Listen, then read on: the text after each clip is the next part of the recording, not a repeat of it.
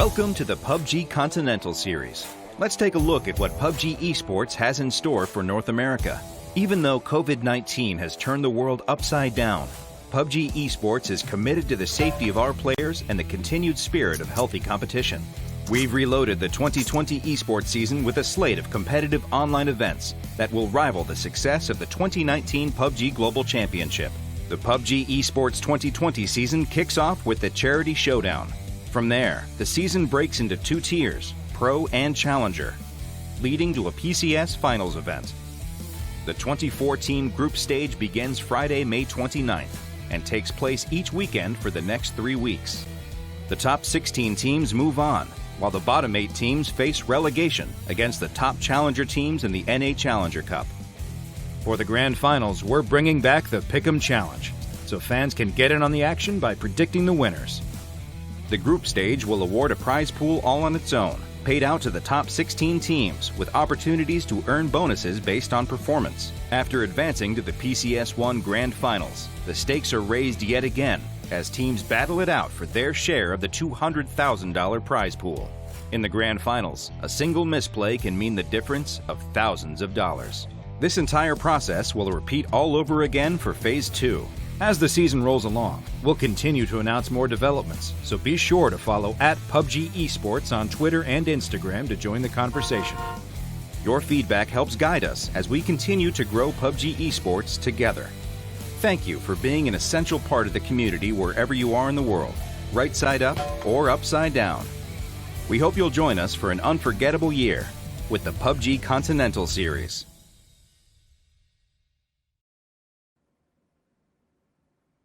Good morning, good evening, good afternoon, wherever you're watching from around the world. I hope you are having a great day.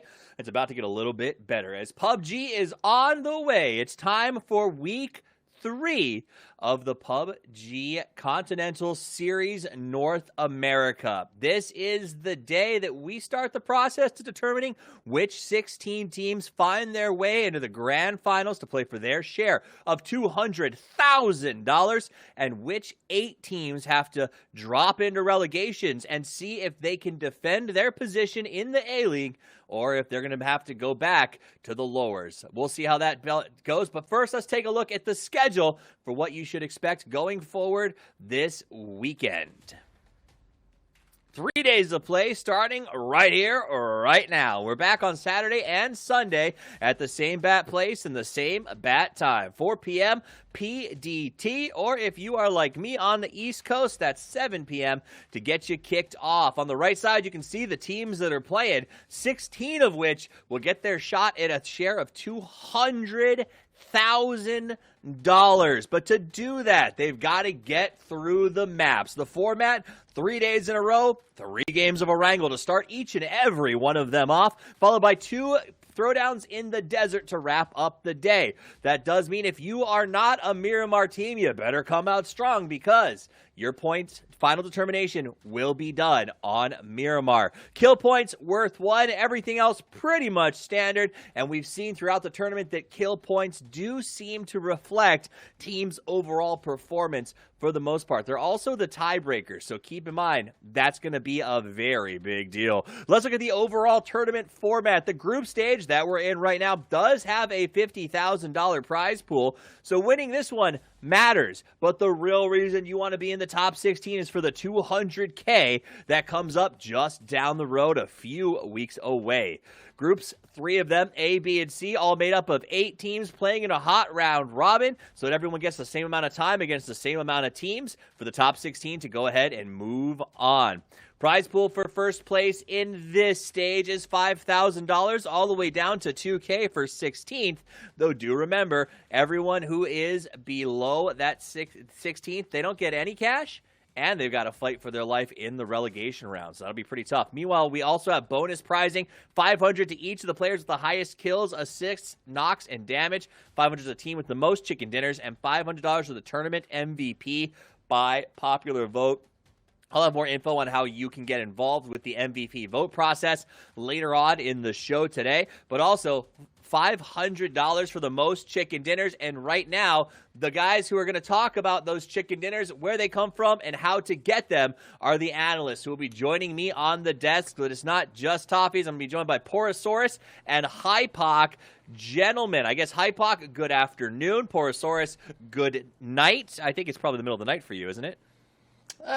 No. I mean, it's what? I guess you're talking to Hypoc, huh? I was talking to Hypoc. You know damn well it's not the middle of the night for me. I know you're in the afternoon. It's pretty early for you. This is why I bask in darkness here. Yes, it is the night. Yeah, that's why. That's why. That is why. Guys, what a day to start off. It is the final weekend. We determine who goes to the big show. That said, the other side of the coin, and kind of what we're really playing for right now, is the top 16. Porosaurus, yesterday you casted the grand finals of the Challenger Series to determine the 8 teams that are going to be waiting for the bottom 8 out of this league. Let me ask you a very candid question. I want you to be honest here. Do the bottom 8 teams have anything to worry about? I mean, when they talk about it, is it something super stressful to go to relegations, or are you like, they're just okay? You know, these guys will probably be fine and come back to us. It's not going to be easy, Toffees. It's not going to be easy at all for any of these teams from the PCS1. There's some very decent teams in that Challenger League, a couple in particular that I definitely expect to be here. And then you know how relegations goes, man. It always seems like there's a couple of teams that just manage to find their way in just by having a really good weekend. And sometimes some of the good teams that maybe deserve to be there just have a bad one. And Hypoc, from somebody who's played at this level, is it almost harder in some ways to go back and deal with some sort of like 8 teams that you have no clue about or have never experienced before? I have to imagine that's in a lot of ways more difficult than even playing at the highest levels. Yeah, I mean, lobby switch-ups are always a good test for teams. You got to be able to adapt. Obviously, we talk about lobby overlaps and where people have rotation pass and drop spots and whatnot. It's always a variable to throw in the mix. So not necessarily a dead cert that one of these pro-level teams goes down to challenges and makes it out because, like you said, they could just have a bad run of things. Yeah. All right, guys, I do want to tell you this. So listen up, players, fans, moms, dads, coaches, I don't care who you are. You get to choose the PCS North American Group Stage MVP. In fact, I know Poro and myself and Hypoc will also be voting because if you keep your eye on @PUBG Esports over on Twitter, starting on Sunday at June 14th, as soon as we finish broadcasting, you'll have 24 hours to vote for your MVP, who will obviously, as we saw, be getting that $500 grand prize, as well as the love, adulation, and respect of not only Twitter, but everyone else who sees that they are the MVP. So mark it on your calendar. Even if you missed games on Sunday, you have 24 hours. Hop on there, put your vote, let your voice be heard. I think it's going to be kind of a big deal. That said, MVPs are going to be pretty interesting. I know you guys probably have in your mind, Poro and Hypoc, who you would pick. We saw some pretty crazy things last week, and last weekend in particular. Sonics came out and just absolutely lambasted everyone, it felt like.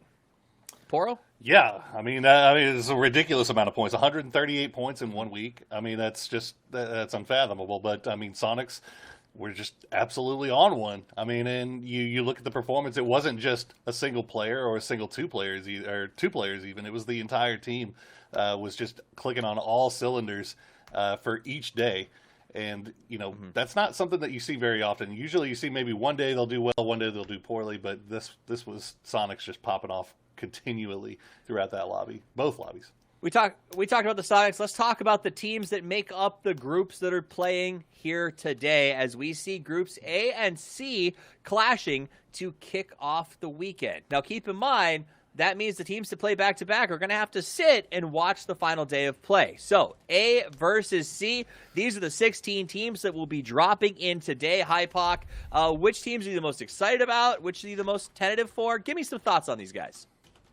I mean, as always, it goes without saying, I'm excited to watch Sonic's Oath. The names obviously our eyes kind of are drawn to nowadays in these lobbies. But again, teams like Zenith, Radiance, they've still been putting up good numbers, good performances individual game-wise. Radiance clawed back a lot of points from the first week where we saw them kind of, bumbling from game to game.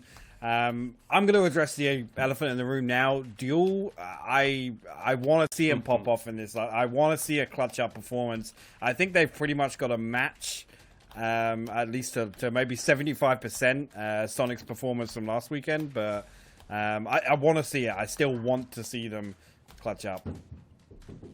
Let's take a look at the teams a little more broken down, Porosaurus. Start me off with the first four and talk to me a little about these guys.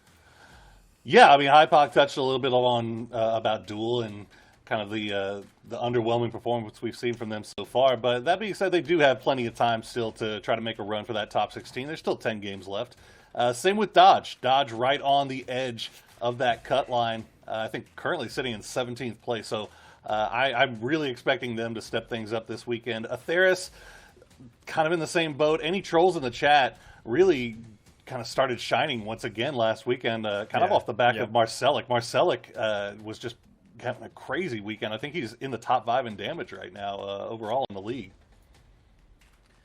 Not too shabby. Gotta love it. In a second, we'll go to the next four, and I'll have you break those guys down for us, Hypoc. And I think he has been high on the numbers. The problem that I have with Marcelic's performance, Poro, is it doesn't seem to be translating for any trolls in the chat. They started such a strong weekend, and then last weekend, they just felt like they were ghosts of their former selves. Hypoc, the next four up. Talk to me about these guys. I mean, Exodus for me has got to be a talking point. Been relatively underwhelming for when you look at those four names on paper. Again, obviously, we've got to take into account there's a little bit of a roster change, a couple of people dropping out of this, but definitely want to see more from them this weekend. They're not necessarily in the worst position points-wise, but definitely want to see some more explosive gameplay, because we have seen, little glimmers of hope from them. Hard shift from me, again, just one that's been underwhelming, unfortunately, with Maluk stepping into the roster with Fignaldo dropping out. I think they should be doing a little better than they have. Livid, not really much to say on them, to be honest. They've shown up. I guess that's pretty much all you can say for them, right? We've not seen them. We've not really seen them make it to endgame at all. But again, I know these guys, their hearts are elsewhere, so you can't really hold that against them at all.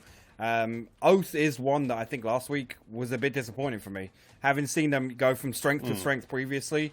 I don't know if that was just a bad weekend, but that wasn't the same Oath we've been used to seeing. That's true. I do remember at the start of this series, we kind of were like, oh, man, and Charity, we're like, this is the Oath we've been waiting for. And now it's back to waiting for the Oath that we know they can be. And I hope that turns around. I mean, 5th is still good, right? Like, I guess, Poro, there is that argument at the end of the day. Yeah.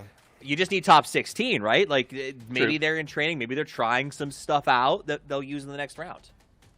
Yeah, true. I mean, but you can't deny the numbers, though. 102 points the first weekend for Oath, followed by week 2, 55 points overall. So, hopefully we'll see which team is the real, which is the real Oath this weekend. But here we got the last teams here: Carnage Gaming, Comets, Elusive, and Radiance. Again, Hypoc touched a little bit on Radiance. They didn't perform as well last weekend as they did in week 1. And to be honest, it's just the eye test, man. Like, you look at the points and the stats and everything's there, but when you just watch them play, they don't look as good as you feel like they should be. And now last weekend, I felt like they looked a lot better, in particular on that second day. But we'll have to see if that continues on into this weekend. Elusive, on the other hand, was a team that came in on week 1. The wheels were just spinning. They couldn't figure out anything, it seemed like. And then last weekend, they just kind of started putting it all together. They managed to get 77 points for themselves. They climbed up the leaderboard. They're now in 11th. They're looking great. TSOK, or TSOC and N8 are looking like fraggers again. So hopefully they've got everything kind of figured out and going their way. Comets, I don't know. I really don't know what to think about Comets. Like, this was they looked good during the qualifying rounds, but they never looked like the best team in the lobby, and that's kind of where they're at now, and they're sitting at 18th. All right, let's take a look at the last group of teams here. Hypoc, I'll let you riff on these boys. Okay, I mean, Snow Patrol for me is one that, again, very underwhelming, but I think that's probably an element of maybe inexperience at this level. This is a much tougher lobby than what they've been used to competing at. I know Poro has a lot of experience with these guys from the collegiate level. Yeah. Honestly, take what they can away from this. This is a learning experience from them. Maybe dipping their toe for the first time into this level of play. For me, they've not really done anything noteworthy, but. That's not to harp on them. That's kind of expected. There's going to be teams in this lobby that come through the opens that they get past where they maybe would have expected to themselves. Definitely not out of the running. I don't think it's absolutely. I don't think it's definitely over for them. But going to need a massive turnaround and a step change this weekend. Sonics, I mean, what else can you say? They had one of the best single day performances we've seen in North American PUBG. So. I just think everything's firing on all cylinders for these guys right now. H-Win's macro game is on point, and he's also putting up absolutely insane numbers in terms of kills. I mean, this is the kind of expectation I've always had of this roster. So it's great to see them finally achieve that. I want to see them nail down the consistency. Clueless for me. I mean, I was actually having a conversation with Nitrogen yesterday, and my heart goes out to them. They've had problems getting scrims locked down. They can't even get 4 people to show up for scrims and stuff. I just think it's an uphill struggle for them. Zenith again, another team that we've talked about a number of times over the last month, right? Even back to when I was casting DreamHack, they were on fire. Then the first 2 weeks of the open lobbies, right? Again, just absolutely dominant. But we've seen them kind of slow down a little bit, and I'm not sure why that is. But again, they're still winning some games, right? They've got 2 chicken dinners on the board, I think. But again, just not the Zenith we've seen in former weeks, to be honest. Yeah, I mean, they're still in 4th, and they did increase, I guess, performance points week 2 to week 1, but they're not a team that we expect to be coming up. And I think you brought up a good point earlier, Mike, this idea that some of these open teams that have made their way into this league, they need time to catch up, right? I mean, the rest of these teams have been scrimming together at the top levels. They play together regularly, and I think both of us, we can all agree, scrims will never truly reflect a competitive game of PUBG and its intensity and speed and everything else, right? So for these teams like Snow Patrol, this is honestly probably the first time that they've had a good amount of chunk to focus on getting better. And I think that they will only improve as time goes on because iron sharpens iron, steel sharpens steel. But let's take a look back at what happened for the last 2 weeks in this series so that you know just exactly where we are. It's time for the recap. Recap. Come on, high five.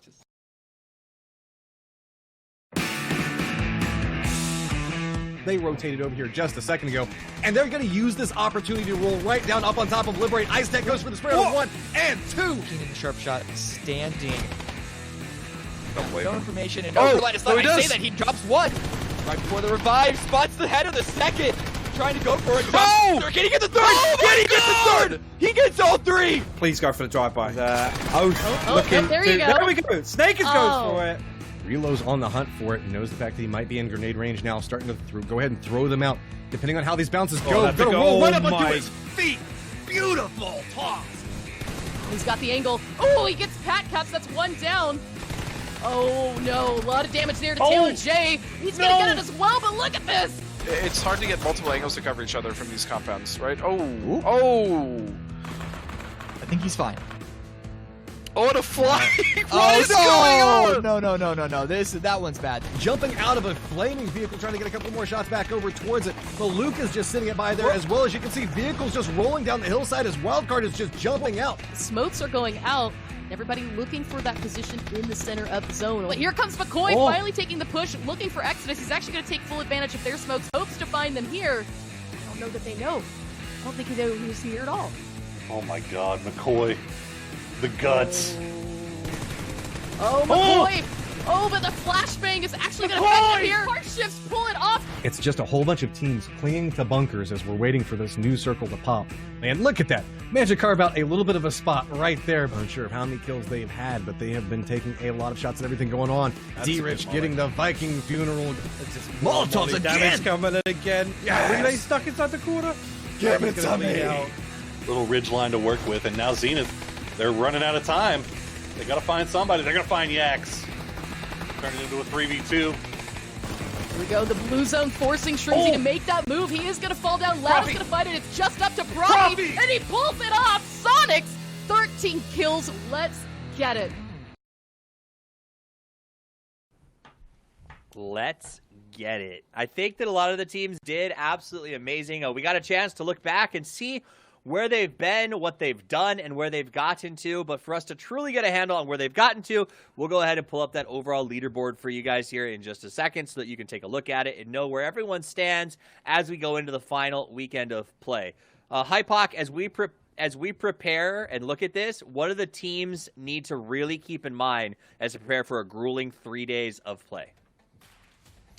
I mean, again, this is the point of where, you know, if you're outside or you're in contention for those last few spots, something needs to change, right? Again, this performance can't continue. If things stay as they are, there's going to be a couple of upsets for me. And again, Dodge and Duel are probably where my eyes go to first. Comets as well. But again, you've got to take into account there's probably going to be, you know, several other teams also making the switch up this weekend. So it needs to be calculated, right? We talk about calculated risks in PUBG all the time. But I want to see teams be proactive, not leave it down to the last 2 games and, you know, come down to this weird stalemate where you're chasing points. That for me is the best way in terms of mindset to come into a weekend like this. Especially if you're not in the closing group, right? You got to put them up. Go ahead, Poro. No, I was just going to say, you know, on the other hand, you also have to consider, you know, we're a third of the way through. There's still 10 games left, right? So there's still plenty of time to turn things around if things haven't been going your way for the first 2 weeks. But there's also plenty of time for things to kind of fall out from underneath you. So, you know, obviously you want to take every game as it comes, but, you know, don't go into this week feeling like everything's lost yet, you know? Absolutely.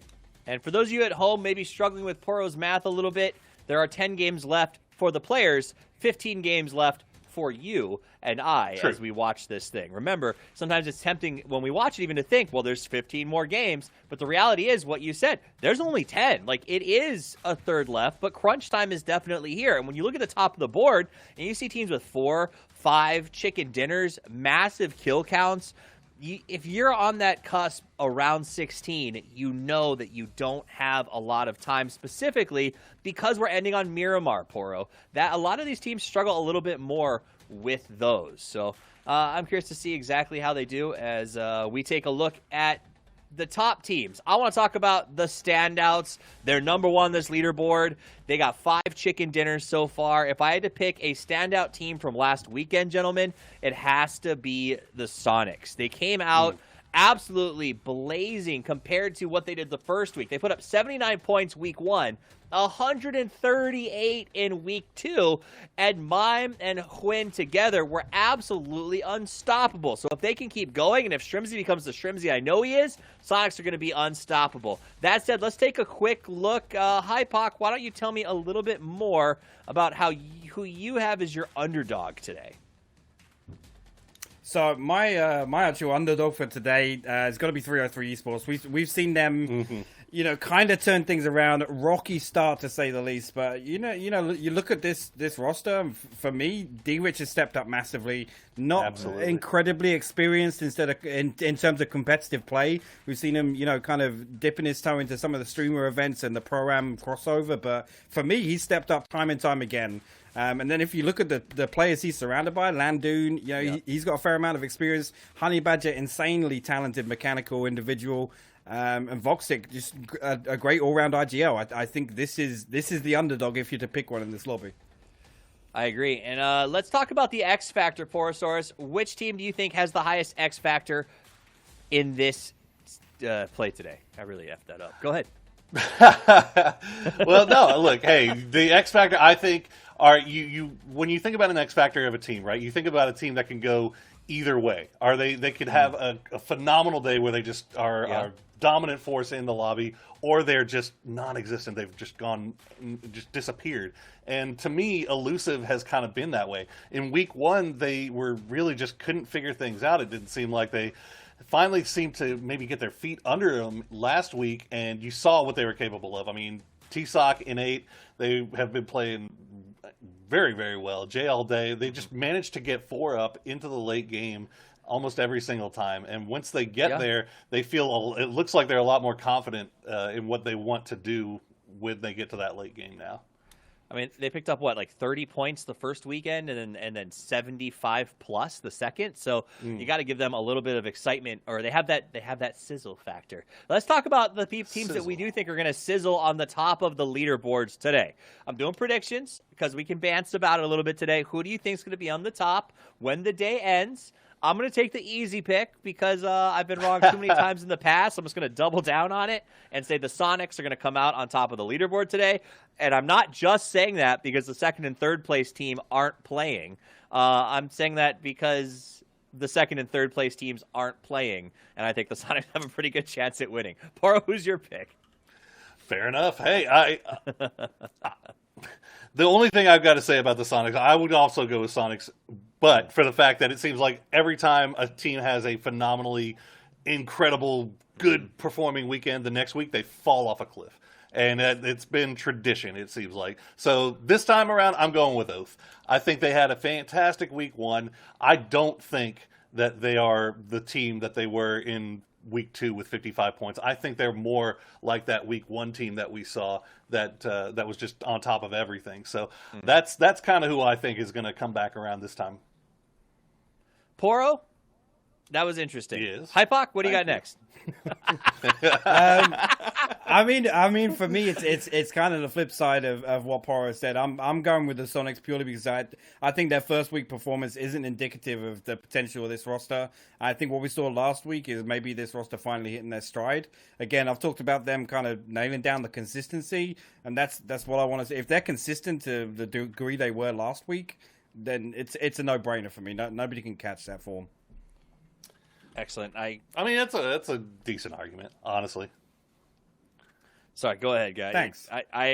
You're welcome. Sorry, I was late. I knew Toffees was trying to get into the lobby, and I was trying to cover for him, but I appreciate it. He just slew in. But no, I mean, I think both of y'all are right with the Sonics pick. I mean, it's really hard to pick against a team that just came from scoring 138 points in one freaking week. I mean, that's bananas. With a couple of players on there that are verifiable MVP potential picks, but. I'm telling you, man, it just seems like clockwork. A team that just dominates a lobby, the next week they fall off a cliff. Oath did it from week 1 to 2. STK did it from week 1 to 2. You know, it's just been a huge fall off. So I don't know. We'll have to see if Sonics can break tradition at this point. All right, let's see if they can or if they can't. It's time for us to get into game number 1. So let's send it over to the casters, Lucky Clover, and the only speed better than Lightspeed. It's Godspeed. Let's go! Bless up. God's plan.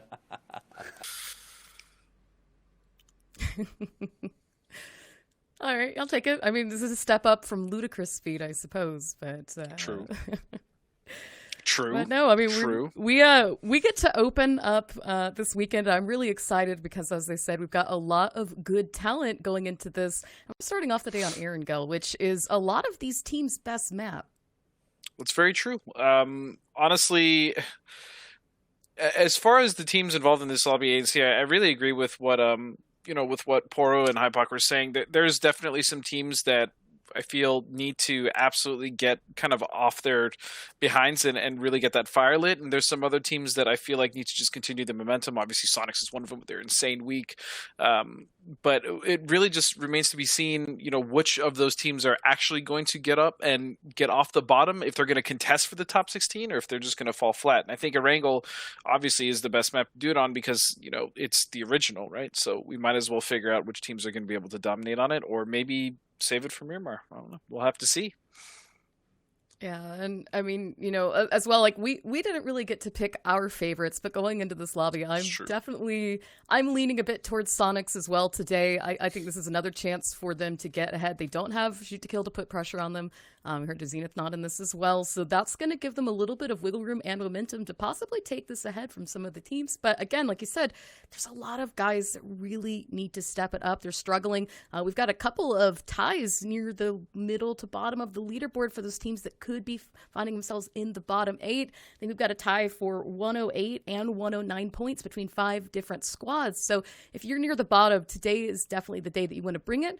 You've only got 2 days left for each of these teams. Of the 3 days this weekend, all the lobbies are going to be playing too. So that said, I mean, it's a tough one for me, right? I really, really want to see everybody do well, but we really haven't seen, I think, some of these teams' A games. That's true. I mean, for me, I don't want to see all these teams do well. I know it's super toxic, but at the same time, I want the teams that actually deserve it, the teams that want it. I want those to be the teams that do well. The ones that are kind of just coasting by and skating by, or really just playing because it's convenient, I really have no sympathy for those guys. As far as my pick, I'm actually sticking with Oath. I pretty much been an Oath guy since the charity event. I think those guys are really nuts.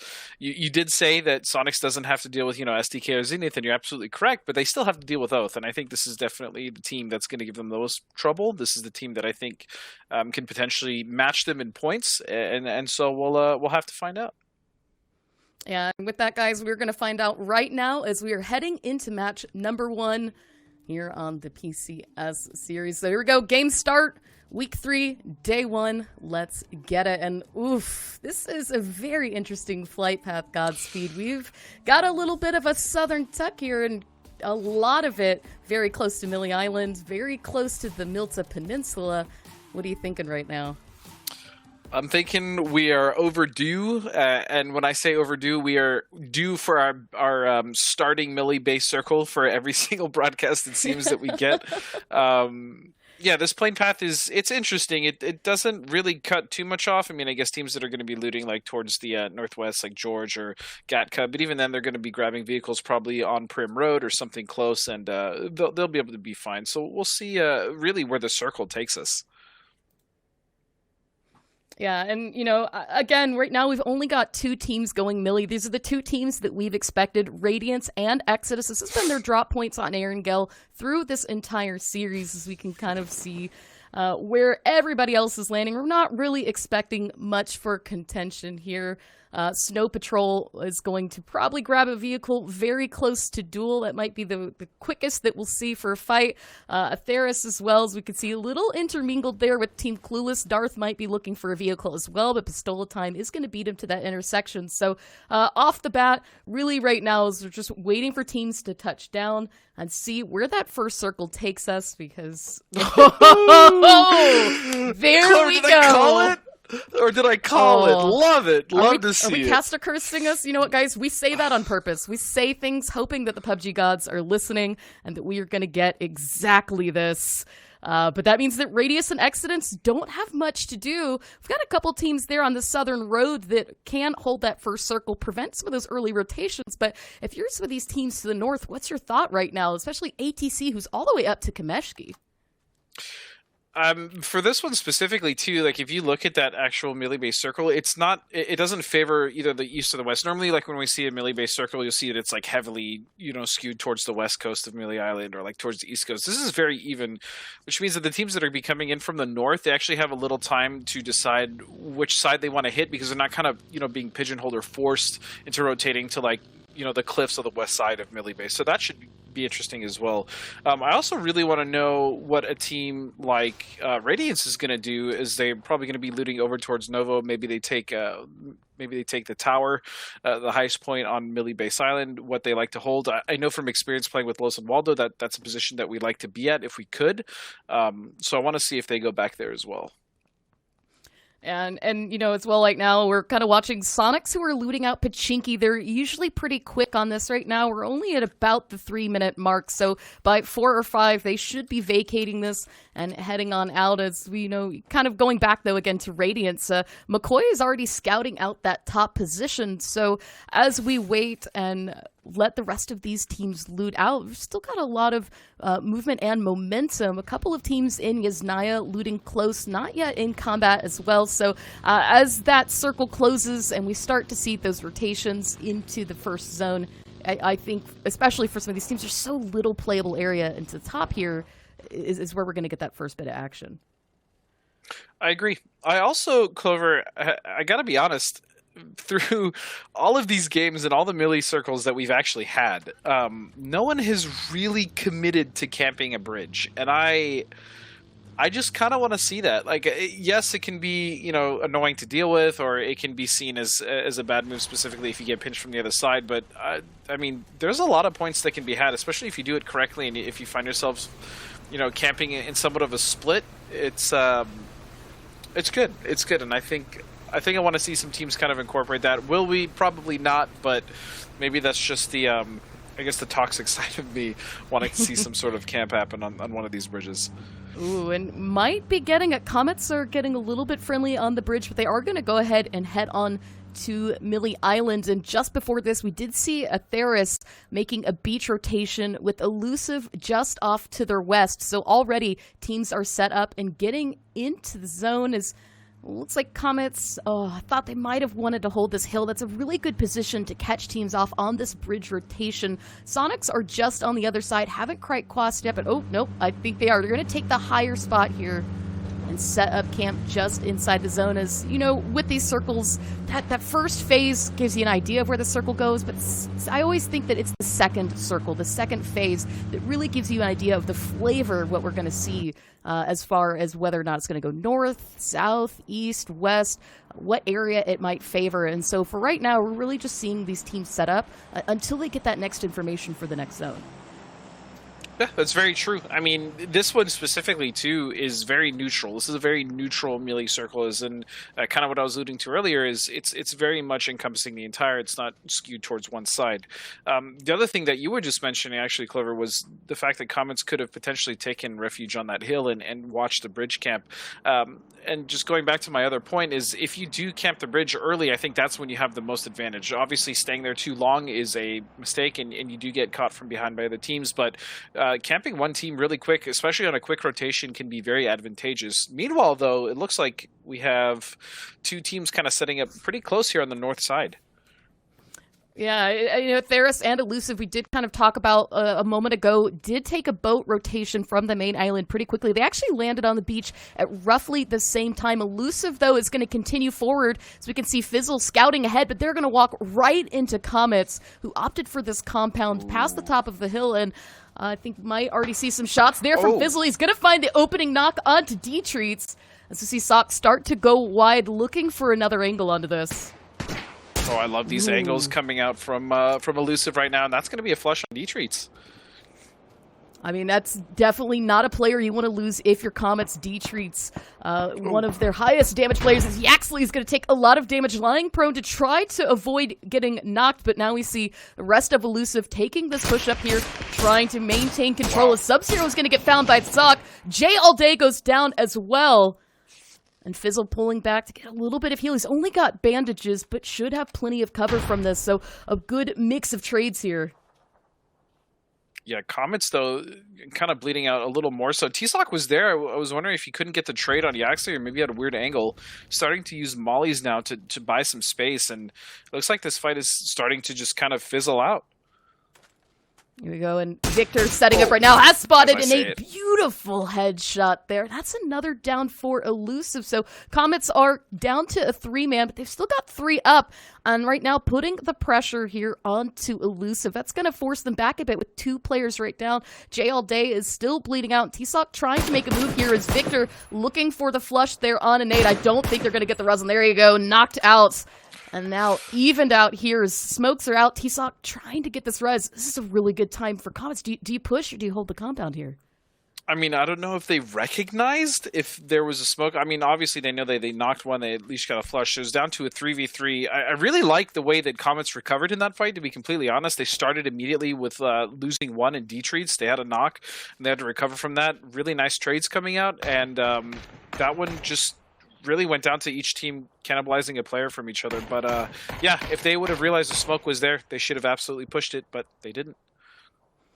Looks like Radiance has caught sight on a couple of enemies. Like you called it, they did take the top tower here at the top of the mountain. It's going to give them a beautiful line of sight of this entire eastern side. And there are teams surrounding them in every direction. Livid, Exodus, Zenith, Oath, all coming at them from different angles. Jerry got a little fancy with it.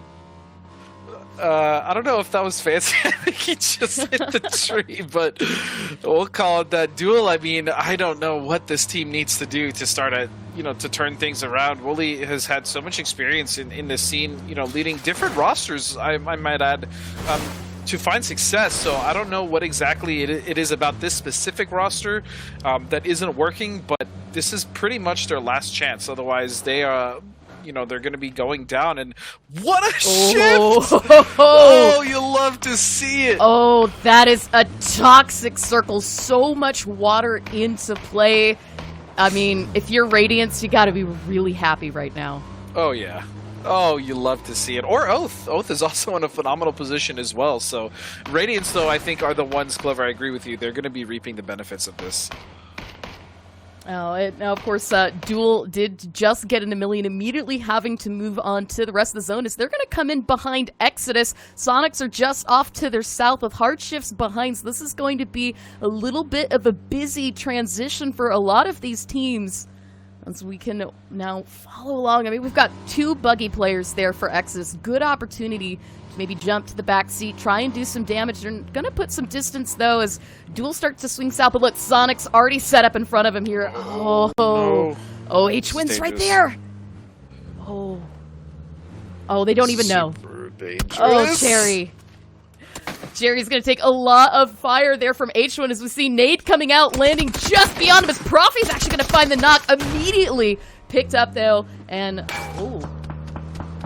More shots are ringing out here, but looks like Duel and Tony V, the rest of them are just getting out of there. Unfortunate for Cherry, that was just a caught kind of by surprise. Sonic's really good punishment on Cherry, though. He was out of position and they made him pay for it. But what is this? Oh, there you go. Duel. Hard crash here. Taylor J actually knocked and flushed. And Tony looks like trying to push on the rest of this compound. I think still is somebody here? No, we are going to win this out. Rest of Exodus moving on to the next facility. So Duel's going to find some safety in this, but going forward, what do you got? I mean, they have a decent position here. The issue is if they try to rotate up and especially go north up on that hill that we're looking right in front of Exodus, Exodus has clear line of sight on that. So that's going to be a rough. It's going to be a rough rotation if Exodus decides to stay back and kind of wait them out. Obviously, they know they're there. They just killed Taylor, so we'll see what happens with that. Both teams are a man down, but Sonics again potentially looking onto the team of Hardshifts as Shrivsy gets a knock. Ooh, and I mean, this is the Sonics I was anticipating, already starting very aggressive, holding on to this angle. Hardshifts did come in a little bit late, as we saw a couple of teams rotate and transition into this. Mine did take some damage, however, and Loeb's bleeding out quickly. Should find the res on this, but Hardshifts just trying to make sure that it is safe. This is a very open area, and at least that we know nobody's in this, but can never be too safe here. As J-Sank already going ahead, scouting, looking for that next position so they can put some distance between them and Sonics, but Profi's still in the area. I think that the biggest issue here for Hardshifts is they need to figure out where they want to go. I mean, they can't just keep going back and forth. They got to scout something out. Meanwhile, any trolls in chat, sorry, Winnie is stuck in a bit of a precarious situation as Oath is looking onto him, but there's another team. It's actually Team Clueless. Ooh. And as you called, I mean, Oath was in a really nice position here in Nova, but it is Clueless and any trolls in chat that found themselves rotating into the same position. Aguila trying to find the angle. A couple shots out there from the M249, but so far no connection. So we can see Molotovs thrown in by Clueless. And it's going to miss that as well. So if you're any trolls, you're going to be in a little bit of a trouble. But Nitrogen will land this molly. And immediately we see Aguila popping that first aid, trying to stay at full health. They've got the safety of the wall for right now. Oath shouldn't have any angle on this. But here comes the pressure from Clueless still. Yeah, and this is really potentially just some nice pickings coming out from Oath as long as these two teams kind of take themselves out. That's going to be a nice knock onto Nitrogen from Marsalek, who's been a real standout for this team. Yeah, I mean, really great damage, great headshot from him as well here. So now see Pistola Time, who I think's kind of been the best player here for Clueless, and he's gonna get a knock onto Winnie. Tries to pick up a second, but immediately Aguila cleans that up. Pistola Time gets knocked, but again, 2 players down right now for ATC as NHS is actually gonna find a knock there on Aguila. That's 3 down right now, and unfortunately Aguila very far separated from the rest of his squad. Might be an easy flush here as Nitrogen starts to push his way over there, and we can see right now, trying to get the pop-up. Maro is going to get res, as Winnie is in the process of getting picked up right now by Marcelic, but this is a dangerous spot to be for all these players. Yeah, they can't hold out there too long because eventually they will slide a nade or a molly into there. Aguila had a fantastic position and a great off angle to punish, but he had no support. He was basically playing the anchor. And because of that, once he went down, he was pretty much dead. And all trolls in chat, or excuse me, any trolls in chat, I don't know why I keep calling all, need to start spreading out if they can, find some sort of refuge, maybe deeper into Novo, because this is a very bad spot. Oath is coming in. Oath Snakers is going to get the knock onto Pistola Time, and that's going to help out ATC just a bit, taking Team Clueless down 1 more. As we can see, well, now I think a little bit of fluster and frustration here. Clueless needing to regroup now, realizing that not only does Oath have the circle, but he's got the angle on this. Mm-hmm. Any trolls in chat really need to decide, as well as Team Clueless, whether they want to rotate in from the north or come in from the east, because they're running out of time. And I like this push. Ooh, and it's hard to see right now, but even off the distance, Caps has view of this. But Pistola Time with the M4 will get the flush there on Marcelic, as we continue to lose more and more players for ATC, just down to Maru and Winnie. And here comes the blue cleaning it, but Patrick tried to go wide, has been spotted out by Winnie, as Pistola Time watching the gaps in the wall, looking for that next opportunity to knock. They got Aguila this way and trying to get 1 more, as we can see Maru actually is going to get found by NHS from another angle, and there you have it, cleaned up. Any trolls in chat going out in 16th, but immediately Snakers with an angle on this, getting Pistola down to 20. Ooh. And a fight here on the mountain with Hardships and Elusive. It looks like T-Sock may be not long for this world as Fizzle hits the deck, getting shot all the way from the top from Radiance. Ooh, but a knock here. Wait a second, Livid. Oh, we've got so many players in this area. Kaden cleans this up. T-Sock and Jay all day flushed out. Will pick up the kills, taken away from Hardshift, as we now see Maluk rotate, trying to get the angle onto this. Kaden, though, will go out. There we go. Is knocked down. And Soup's still in the area. There's the flush there. Maluk finds it. And J-Sync pulling back to Linda Hand. So Hardshift's kind of a bit split onto this. We see Chuba off out in the distance on the minimap right now, trying to hold out against Comets, who haven't pushed in as well. Is just a rainbow down there on the minimap. So many teams trying to come in onto the same spot. And this terrain, I might add, it's really it's multi-layered, so it's difficult to fight on simply because you don't always know who is above you or who's below you. I mean, your team may have an idea, but it's just there's so many different angles that you can get trapped or shot from. Not to mention Radiance, who can see this whole fight going on as Maluk takes some shots. Ooh. Oh, he goes prone. You gotta hit those. 1 more. Oh no. Mitchie Boy gets very low, but Maluk can't find the knock. Just above Snow Patrol, though, is Fizzle. So we've got Elusive, or what's left of them, in this area as well. And, I mean, again, you said Radiance still has a good sight on this position, but I think they've got a couple teams holding them down. As we can see now, Chuba still holding off Comets, trying to catch Yaxley here on this rotation. So a little bit separated from the rest of his teammates. Bullets coming in this area, though. Maluk is not safe, trying to get the res onto J-Sync. They want to stay 3 up here. I mean, that's going to be their best option, right? Because as they move forward, especially in this terrain, the position that they're holding, which is good, they're going to need as many members as possible to hold off the pushing teams, because they're going to start coming in from the north, they're going to start coming in from the west, and they're going to start coming in from the south. So they're going to need as many as possible. But Chuba with a nice knock onto Comet, Sub-Zero, and a flush. There we go, and that's going to help out Hardships as well. Chuba had been off just to the west. Will be able to rejoin his teammates, though. He needs to get back in without being seen by Snow Patrol or Radiance. As we can take a look over at the mount, but they've got the view, and Snow Patrol is unfortunately going to find Chuba, as we can see in the kill feed. Crawfresh and Hershey are going to clean that up, and look at this. We've got so many teams just hanging out, chilling at the base of this mountain right now. Roth lying low. I mean, we're in phase 4. The circle going to close in about a minute. I think that might be the dictation here of when these teams are going to move. But, oh, here we go. Hard push now coming in from Carnage as Yaxley is going to leave the game. With it go Comets.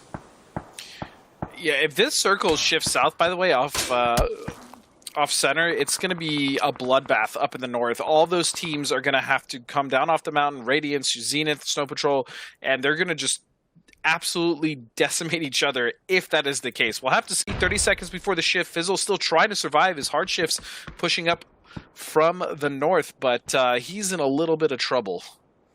Yeah, I mean, as you said, we've got 9 of the 13 remaining teams up here in the north area, and so many right now right on top of each other. Fizzle, the last player alive, still for Elusive, just a few meters away from Crawfresh, as Snow Patrol slowly working their way up the mountain. But here comes Maluk right on top. Hard shifts know that somebody's here, but just can't spot it out. As here we go, watching the circle shift. Where's it going to go? And oh, that is bad news bears for all of these squads.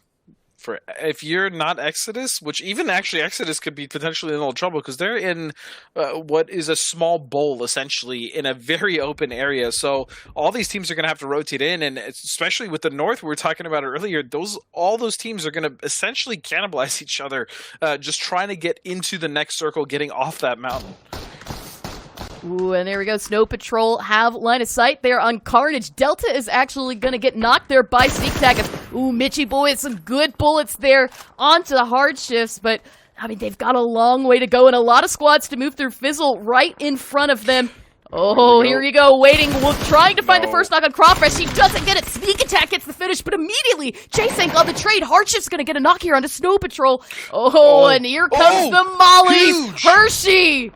Oh, Sneak Attack is not going to survive this. Hershey very low, trying to pop off those meds before he gets taken down. That's only going to leave Crawfish and Mitchie Boy up here at full stack. But there you go, Hershey popping off that first aid kit. Another nades are out there trying to put the pressure onto J-Snake from behind. Carnage going to do a lot of damage, will find a knock, but Maluk went wide, finds Mitchie Boy. Oh, Snow Patrol is in trouble. Oh, and Maluk, nice try. I really liked what Hard Shifts was doing there, to be honest. They knew they weren't going to get in. That run was going to be very detrimental for 2 members. So they tried to just put as much pressure as they could on Snow Patrol to get as many points as possible. But in the end, they got flanked, and Maluk was only able to get a knock. But it looks like Crawfresh now trying to just do what he can to sneak in, but Carnage is not going to let him in. Oh, a lot of pressure coming in from Carnage. Crawfresh dips here into Delta, tries to find the knock. There you go, he's going to get it. Looking for that point as Shrimsy from the distance takes him out. Sonics clear this out. And there we go, Crawfresh will get credit onto Delta, but Dodge. Dodge is in here too. When did they even push in? They snuck in somewhere as Maji now tries to get out. Just reckless abandon, runs straight to the south. He doesn't actually have the worst rap here. The only issue is if he gets seen by either Radiance or Sonics. But if he can make it into the circle in the south, he's relatively safe. And look at this.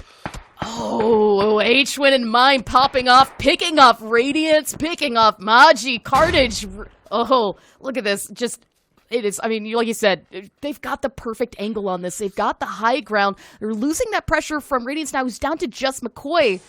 And as the circle starts to close, Dodge has no choice really but to kind of walk into their line of sight here. Sonics don't have too much pressure coming in from behind him. Zenith's on the other side of the hill, and there you go. Nice shift. This is still going to work for them here.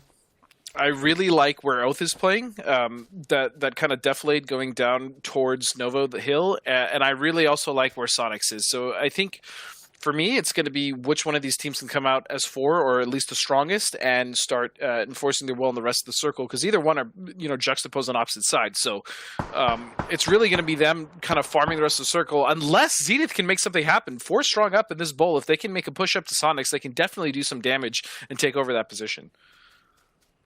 And yeah, I mean, as well, we've still got McCoy, who needs to work his way in along with Dodge from this angle. They've got to take the climb up the hill. And like you said, right now, Zenith down in this bowl. Shrimsy trying to get line of sight on someone he knows. I think that somebody is here. Hasn't quite spotted them out just yet. But at least for right now, I mean, this is, you can see, only really, I don't think Zenith has done much so far. Maybe 1 kill? Yeah, I don't think they've done too much at all. For me, I want to know if Sonics can hold out Dodgers. They're actually going to be able to just peek over and just lay into Zenith. Ooh. There we go. Dodge is actually going to get found out by Mime. A quick clean as Crop and Monty are going to fall to themselves and the zone. Radiance McCoy, though, still has not found himself in safety. We're in phase 6, though. You just can't tank in the blue here, as we saw that did kind of catch Snow Patrol as well as Carnage out. And Sonic's already with 6 kills up, still holding the high ground onto this, but they're now kind of in the edge of the circles. We can still see plenty of it going on to the other side, but now Duel is starting to rotate in on the backside of Oath. So if you're Sonics, do you try to hold the high ground for as long as possible, wait for that phase 7 shift, or what are you thinking right now? Yeah, if they can carve themselves a path forward and basically plan on where to move after this, I absolutely think they hold the high ground, because that's also the way they're going to get the most information and potentially a few more kills, picking off 1 or 2. Really, though, it's so hard for them to know that Zenith is in that bulb. Yeah, now McCoy is slowly creeping up. He knows that Sonics are here, but I'm not sure if they quite realize how close he is. There you go. H-Win talks about the Profi, picks it up. McCoy tried his best. But that is it for Radiance. They go out in 7th place, and that's 7 kills now for Sonic. As again, I mean, another team that's in this area but has been relatively quiet is Atheris. We've got both Mardonis and Darth up to the extreme north. And here you go, another viewpoint onto Oath as Duel just barely holding on to their side over here. A couple of exchange fired there between Relo and Balefrost, and here's our next circle, guys. Oh, right in Oath's playground. My goodness. I mean, if you're Oath, could you have hoped for anything better here? Probably not. Realistically, though, here comes Sonics, though. We're actually seeing them move. They're going towards the wrap down to the southwest. This is the correct play for sure. Ooh. Exodus right in front as we can see them vacate that shack. They're going to need to move now as well. Woolly's got sight on this on a different angle, and that's going to be a pinch for them here as shots out right now. Woolly's actually going to take some from Poonage, and that means that Exodus has their backs turned right now to the Sonic approaches. Mime tries to find a knock, but it's going to be Pat Caps that immediately picks that up. Mime is flush. Oh, it needs to reload. Profi goes down as well, so that's 2 right now out for Sonics. H-Win and Shrimsy trying to find an angle on this, but they're just struggling. Duel is not lending much of a hand, but H-Win from afar going to try to maybe take some members of Duel out. And that's wild to me. Duel, this whole time, had clear line of sight on what was going on with Exodus. I mean, they could have really intervened, but actually they just worked together to take down the Sonics, which it's only Win and Shrimsy left. Oh, nice shot. Oh, Wooly getting a beautiful headshot there onto Win. It's just Shrimsy up as we kind of watch this fall apart in front of us. Good overhead view. You can see exactly where these teams need to go to get into safety. Exodus, though, is still going to hold this side of the street as Lampalot now coming in to join along with Duel. Pat Caps with 3 kills to his name so far.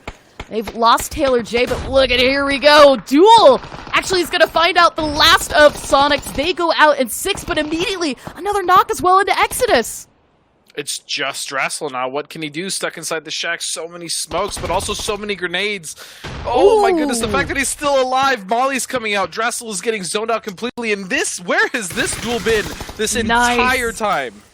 This is what you want to see popping off there. We'll pick up the flush on Drassel. See Poonage taken out as well. In Duel right now in a really good position with 6 kills just on the edge of zone. Zenith, meanwhile, has been in a little bit of a battle with the Theris and Oath as we see Mardonis fall to the blue zone. Phase 7 coming to a close. We've got our top 3 teams, 11 players left alive, and let's look for that next shift. And it's just going to center up. So realistically, Oath is still in the driver's seat here, especially with Duel having to come in, and they can only come in from the south or the west. So they're either going to have to run into Zenith, or they're just going to have to deal with Oath, which they've been dealing with. And to be honest, Oath has been kind of bullying them. Ooh, and it's going to be an exchange of knocks as both Snakers and Tony V go down. And Oath trying to find the angle on this as Relo overextends just a little bit too far, gets hit there by Zenith. And trying to take advantage of this chaos. Duel still needing to push in it. Here comes the pressure still from Oath. They're trying to hold this angle and prevent this rotation coming in from Duel. I mean, with the road into play here, they should be able to see Zenith coming from far away, and Zenith really doesn't have to cross the street necessarily just yet, but they are going to lose that cover the closer and closer they push. I just want to point out the strength of Oath and the fact that they're holding two teams out. Yes, they have the circle, but they're still effectively holding out two separate teams with a split. So these guys are absolutely pinning down both members of the teams of Zenith and Duel, and they're doing it so well. I have to give it up to them. Oath is playing fantastic right now. Balefrost looking for a knock, doesn't find it though. We are going to see a bit of damage between both teams. Meanwhile, Duel finishing off their reses. They're going to be 3 back up, but Relo gets found, and Roth creeping across the street. He's managed to get over, and now looking for that angle. Oath might not realize he's here just yet. Finds one knock. Balefrost goes down. Oath is starting to fall apart here. Snaker's in front. Can he find a knock on Wolf? He does. There's just one player left for Oath, but Roth falls down. No! It's just Snakers. But at the same time, Duel was giving Zenith some trouble by picking off the cross. It's just Wooly now, though, on the other side. Smokes. This is risky. He has one smoke. Take the nade. Do it. He knows right now that Zenith is going for that res. He can time this perfectly. Gets the flush onto Roth. Lada's going to take a bit of damage. That's going to give him just a bit of time to try to pop this off. No smoke out on this right now. And Wooly, meanwhile, trying to move up a little bit closer, find the flush here on Relo, and Wolf in front of him. He gets Relo. Trying to find out Snakers, but Balefrost is going to get the knock here. Yeah, unfortunately, that flush cost him his life. And its circle is closing here into phase 9. Playing the edge is not going to work too well for some of these teams. Tony V, the last player still up for duels. Oath has still managed to stay 2 players. You see the smokes out trying to protect Wooly. There might not be time to pop off this res, as now Zenith has the high ground. The middle of the zone is going to be just to the inside of the road here, as we see Lada look for a nicer angle onto this for Oath. I mean, this is difficult. You got 3v2v1 between these 3 squads. I gotta say, though, nice recovery from Oath. I think Wooly had a big opportunity there to make an impact. It didn't work out his way, but even still, Oath managed to get at least 2 members up. They had 3 knocked, and they still could potentially get a win here. But Zenith and Tony V, Duel's Tony V, definitely are poised to put the most damage onto Oath right now. And a flashbang goes out there from Zenith. They're going to get flashed themselves to see the animation up, as now Oath trying to take this push just a bit. The circle's getting a little bit closer. Tony V has been found. That's it for Duel. Down to our top 2 immediately. A knock and flush there. As now it is a 1v2 situation. 9 HPs on the edge of zone, but Balefrost finds it. Oath taking victory on game number 1 here with 11 kills. Woo. What a hard-fought game, too. Sure, they were given the circle in the sense with a few shifts, but the fact that they had to hold out 2 to 3 separate teams at a time, and the fact that they were able to do that, the recovery off of Bale when they had 3 players knocked, I mean, that is exactly what I thought personally and what everyone thought as far as the Analyst Oath could do and which team was going to show up today. It's clearly the one that won PCS showed out. That was very, very well played to Oath. Yeah, and I mean, you know, you called it in the very beginning of that match. We saw that first circle pop, and then we kind of transitioned into phase number 2. You said Oath had the strongest position. Oath, and you know what? They did, and they held it. They held it from pressure coming in from Nova. They held it through the mid game and all the way there till the end, racking up a lot of kills and keeping really everybody off their backs. So, I mean, you could sit there and say, all right, they got the zone. You know, the zone gave them the win, but I don't think that's the case at all because they really prevented anybody else from taking that away from them. Yeah, they absolutely earned it. But I also want to give a shout out to Zenith, who were in such a precarious position, right? They were right under Sonics in that massive dip under the tower there for so long. And the patience from them not to push up or really get caught by different angles, because had they pushed, they were very well in view of Oath that was sitting on the other side. And they were able to patiently work up. They got quite a few kills. They avoided Sonics, which is another story of Sonics was just fragging from the start of that to the end of it until they finally went out. It took 2 teams, actually, to take out Sonics. It took not only Duel, but it also took Exodus. So they came out with a lot of points as well. And Duel is another story I think we should talk about in the fact that this is kind of what we've been waiting to see for them. I mean, basically forever. They're at the bottom. It's no mistake. These guys are in a lot of trouble, but hopefully they continue this momentum moving forward. Yeah, I mean, Duel started off the day at the very bottom. In fact, they need to double their points just to even catch up after really game number 1 to that top 16 place.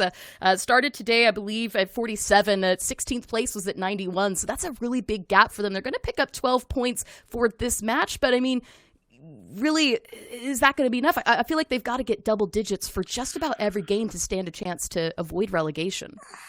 I mean, I don't want to say too little too late. I'm hoping they can make a comeback. Maybe they can have a miraculous weekend. I think Germoni was talking about how this team is really going to turn it around or something or the other. I could be mistaken in there, and I apologize if I am. But overall, I mean, if they can continue to rack up at least 8 to 12 points a game, and they do that throughout the entire weekend, or at least when their group is playing, I think they'll be able to maybe squeeze in the top 16. I don't know. It's too early to tell, but this is a good start.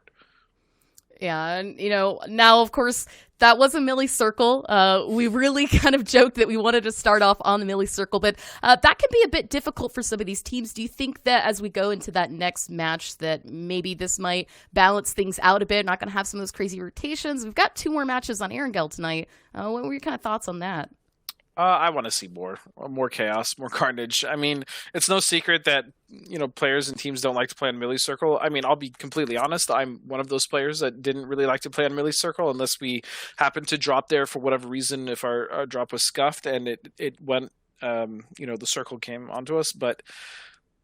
I mean, Millie Circle's tough. It's difficult for rotation and everything. As far as regular circles and what these teams can expect, maybe a lot of them are thinking, good, the Millie-based game is out of the way for the week, and we can start to focus on our regular rotations and how we play. But at the same time, I mean, you got to adapt to those circles, and we've seen plenty of teams find consistency on Millie-based, so I don't see why these teams can't either. Yeah.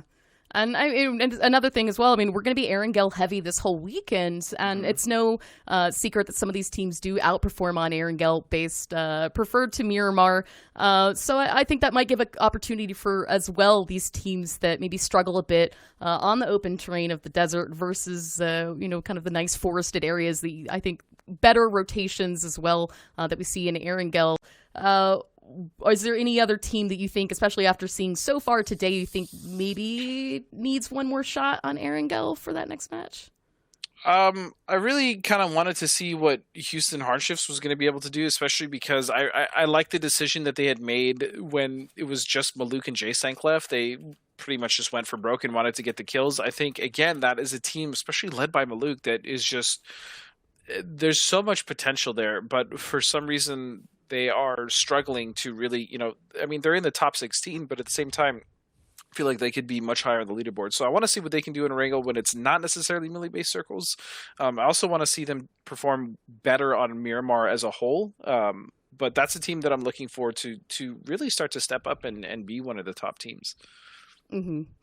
Now, that said, I know we did kind of touch base on Duel for a bit. Another team that I think that is in a little bit of trouble is Dodge. Kind of saw them with some really crazy, weird shifts this game. I don't want to say that they really weren't on their A game, but just didn't really seem cohesive. This is a team that I'm really wanting to see kind of come out on top maybe for game number 2 or 3. They do well on Miramar, but they sometimes just really are able to pop off, get those third parties on these Erangel matches. And I haven't really been seeing, they've really been a ghost of themselves for the last couple of days. And I mean, this is their kind of last shot as well to make sure that the teams below them don't surpass them and push them down into relegation. I think with Dodge, this was a team that came on very strong, but something just isn't working for them anymore. I don't really know what else to say. Awesome. Well, what we do know who has something to say is our amazing analyst, joined by our host, Toffees. So, guys, we're going to throw it back to them and see what they think of this match. And we'll be back again with some more PUBG in a second. But for now, over to our hosts. So much. Welcome back to the desk with our amazing analysts and Toffees. And we'll chat a little bit about what happened in that game. And let's talk a little bit about that stuff. So we saw some crazy things. Oath, let's start out there. Oath wins with 11 kills. But I think all of us, maybe not Poro, I know Hypoc and I were both like, there's no way that they shouldn't have won that game. Like when Relo crosses the street, Like, it's over. I think I was like, well, I can't believe let him cross. What happened, Hypoc? I mean, Roth made a fantastic solo play. If he had somebody stacked with him there, like, Oath die. Like, there's no getting out of that. Roth had a fantastic double knock. Unfortunately, gets traded out by Snake, because I think maybe a bit overzealous with the final peak there. Maybe just reset, wait for a teammate to come and stack up. But the same could be said for Duel, right? Duel went for the Snake play when there was 3 knocked on Oath as well. So, I mean, both teams there, I don't want to say gifting it over to Oath, because Oath did fantastic work to reset there and get everybody back on their feet. Well, 3 people back on their feet. Yeah. But just a really passive end game in my eyes. I mean, let's be real. There was a lot of there was a lot of shaky, rusty, like game 1 type plays going on. Like Sonic's.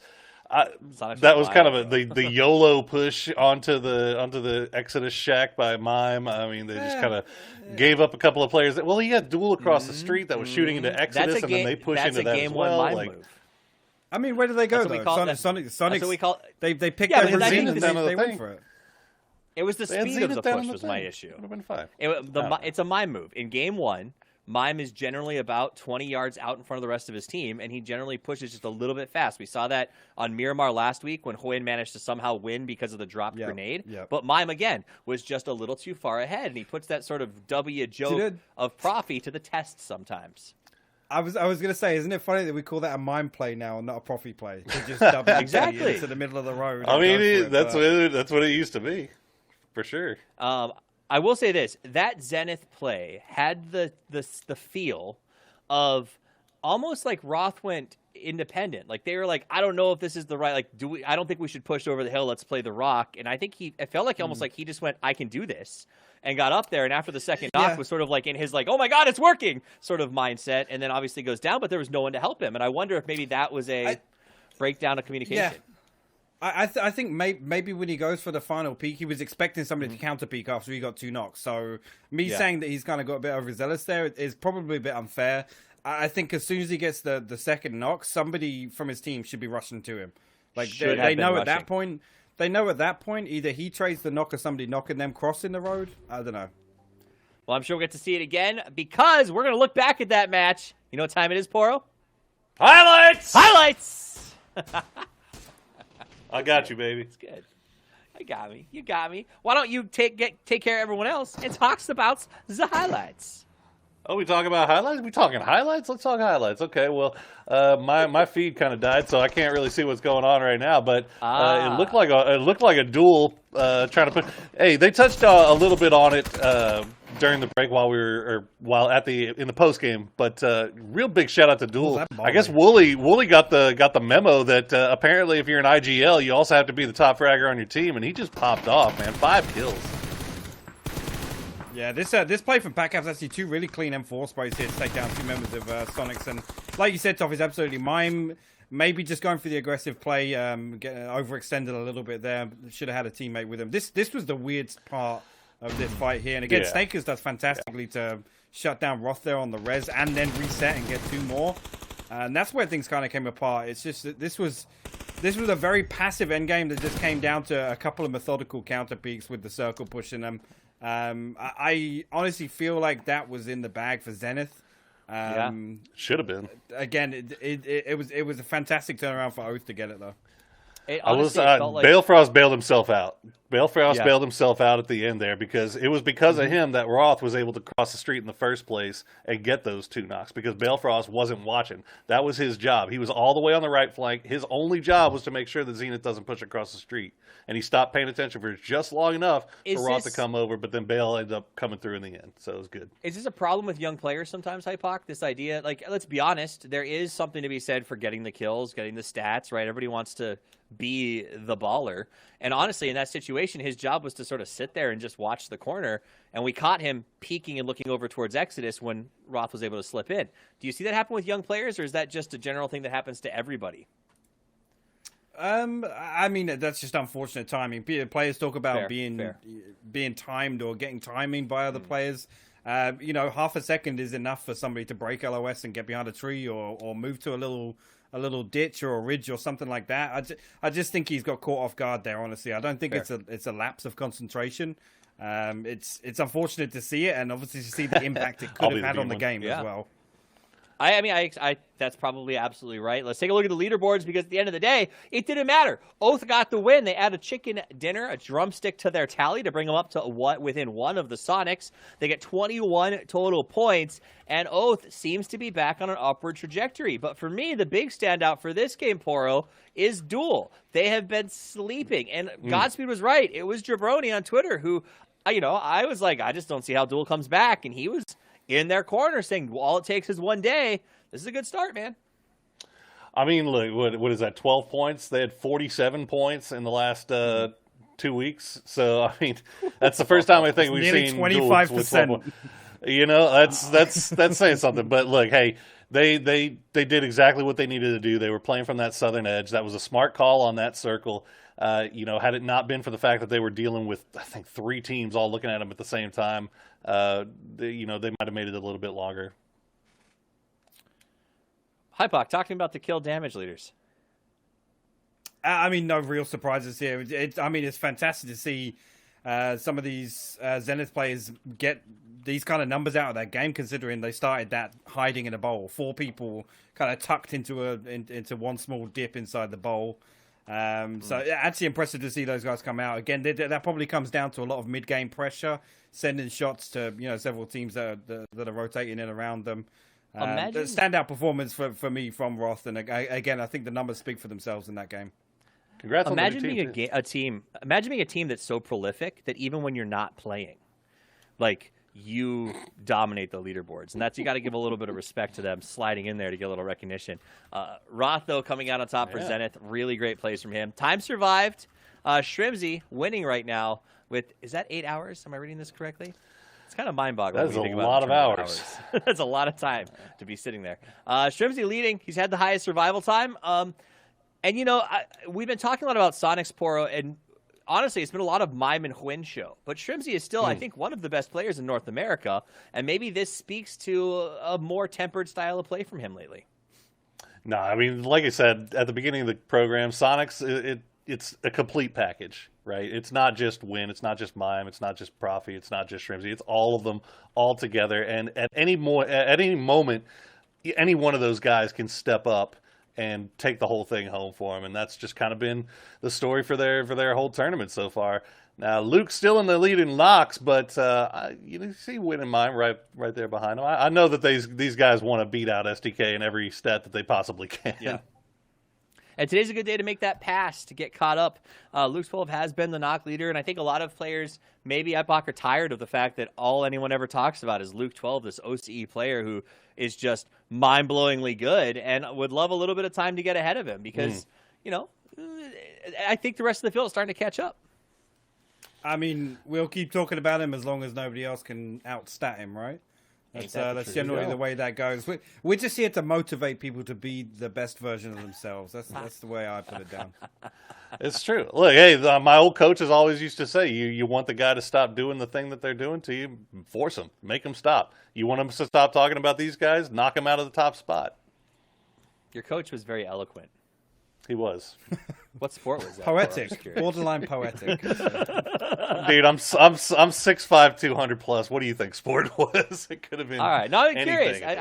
It's nice that your coach talked to you. Mine threw chairs. It was chess. Terrifying. Yeah. Oh yes, Knight. chess. He subscribed to the school of Bobby Knight. That is an absolute truth. That was a great first match, though. Crazy circle goes to military at the behest of Clover, who apparently can call all circles in perpetuity. And then it hard shifts to Novo. Like, that yoink to that side of the island was ridiculous. Ridiculous. Yeah. I mean, look, at this point, I think it's common knowledge that any North American weekend that has money on the line, you got to have at least one military circle, and usually we start off with it, I think, at this point. Holding true, just sticking with. Just to stop you there, at least we've had the military game when SDK aren't in the server to complain about it. So at least we've got one off the list now of the inevitable 4 that we'll get out of the. I'm sure they were still complaining in chat. I didn't see probably. Twitch chat, but they can't. They're off today, so they're clearly going to be in there, letting everybody know how awesome they would be doing if they were playing. The one time we're not there, it's military. No, it was an interesting circle. A lot of struggles for teams. We saw a pretty interesting fight early on between Clueless and Any Trolls in the chat. I think trying to come ashore at Novo. Any Trolls in the chat, another team that I feel like started so strong in this tournament and just nothing's come of it. Hypoc, do you have thoughts about how they get back into this thing? Poro? Oh, either one. Trolls. Go on, Poro. Either one. I'll do it.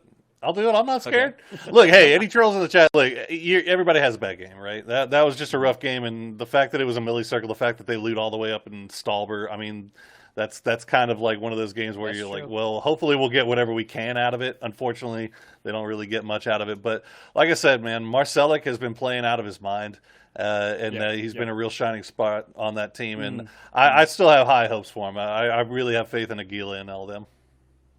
Well, the talking is done. The time has come to put hot lead downfield and see who can win game number 2 on Erangel. Let's send it over to the casters, Clover and Godspeed, for the call. Woo.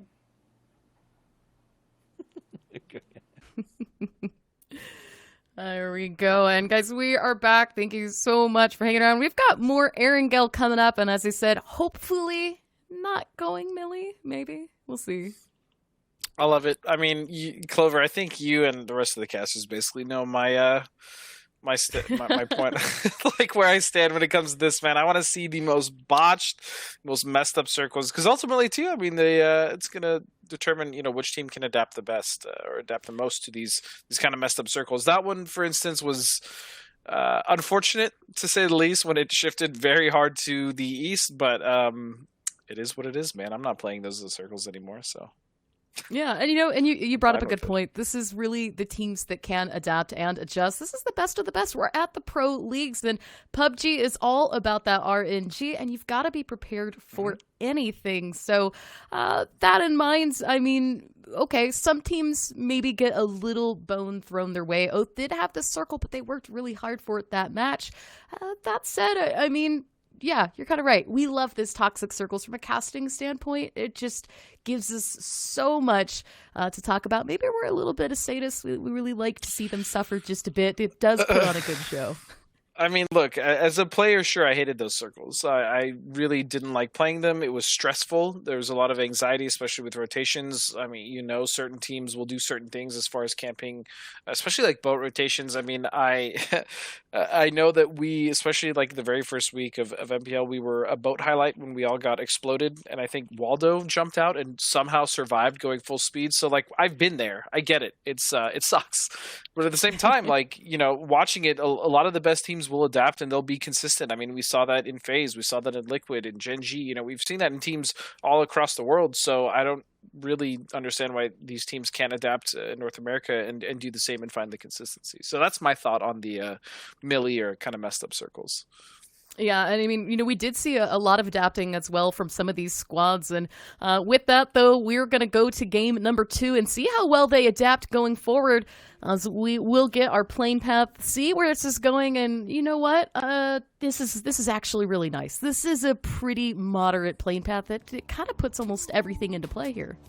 I mean, yeah, this is as even as you could. I mean, you could ask for it. The only other thing I could imagine is if it's going straight west to east to west or north to south. But yeah, this is good for everyone. I don't think anyone is going to feel left out. No one's going to feel like their drop is going to be too difficult. I mean, maybe for Oath, stretching a little bit to Milta Power is going to be an annoyance. But overall, this plane is fine. So I can't imagine too many of the teams are complaining. Where the circle goes, however, I mean, remains to be seen. And we're seeing a little bit of a shakeup on the drops as well. Radiance is actually going to take the spot that Any Trolls in chat dropped last match, taking that spread up between Stalber and Kamishki. As we see Any Trolls take a jump towards the George Paul direction, they've got Carnage Jet behind him. So look at this. I mean, this is a little bit different than what we're used to seeing for some of these squads. Oath is actually going to land on Millie with Exodus, and it looks like, Styles might have been a little bit late. That's going to be really difficult. In fact, that's an understatement. It might be a full AFK drop here. Yeah, it's either he went AFK or potentially crashed. I'm not sure. Looking over, though, at Zenith and Dodge, potentially sharing a little bit of Yas, or at least towards the east side of it. And then we also have Exodus. I mean, this is not a surprise for us, but look at Oath. Oh. Oh, right.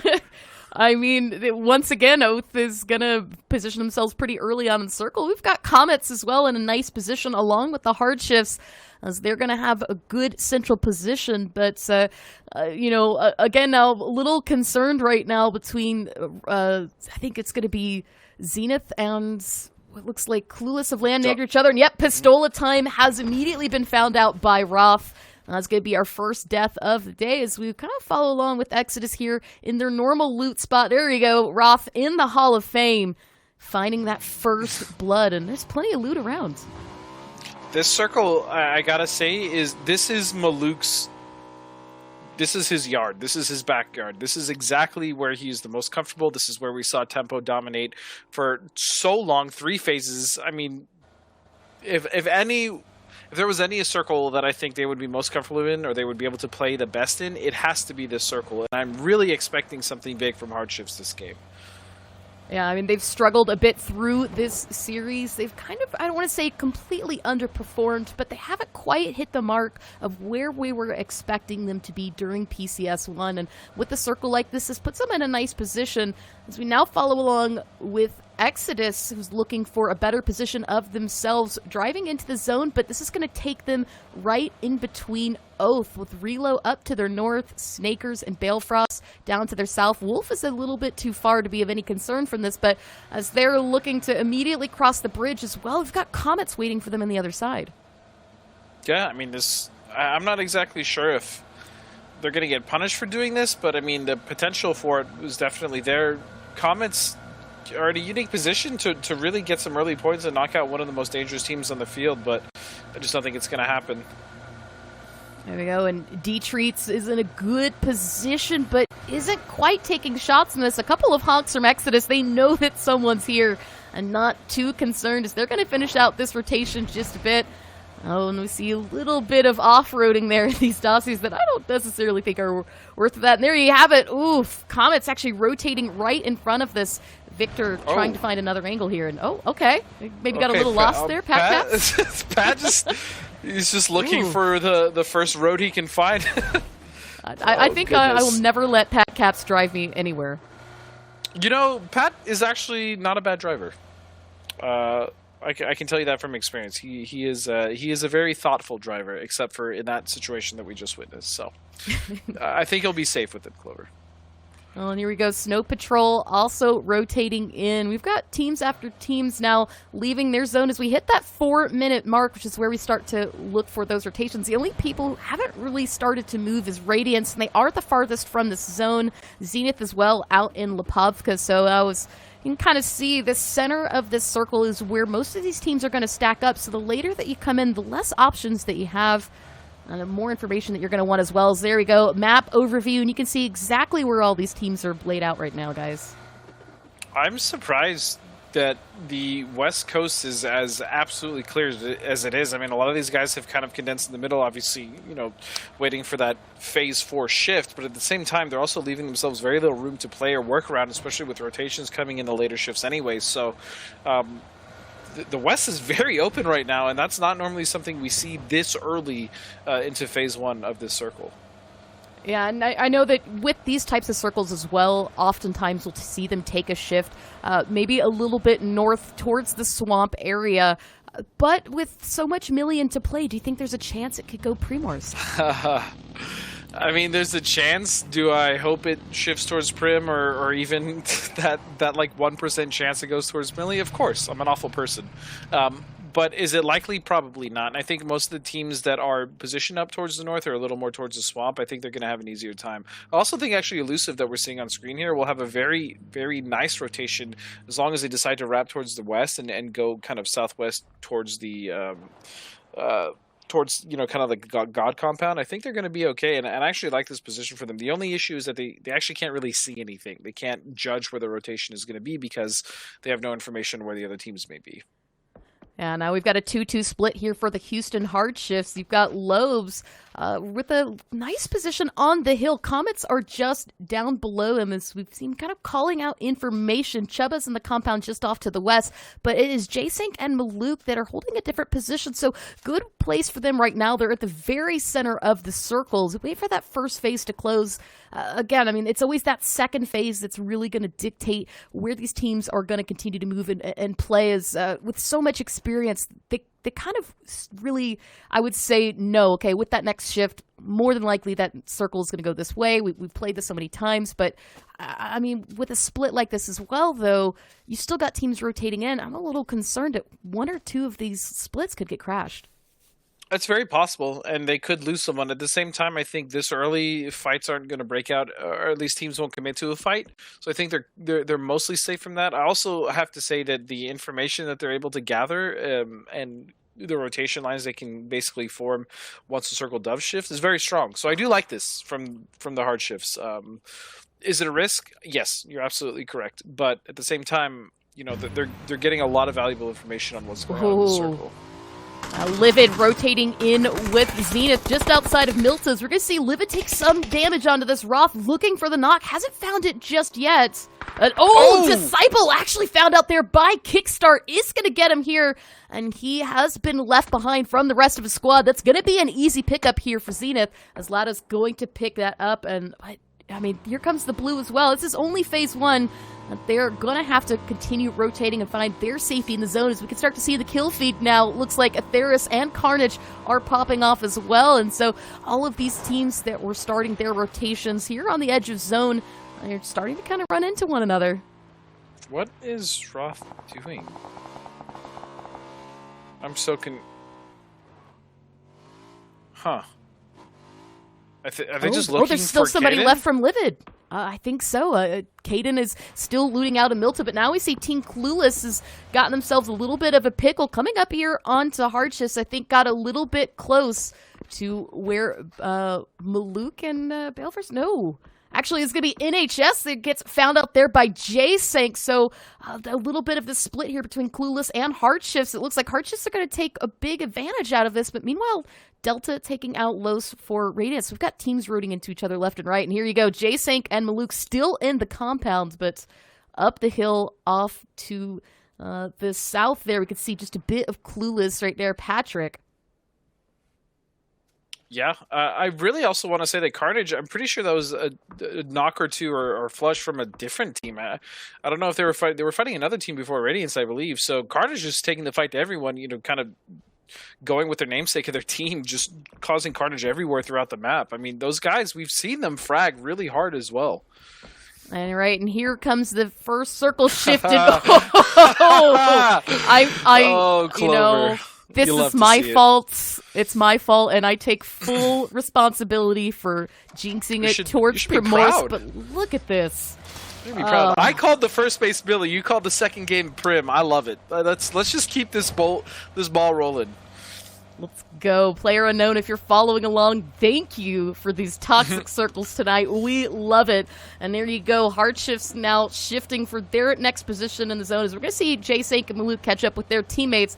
That means that all the rest of the teams up to the north that aren't in the zone are going to have to start working their way down. That is Carnage, Radiance, Dodge, and any trolls. But here we go. Atheris. What is left of them, at least, just Lister rotating a little bit close to Duel, trying to find his spot of safety. Yeah, and Lister is in a world of hurt, which Dodge might also be, depending on how they engage this fight. Looks like it's going to pop off. Crop taking some shots. Ooh. Aguila, though, is going to get cropped down a bit low. We saw some pre-fire come out from this just to start, but you see a really nice wrap coming up from Dodge, trying to get every angle here onto ATC. Both teams are kind of half in, half out of this circle, but it's only phase two, and they can stand to hold on to this a little bit longer as ATC now coming with a hard push. Nades and mollies are out. That's going to push back Dodge, but winning some pre-fire on the ridgeline is not going to lend any damage from this yet. Dodge is just pulling away. Yeah, I mean, that's probably their best decision. They don't actually need to take this fight just to get in. If they really want to, you know, they can easily rotate a little more towards the west. Profi. Yeah.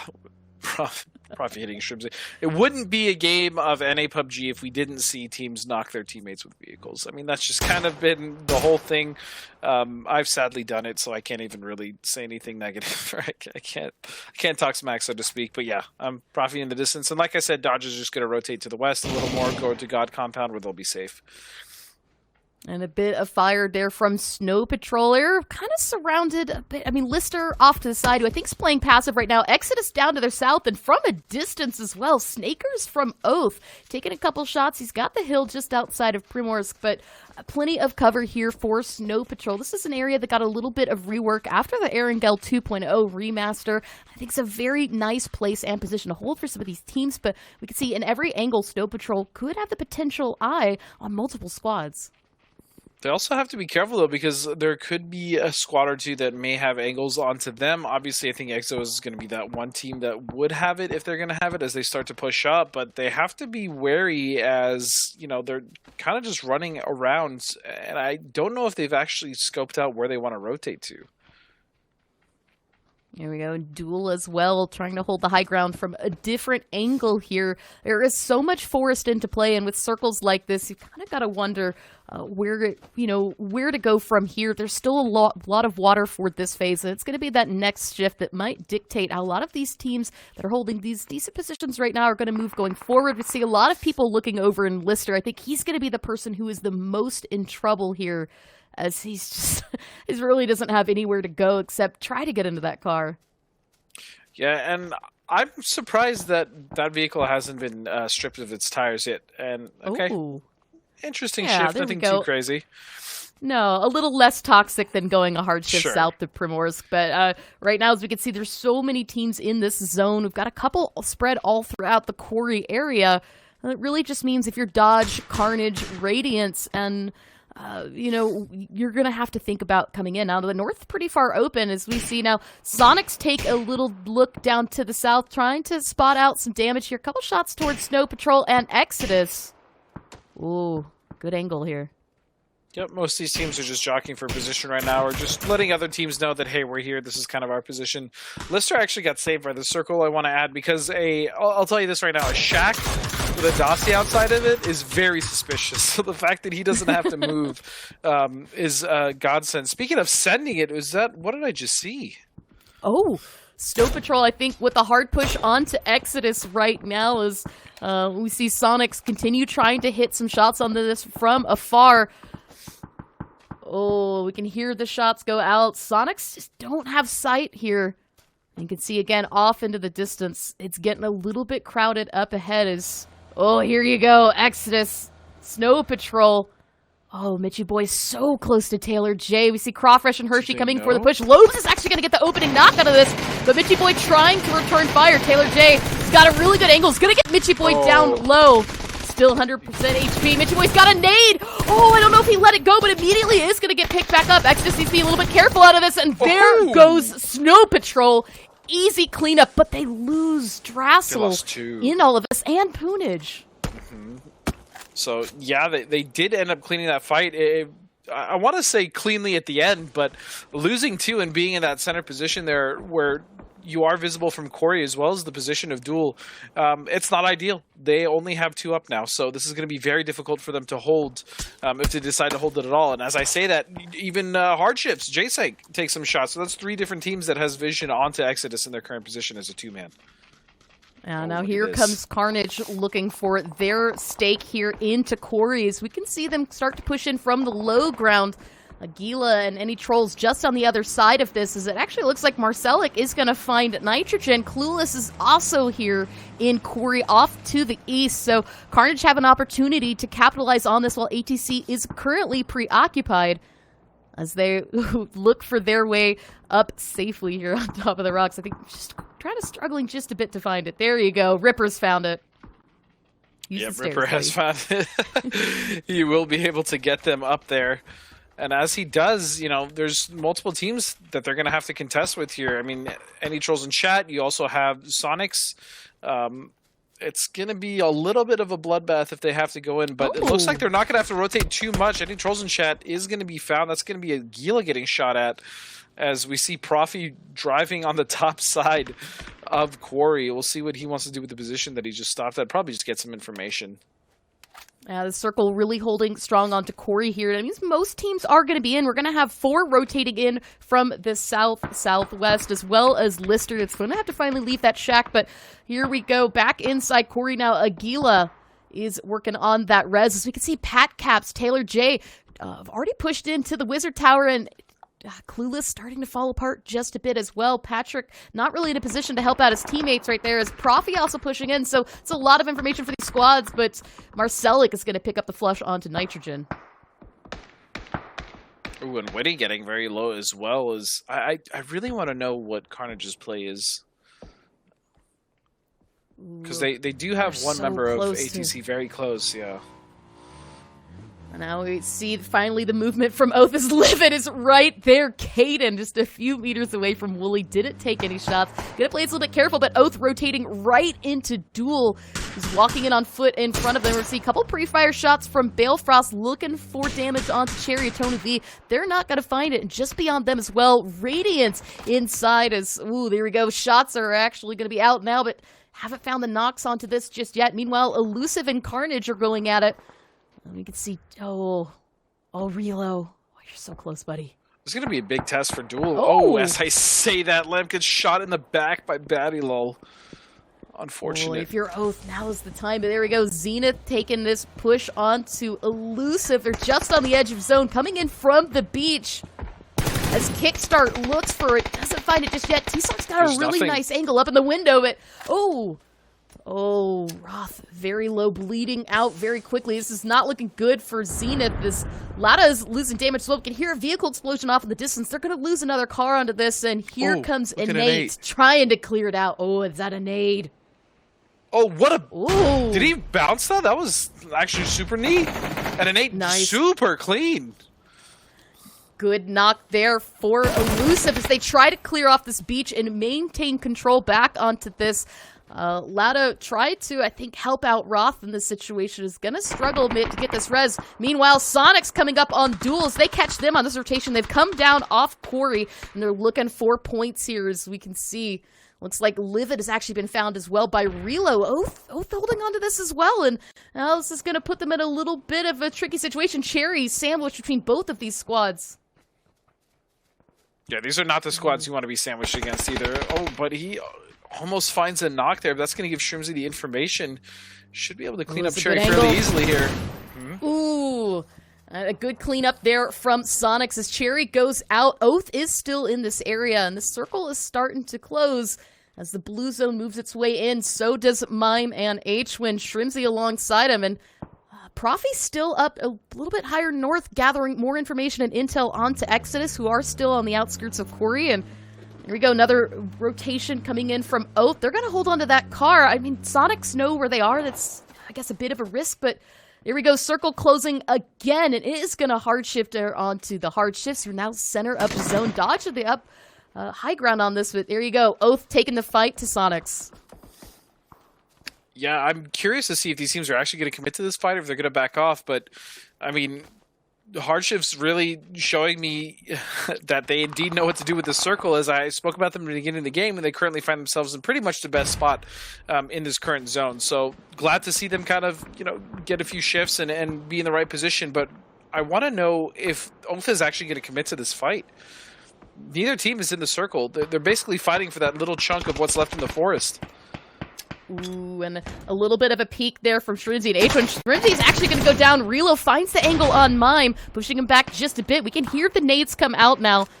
Oh, it's Mime with a good hit on Relo. Can't find the knock, down to 48 HP, but more smokes are out. As he tries to stay alive into this, we can see Sonics going wide. They're trying to bully Oath back down, and 2 down for them so far. Is just not looking good for them here. And meanwhile, blue starting to close, and that's going to put the pressure in from behind on Oath. This is phase 5, and that blue zone is going to really hurt there, as we see Balefrost and Relo kind of on the edge out here.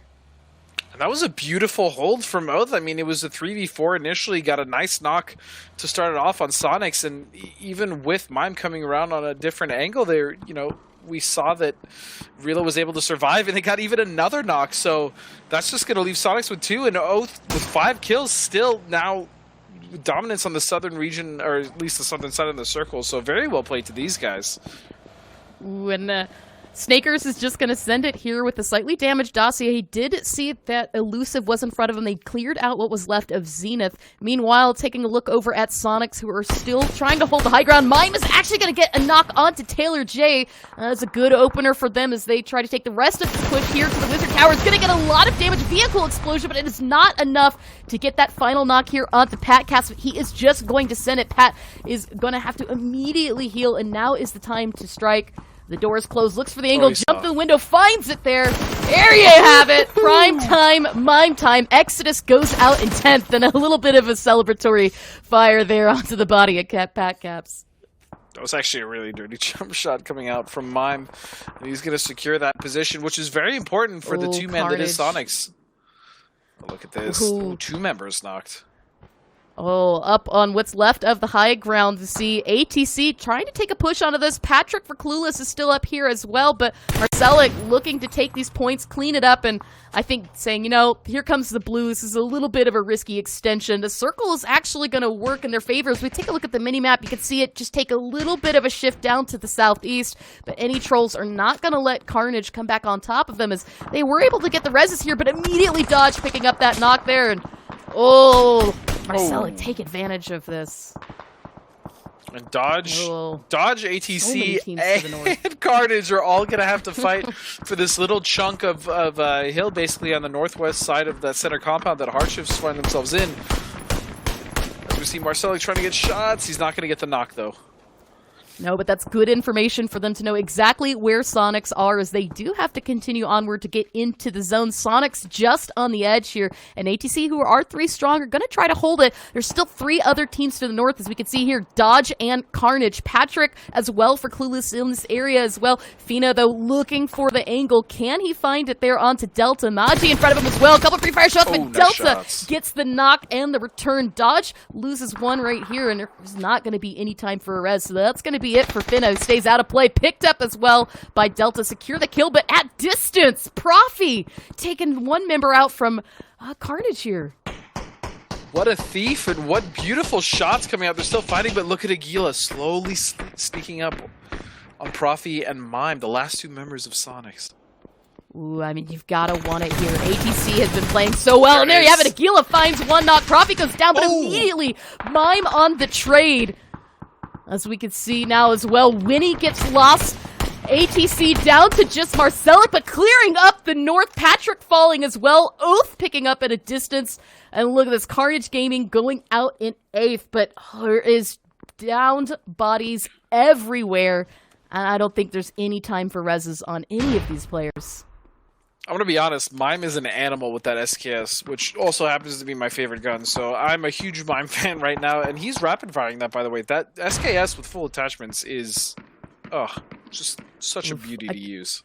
I couldn't agree more. Probably my favorite DMR, but now we see Sonics actually looking for the res. Oh, I'm so confused. I thought he was using an SKS. I don't know. Maybe. I don't know what's going on. Oh, and here you go. Look at this. Oath now in the zone. They've still got the south, as they are waiting for that zone to close. 22 seconds until we get our next circle. Heading on to phase 7. You can see off in the distance, Profi still on what's left of Corey, but Hardships are in just a great position out of here.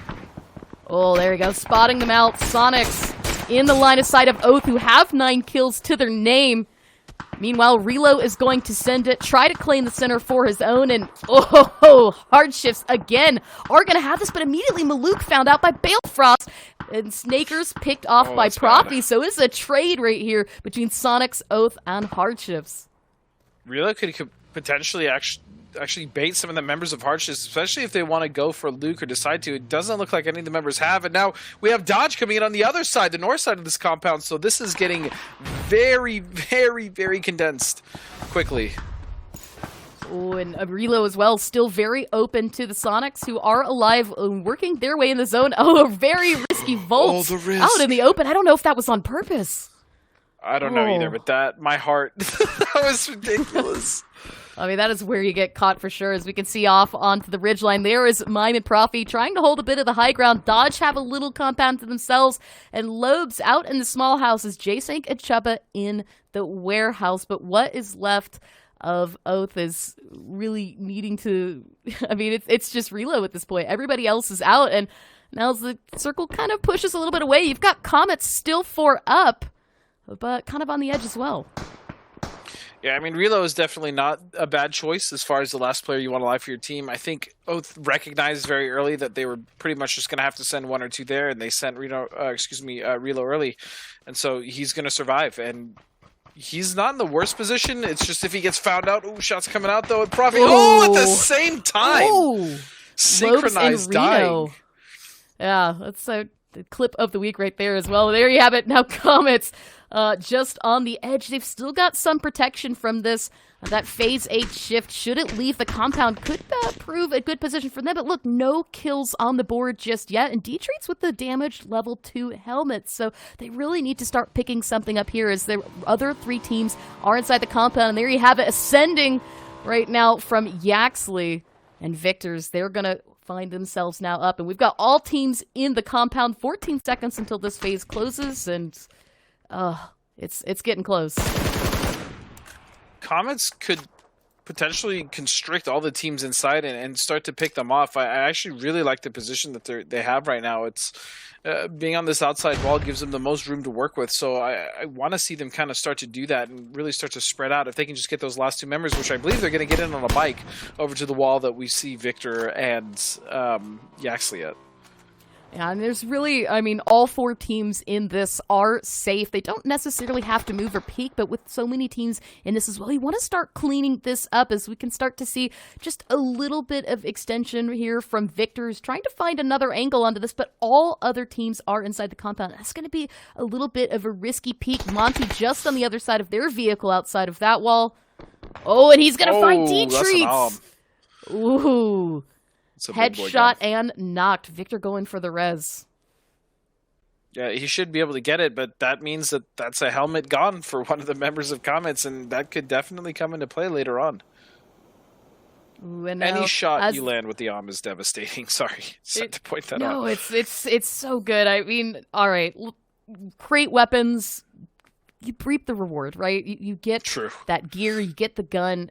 And I think that as well, it does have a place here in combat. As you can see, Victor with the level 3 vest of his own. SKS is out looking for that knock on Monty, but he gets another one. Headshot knock onto Victor, and Comets are losing helmets left and right as we have 24 seconds left of this zone, and then phase 9 will take that shift to the center, and that's going to force all 4 of these squads out of their positions. So every little bit of damage, as you could say, is going to come into play here in just a moment, as that is going to make things a little bit riskier. We've got a Hail Mary nade there looking for some damage onto Hardships. Oh, so lucky that actually didn't bounce over the wall.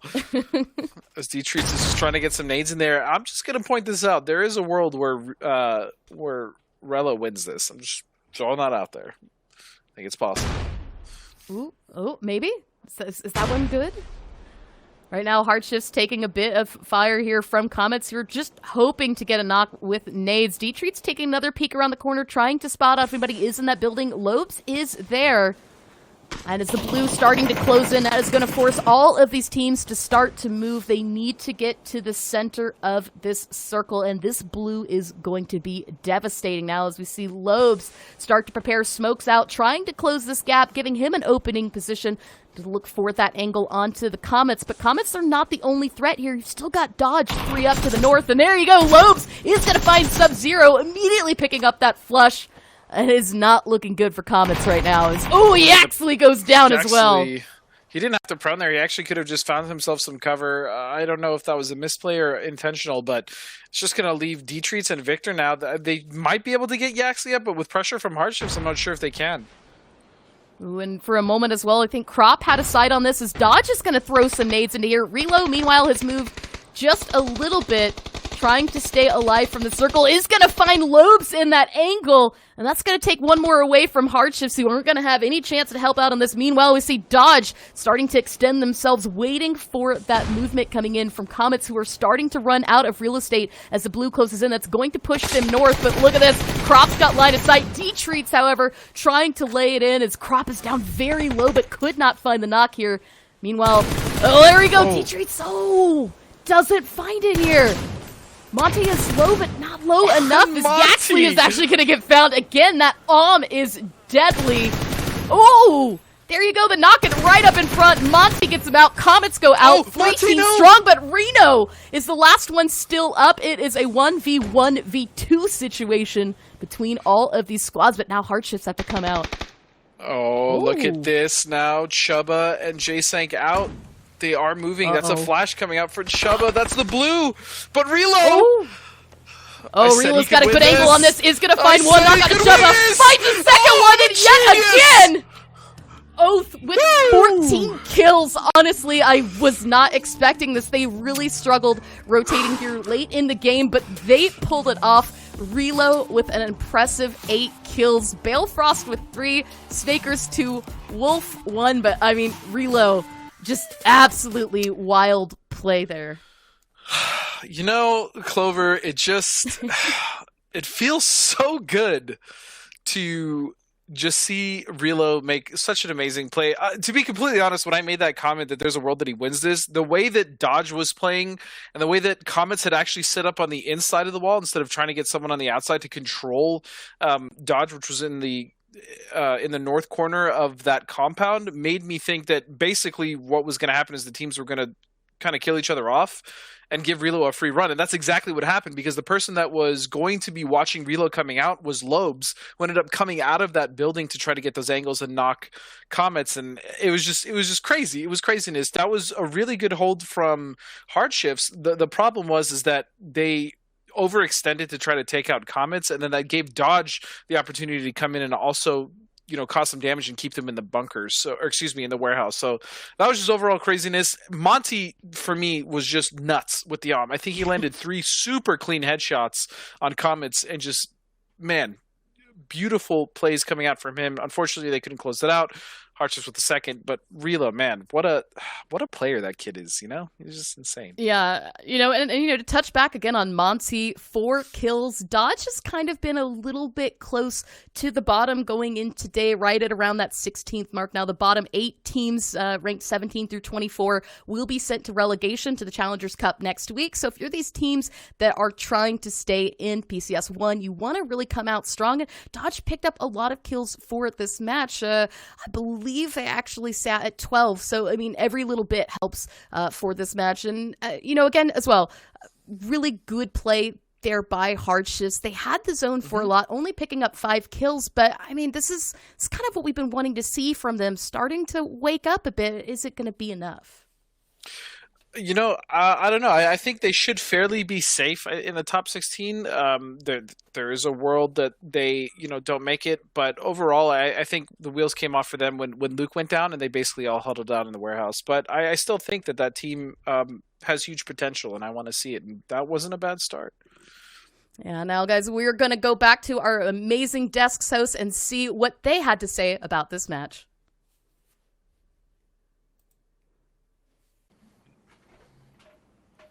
Thank you very much. Great cast, guys. Let's come on back so we can say congratulations to Oath again. Huge game. Relo gets 8 kills. The team as a whole gets 8, 9, 10, 11, 12, 13, 14 kills. Would have been 15. Remember, Caden was sort of like being a bit of a monster there, hiding up in the hills behind them, sneaking up through the grass, and was actually actively hunting the downs that Oath was getting, and ended up stealing one of them. So kudos to him as he, I guess, takes the kills away from Oath, but Oath still doesn't care. They come out with huge points, right?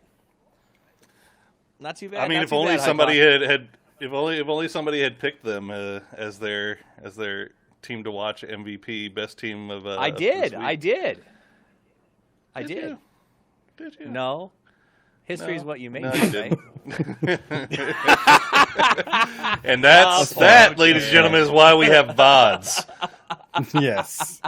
Yes. Well, Well, you know what? If I can't quite remember everything, and maybe you guys can't either, so we put together a very nice package to help you remember exactly what happened in the last game. And so we'll get that queued up. We'll head on over to it, and I'm going to ask Hypoc this time. Hypoc, do you know what time it is? Is it highlights? Yeah, this game getting kicked off. This was a really interesting fight. It was unfortunate for Exodus to lose out 2 people on this. It looked like they had a pretty clean take onto the Shack, but Crawfresh getting 2 huge knocks, and unfortunately those kills getting flushed out in the process. I mean, it's a really strong position to play from there, so bit heartbroken to see that happen there. Zenith went out in a really weird way here, Poro. I'm not sure what your view is on this, but this is a really hard take, and like being this slow about it, I think was. I mean, hats off to Elusive, right, of being proactive, but it just felt like they got kind of stuck in a position they put themselves in. No, for sure, and I think a lot of teams were definitely thrown by that Circle 2 shift that cut way to the south. Yeah. And you know, a lot of that might have just been a result of what we saw there. But this end game, I mean, Toppy, you were talking about it a little bit. We haven't seen something end here in a while, but Reload, dude, what a monster! I mean, you want to talk about monsters? Yes. That's the boy right there. I mean, I mean, you know, I was gonna say, you know what they say, it's a Monster Hunter world out there. So if you've got it in the tank, obviously that's the best opportunity to make the most of that. Reload just coming up absolutely huge at the end there, landing back-to-back headshots, and I don't think really there's not much really that can change there. I mean, Monty going down to the blue is unfortunate, but I think he took a tick of damage just as Hardshifts died. Hardshifts, as Comets died over on the edge of the hangar there. And that's unfortunate, but I mean, Reload just putting in absolute work towards the end there. And again, when you've got a Snake that's still putting 8 kills on the board, like, that's just insane. Wild, right? And on top of that, you had Comets. They finished in 4th, but ended up in 7th. They were there for a while, didn't have a ton of kills, and I think, was that their grenade that gave you flashbacks to Katowice with 17? the nade that fell back upon its own. So, you know, they had a tough run, but they did okay. I was going to say, I hope somebody called it, because it didn't look like his teammate moved at all. And I was hoping, there was part of me that was hoping it bounced back over and knocked him, but yeah. The sadistic, terrible. So you're not a player anymore now. So you find yourself now rooting for the wheels off things to happen. Well, there you go. Kills of damage, Roth. Still up there, and that looks actually remarkably similar. Remarkably similar to what it was in game number 1. But instead of talking about that, let's talk. Playing so well. Roth is playing so well, we're predicting future transfer options for him, okay? Yeah, there you go. This guy has been playing very cleanly. I'll just leave it at that. Go ahead, Poro. There you go. Shrimsy now up. He's added another 20-something minutes to his total. He didn't make it too late in the game there, but once again, Sonics, despite having a rough sledding and kind of a rough go round playing from the western side of that circle, still managed to get a top 5 spot and an additional 9 kills. So even though they're not, coming in first place with a boatload of kills like they were last week, they're still getting tons of points here and increasing their lead. Hypoc, Relo is a guy who's on the leader for survive time. He just got 8 kills in a match, snaking his way to the end. And he's a guy who, if you go back to NPL last year, was rarely talked about on the big stage. Yeah, he was. He has shown me in this series that we made a mistake back then by not eyes-oning Relo. This kid's got what it takes, I think. Yeah, I mean, for me, he's always been one of those mechanical stars. But what's been great to watch is how he's developed in terms of game sense, and that's something we talk about with certain players lacking. But I think Relo is one of those standout kind of individuals where we can say, look, when we first look back, we saw him winning 1v1s and stuff, but now we're actually seeing him clutch up games at this level. For sure. I think to see that development over time has been fantastic because he's actually kind of married up the two now. His kind of game sense is getting up to where his mechanical skill is so high. Yeah, so and another thing. Well, sorry.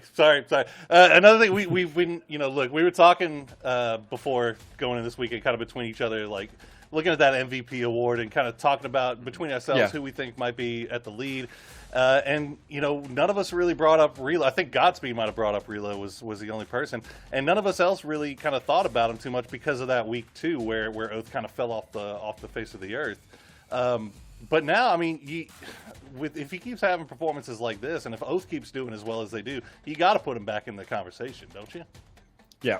I mean, he's been in the conversation, I think, for a lot of people since we saw him at the Charity Showdown. He's been kind of developing.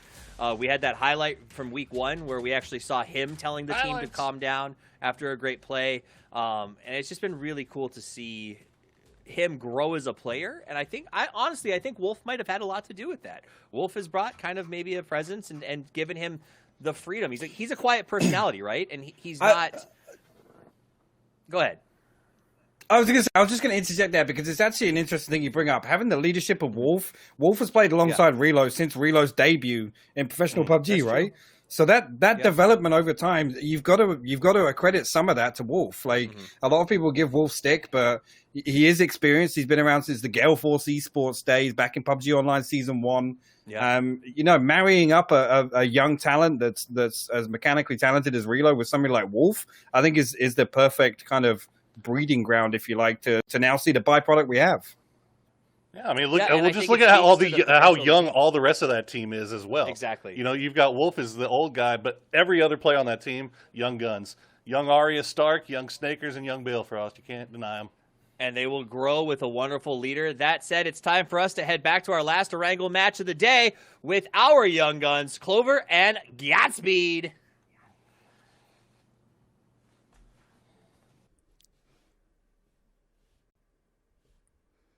Apparently we're young guns. I mean, thank you guys if you think I'm young. I heard earlier that there was a rumor that Toffees was told he was 50. So, but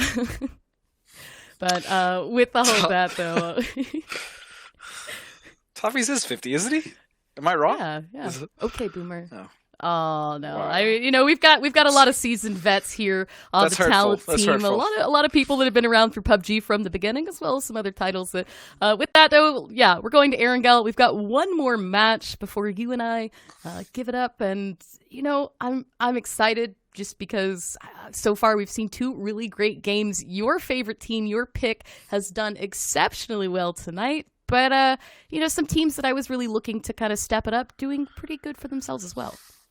It's true. It's very true. I really, I should start charging Oath in some of the every. So far, I don't know if it's just I've been lucky. It's probably just I've been lucky. The teams that I picked to do well have always done well. So maybe these guys should start paying me and hitting me up with a little salary on the side. You know what I mean? So we can start predicting some other teams. But yeah, it's been great to see Oath do really well. Relo, I think, is a phenomenal player. I know that the analyst kind of talked it up to death, but that kid just has so much talent. He had the mechanical skill, and realistically he just needed the game sense, and that's exactly what Hypoc was talking about. When to make a play, where to make the play, and how to make the play, and that's what he's really started to cultivate, especially on that team with Wolf. And that's why that team is so strong, because you also have Balefrost, who is another young gun that was always mechanically skilled in Snakers, but they're starting to get the experience now together, and I think that's what makes that team so scary. And then speaking of Scary and Oath, they are actually going to choose to drop Millie yet again, as we see them with a decent spread here onto the west. Radiance and Exodus taking their normal drop spots of Nova and Sosnovka compounds. And as we kind of wait for the rest of the teams to leave out, not seeing anything too chaotic. And you know what? This is a good flight path again. We're seeing it kind of stay central, putting everything into play. There should be plenty of time for these teams to get themselves situated. We wait for that first circle to pop and give us the idea of whether or not we're going to have one more toxic circle for Erangel before we switch back to Miramar. I mean, would you consider the last circle toxic? It wasn't great. I'll say that. But toxic? I don't know. What do you think? Maybe a little tame. I think it had stayed on Primo a little bit longer would have probably spelled maybe some more disaster and sinister plays for it. And there we go. The phase clock is up. That means we will have our next phase circle. Looks like already Zenith getting a little bit close to Clueless. I think both players immediately dropping 4 vehicles, but they're just going to return to their squads and continue on without a fight into this, as we can see what's left of Zenith finally getting boots on the ground, parachutes down. And Pistola time is going to continue onward, and should get a view of that circle in just a second. You and I know where this circle went, and it's definitely an interesting one. Interesting to say the least.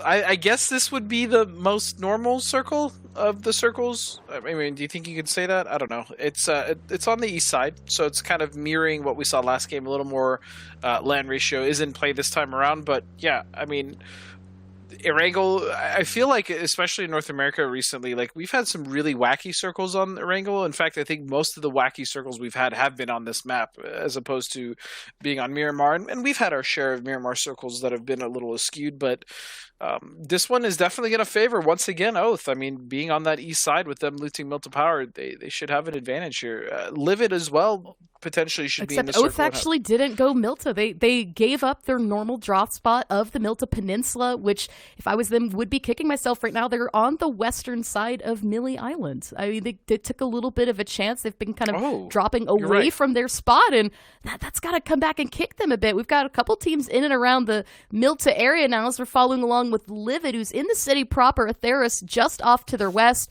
Team Clueless rotating to the north of them. So already for phase one, you've got to start thinking ahead. We've got Carnage all the way out here in Georgia Pole. ATC's just to the north of them in North George. So these are all the teams that are going to have to start thinking pretty soon about their rotations. We're now 3.5 minutes in to the match, and there we go. Exodus, a couple shots there onto Radiance, trying to catch them on this rotation, but Poonage is not going to get much here, as looks like you're going to continue onward now. Yep, honored indeed, and for Livid, this is, I think they really need to step up. They've been given the circle, and they need to do something with it, something at all. But what is this? Oh, there you go. McCoy. Take that freebie. But look, Livid's down here as well. We've got 3 squads, one little area. McCoy down to 24 is going to try to heal, but here comes the push right now. And can he find him? Fudge getting McCoy down to 14. Can't get the not just yet. Couple bits of pre-fire immediately. Again, first aid, but that is going to really diminish the meds here for McCoy, and his teammates aren't here to help, as Fudge is going to pick this up, immediately get the clean. But look, Exodus is on the other side of this, and they're really preventing Waldo and Batty from helping out. But Poonage and Taylor J are downed on this as well. Only Drassel on this area. Pat Caps on the other side of the crossroads doesn't have an angle on this. I'm so confused. How did this happen? How did these teams end up? So no one really stops here on this side of the peninsula unless they're like camping the bridge. And oh my god, what a grenade from Waldo! But this is 2 separate fights for Radiance. There you go, and a push from Drassel, not yet with the res. Wants to clear out what's left of Radiance. He finds Waldo. It's another out. Los HD is nowhere to be found. There you go. 2 kills for Exodus. I'm sorry, Clover. You set me up for that. Where's Waldo? He found him. He got him. Oh, man. And Exodus, though, as you said, I mean, this is a position that we don't usually see teams push out to. Livid is still in Milta with the Therason. And, I mean, as well, Oath now in Nova. I think might get that boat rotation. Look Tell me you saw that body slowly. Was that Waldo? I think it was. I'm giving you a hard time. I'm sorry, Clever. But I think it's also Waldo's birthday, so shout out to him. I don't know if we already did that in the stream, but little Waldini, love that kid, former teammate. But his other teammate currently, Los, is all alone, as you were alluding to, Clover. He has pretty much no friends at this point. Just 2 kills for Radiance in a position where I don't even know how they got caught there in the first place. Maybe it was a rotation that went awry. We didn't see, but look. Exodus is going to clean it up, and Zenith now looks like they're going to get a nice little position here as they take shots at Snow Patrol.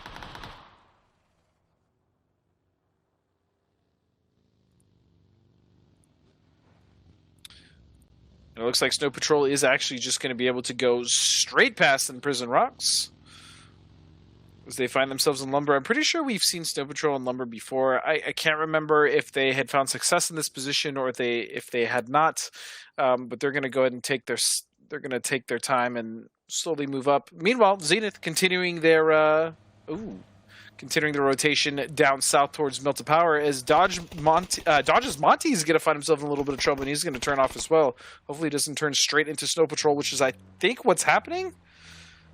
Ooh, there you go. And now I am back as we see Monty kind of going to get a little bit of information, scouting up ahead before the rest of Dodge, but now he has found himself in a bit of a pickle. His sneak attack's going to lend a bit of damage. And Monty trying to get out of there unscathed. As we see now, it is Snow Patrol who's in a bit of trouble as here comes Clueless NHS finding the knock on sneak attack, but now bullets coming in from multiple directions, as I think should get this res off, but they've got to worry about Dodge now, who's walking up onto this as well.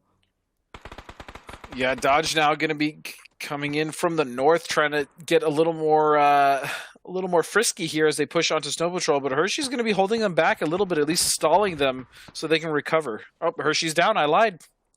Ooh. Oh, and a kill feed is blowing up right now as multiple teams find themselves in it, but here comes the push from Dodge. Reno trying to get that flush, will find it onto Hershey. Crawfish is still down onto this ridge, but doesn't quite have the angle on this. It's up to Mitchy Boy and Sneak Attack to try to grab it here from the side. It looks like Mitchy Boy is going to get a knock onto Reno. Nice headshots. They've got to fully commit to this. Oh, and Clueless again, taking more fire onto this fight. Yeah, Clueless has been a nuisance for Snow Patrol. They're trying to fight Dodge, and they're still getting shot in the back. They got a knock, but they're going to lose Hershey, and I'm pretty sure Reno is going to get recovered, unless Crawfish can do something about it here. Ooh, he is in nade range, but now Sneak Attack's going to take out Crop. That's 2 down. Finna left all by himself. Monte's on a different angle and position from this, but just can't quite see anything from where he's at. Crawfish, meanwhile, is going to lie in, kind of protect this just a bit, but Finna throwing out mollies, throwing out smokes, but there's nobody there to really take it. Crawfish is just a bit farther than he aimed for. Oh, maybe Monte could see from here. Oh, that's such a good angle for Monty, too. He's been a lethal distance for the team of Dodge.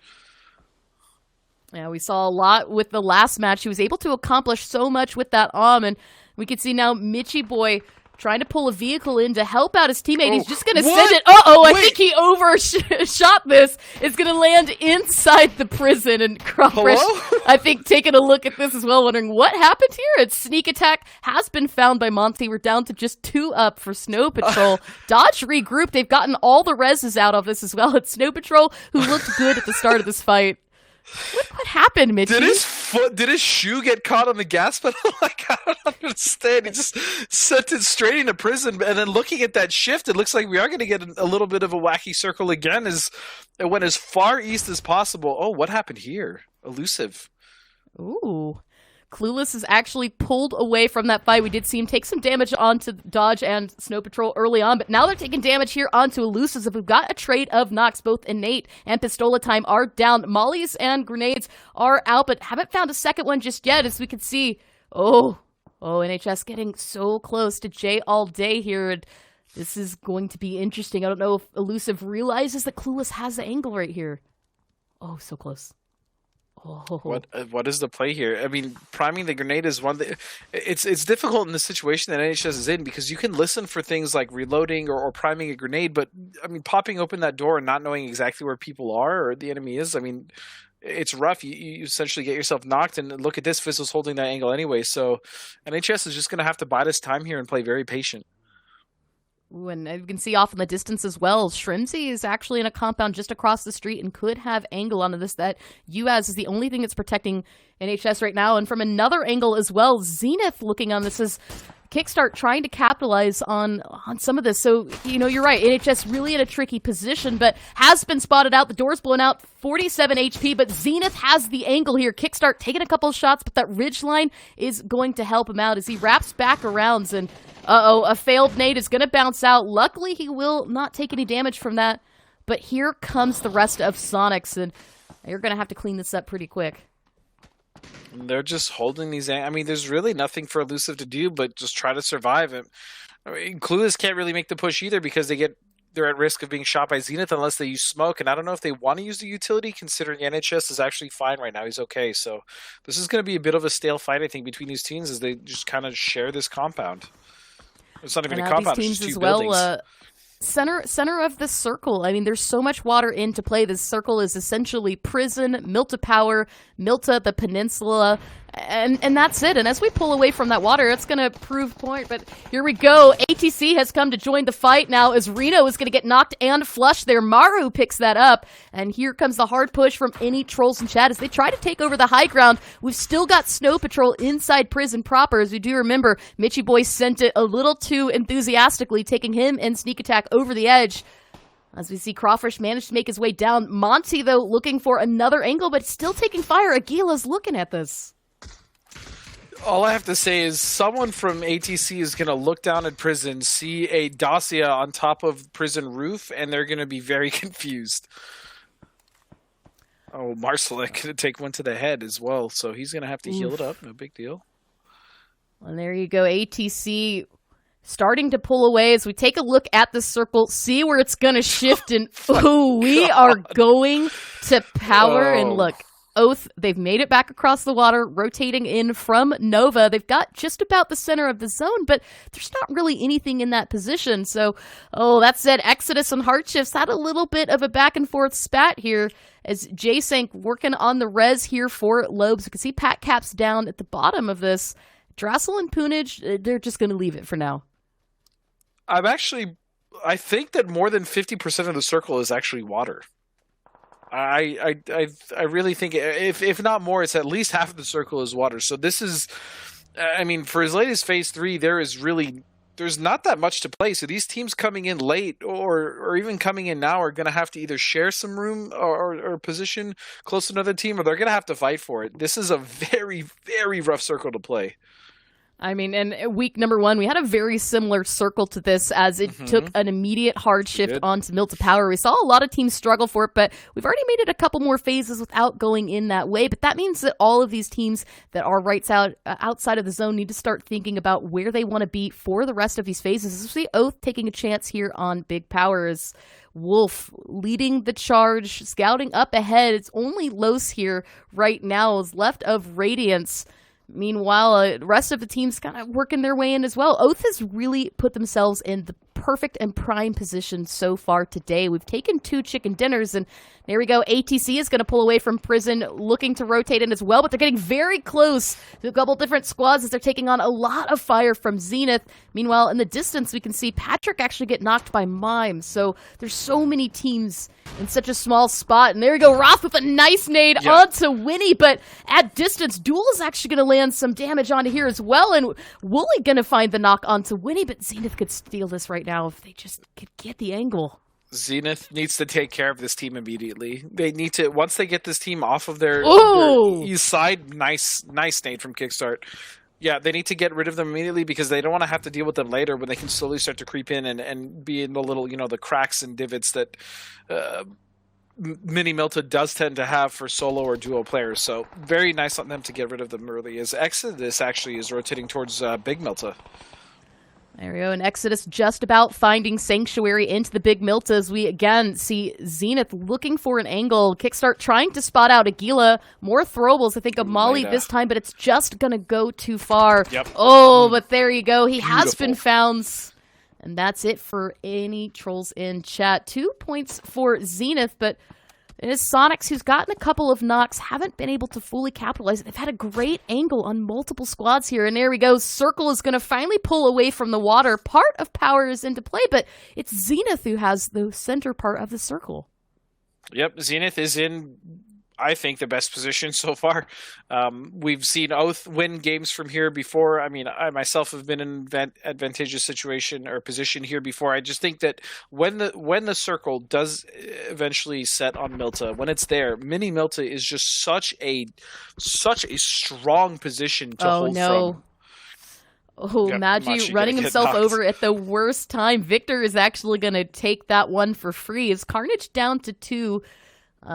Is going to be kind of trapped here in this compound. And actually, no, look at this. Comets have a full ankle on this. Victor on the opposite side. So, I mean, if you're Carnage, where can you go from here? You've got a car. You could try to drive away, but it's such a risk when you've got 4 eyes on you.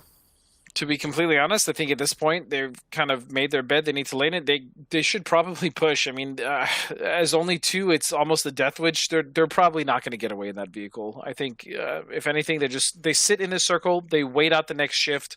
Hopefully, Comets has to leave and they can sit there, maybe med a couple ticks and then leave. But I imagine that car is also going to get taken out. So. Snow It's Patrol rough. caught off their push as well. They went wide around Lipovka. Mitchy Boy and Crawfresh are the last still up, and this Crawfresh is actually on the other side of the zone, all the way to the far west. As Snaker's getting a couple shots, will find the knock onto Mitchy Boy, and that's going to be an easy cleanup for Oath as they take another one here. And there you see Crawfresh 13 HP, but he's got side as well as Mime is going to pick it up. That's finally a kill on the board for Sonics, and we can see still as well teams fighting there, Elusive and Clueless. Here's Dodge. They've actually managed to push away from that. Duel just on the edge of zone. They've got the north on these compounds, but they're going to have to leave. And if I was them, I would do it soon. If they could rotate actually just south to, there's a dip right where those trees are on the other side of the road. That's not the worst position for them to play. I think for them, it's kind of the only one they can see that's not taken. I think that would be their next move. They're technically in, but they're very edge. And then after that, they're not going to have anything to play. So I'm interested to see what Duel does. They're still in there, though. Ooh, Comets are going to find a trade there. Victor will get flushed, but looks as well from a distance. Hardship's got a knock in this as well. Ripper is still down. Delta pushing back for the res. We can see Zenith even with an eye on this as well. So all the teams caught off to the south here are in a little bit of a pickle. They've got to clean this out quickly and start thinking about rotating forward as Phase 4 coming to a close. And we can see here in just another angle how many bullets are firing right now from Zenith in this direction, trying to just kind of capitalize on the chaos, get a little bit here onto the Comets, but Comets still focusing on making sure that Carnage can't move from here. And that's giving Carnage a chance. Yeah, he actually, Ripper is going to go down finally, but that's giving Delta a little bit of room to move here, and he could make a big play, especially with how stacked up Comets are right now. Ooh, and I think right now the only thing Delta truly needs to worry about from this angle might be the hard shifts who've also been peeking. So we can see them just off there to the left. Trying to find that angle as the circle gets ready to take a shift. It's going to stay on both Mini and Big Power. That means that all 7 teams, to the west now need to make their migration. Oh, and there you go. Comets starting to leave. This is exactly the break that Delta needed. Yeah, I mean, he really had nowhere else to go. The issue is, how is he going to get into the circle now? I mean, his run is all but in the open, on top of the fact that he has no vehicle, and there's now a full team in front of where he wants to go. So it's going to be rough. Maybe he can get a knock or a kill. Maybe he can sneak in. I'm not sure, but it's not. Okay, never mind. Ooh. Sneaking is out. Oh, couple of shots, but immediately returned there by Yaxley and Sub-Zero. Delta down to 23 HP. As you can see, the Comets got a little bit comfortable, kind of forgot about the enemy to their backs, but now their attention is set that way. As you see, smokes are out, and they just want to make sure that Delta can't do any more. This is Phase 5. Delta's on the edge, and that blue is going to be very, very damaging to him. So all Comets need to do is just be patient, watch that kill feed, and wait for what's left of this. Oh, but look at Zenith. This Kickstart going for an angle. I mean, they hear the shots. They have to know that, oh no, J-Sync. Not like this. Wait, is Lobes?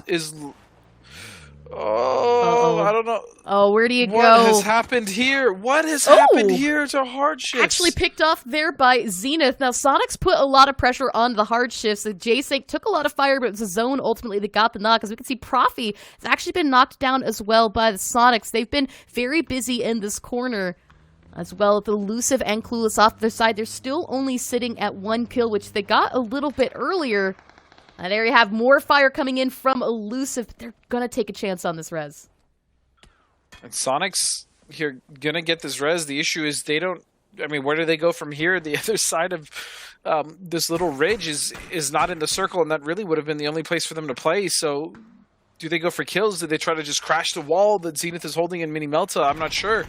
Ooh, Patrick finds Fizzle, gets the knock. These two teams have been at it for quite a while. Jay all day, the last still alive inside, trying to put the pressure here onto Patrick, as Nitrogen is actually going to get found out by Zenith. And another quick med trying to stay alive. as I think might lose it here, and Sonics are going to take full advantage of this, trying to rotate as well. Shrimzy actually is going to get knocked and go down, and H-Twin just narrowly getting here into the corner, trying to make sure not to get spots. So Sonics are going to lose one out on this rotation. Found themselves safe for right now. We can see, though, right up ahead, it is, oh no, Zenith. H-Twin picks it up. Oh my goodness, take your time for a second. Win, please. And they're going for the res as well, are trying to pick up Shrimzy. Stay 4 strong, smokes are out, trying to hold it from here. Win looking for the angle onto this. Checking the backside, making sure they're safe, going up all the way to the wall. I love this. Oh, nades. Oh, is it enough? Keeping the pressure here as we actually see Comets pulling away from this as well, looking for another angle of approach. I think they might be giving up on small power altogether. Yeah, they might just be. They don't want to avoid that fight, but I really have to give it up to Sonics. I mean, having one knocked, all things considered, wasn't that bad. Kickstart going to find win, but man, what a recovery from them.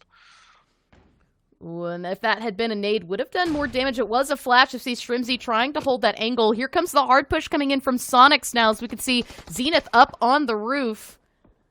And Profi might actually be... Oh, there we go. Finds out Roth, immediately picking up that flush as well. Shrimzy might be going for the res on this as well. It's phase 6. Circle is starting to close. They've got to act fast and regain themselves onto the eastern side of this compound. As we can see, Mime has already worked himself up ahead. Patrick just on the other edge of him. But now that means that Zenith needs to come down from this building. They're not in the zone here. They're not. I wonder if Kickstart could hit a fat jump vault. I'm not sure, but realistically, this was kind of Zenith's. They knew where Sonics was coming from. There was only one angle that they could possibly hit them from, and they didn't stop them. And because of that, now Sonics is running rampant all over Mini Melta and causing a huge problem for Zenith. Ooh, and as we can see, though, still not a ton of safety. I think that was Duel taking a couple of shots from the backside. But that's all the information that they need about how they're going to play this going forward. Meanwhile, Comets tried to rotate into Big Tower, are going to get caught off guard by Oath, and Kickstart immediately stealing that kill. Actually, 6 so far for Zenith. They've had sight on the circle for a while now, and they have picked up so many stealing kills from other teams. So you can see Sub-Zero goes out to them as well, and all that hard work by Oath unfortunately stolen away. Yep, but that is going to buy them room, and that realistically is the most important thing. That would have been a nice molly had he still been there. But yeah, Oath going to buy themselves a little bit of room. They really need to be careful about their north. They have to hear any shots, or they have to be listening for any shots that happen there, because they're very much open to Exodus if they decide to open up on them.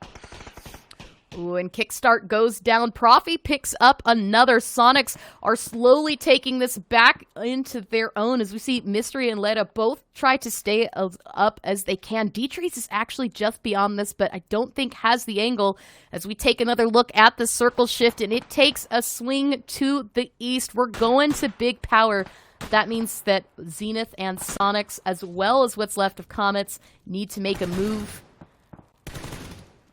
I almost want to say that whatever team wins this fight here at Mini Melta is just going to get fed to Oath in the end. I mean, it's going to be very rough for them to get out. Ooh. And nice knock. Profi is on fire this game.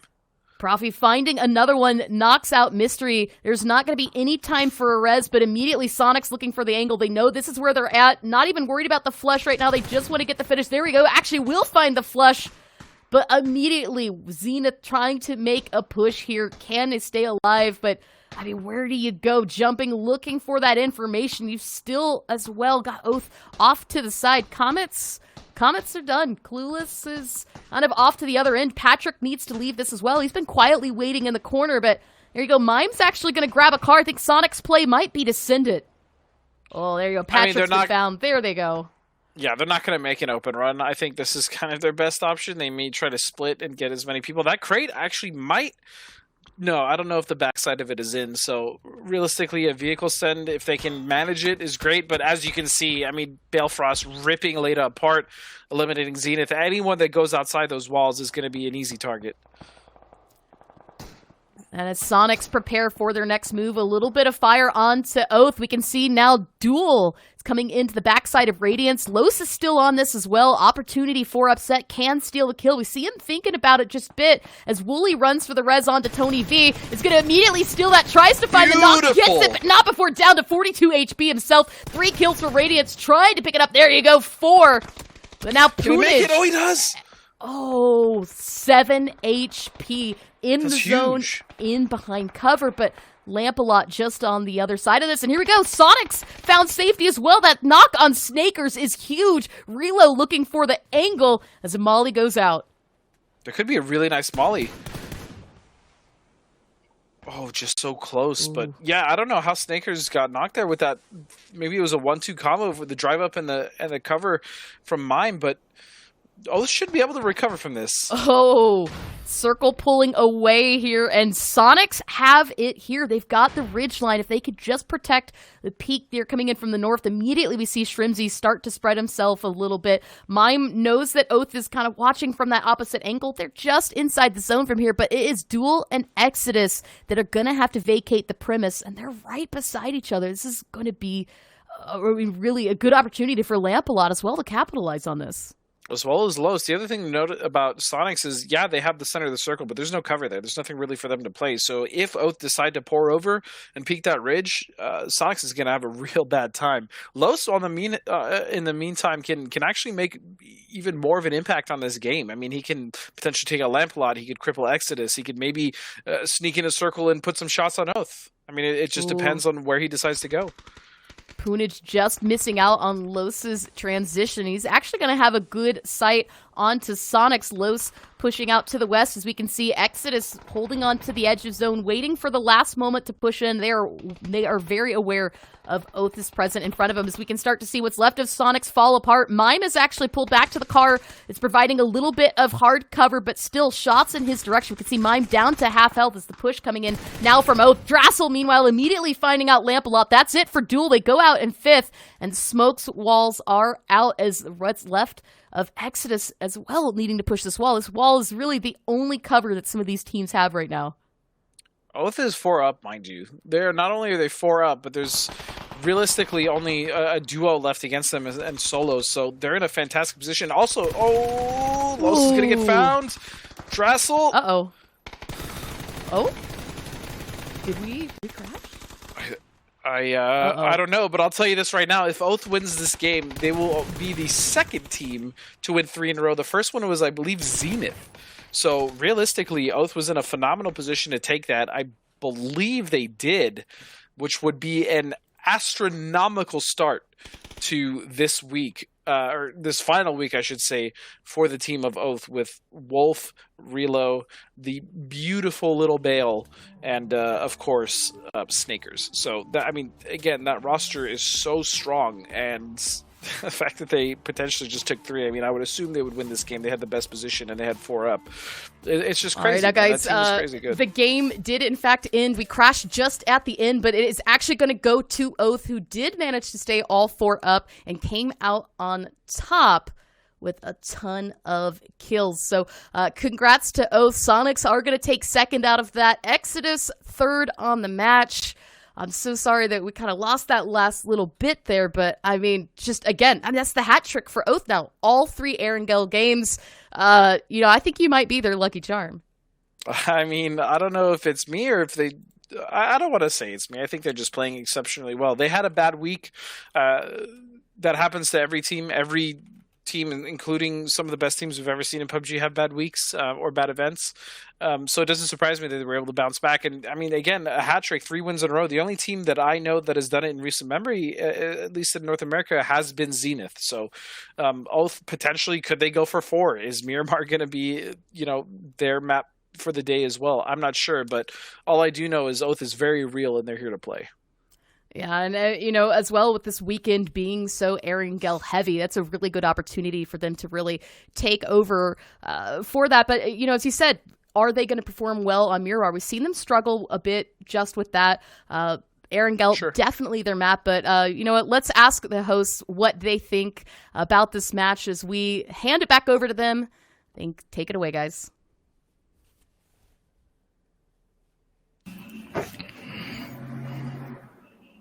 Hello, welcome back. Hello. You know what? I'll tell you this. For those of you who watch all of the different regions, we've seen a disturbing trend with teams who have yellow logos absolutely dominating. Tornado Energy got a hat trick yesterday. We saw another yellow team dominate in Europe a week ago. And now Oath comes out, pulls the hat trick, absolutely dominates. I don't know what else to say, man. That was a heck of a game. Poro, why don't you take us back through what happened in that game and just give us the summary? Because I know it was a pretty exciting one. It was. Look, once again, this is 3 games in a row that we've had a wild Erangel circle, right? But I mean, Oath played it about as well as you could ask for him to, right? They got the military drop. They saw the circle pop all the way over by Milta. They took their time. They didn't try to come over to the mainland. They hung out in Novo, took boats to get up to the coastline, and then just kind of worked up to the coastline and then hugged the wall from that point on. And the game played out in front of them. But you know, that obviously you got to consider that a little bit of circle luck / favor. Yeah. But the fact that they're still coming out of this thing with 10, 11 kills, in double digits in kills every single time, you know, when you get a really good team and give them a little bit of luck, you can see what happens now with Oath. Yeah, it was a shocking circle. I think one of you guys was like, or no, it was Cameron. Cameron's hanging out with us watching the games, and he said something like that was like a 1200 IQ or whatever the meme is, like call by Wolf, because somehow they predicted this circle. But for me, the real MVP for Oath was Los HD, because Los HD's backstab there that got him the double kill and completely just eradicated the threat from power was pretty significant, Hypok. Yeah, it is. And obviously making the audible call there to drop Millie. Again, they should be winning Milta power zones, but again, absolute miracle for them to obviously get their way into that. Milta power, one of the worst circles to come in late. But, you know, it got really dominant in the mid game. Highlights! Let's take a look back at what happened. So there you go. Here's a little peek from McCoy. Turn it over to you. You always are there for me. I am. Well, there you go. Snow Patrol, you can see there was a lot of fighting going on this prison circle. But that's kind of what's been going on all day, right? With these circles that have been a little bit, maybe, I guess you could say unexpected? I don't know. But we're as a result, we're seeing a lot of early game fighting that maybe we're not used to seeing as much. But look at this. This was Lowe's coming up behind. And that was, I mean, things were looking so good for Duel up until that point. And Wooly just had no idea. Tries to go for the res and gets bitten in the butt by the snake. Yeah, that's actually lost actually timing that perfectly. It was just coming back to the Sonics Oath fight at the end here. Miraculous, they managed to make it across, and actually Mime ended up getting the second place after biding his time nicely. But Oath just took really good control of the edge of Big Melter Power. And actually, you know, usually we expect that sort of Balefrost put in the pan there. We missed out on the main feed, but that would have been fantastic. But yeah, no, a really good effort from Sonics to make it across the road there. They cleaned their way through Mini Melter Power, and like I was just touching on there, the first worst circle players likes to see is obviously Melter Power, and then those second and third shifts, it just causes so many problems for everybody on the north and the west side. But yeah, Oath, you know, doing what they do best and taking control of that part of the map. Very, very nice. Part of me wants to ask you to button that top button for me because I'm having trouble hearing you over the chest hair. But sorry, what? It is Do we go? Oh, there it is. That's what I've been waiting for. Oh, you are not alone. You both wore the nice white shirts too. I didn't realize there was a uniform today. Fair enough. Well, that was fun. Oath comes out on top, 3 in a row. I mean, we're talking about them ad nauseum, but wow. That is a screenshot that needs to happen, and I'm sure it already has. So It already has. It's on the internet forever now. Look at that one right there. Oh, God. It's already been made an emote and everything. Take us off the screen. Okay, leaderboard time, boys. Let's take a look at how that round fell out. Actually, we're going to see 20 points to Oath. I swear, not only are they winning, Poro, but they're winning with like 10 kills every single time or more. It's dumb. Yeah, and look, I touched on it a little bit, right? This is what happens when you get a good team and give them a little bit of circle luck.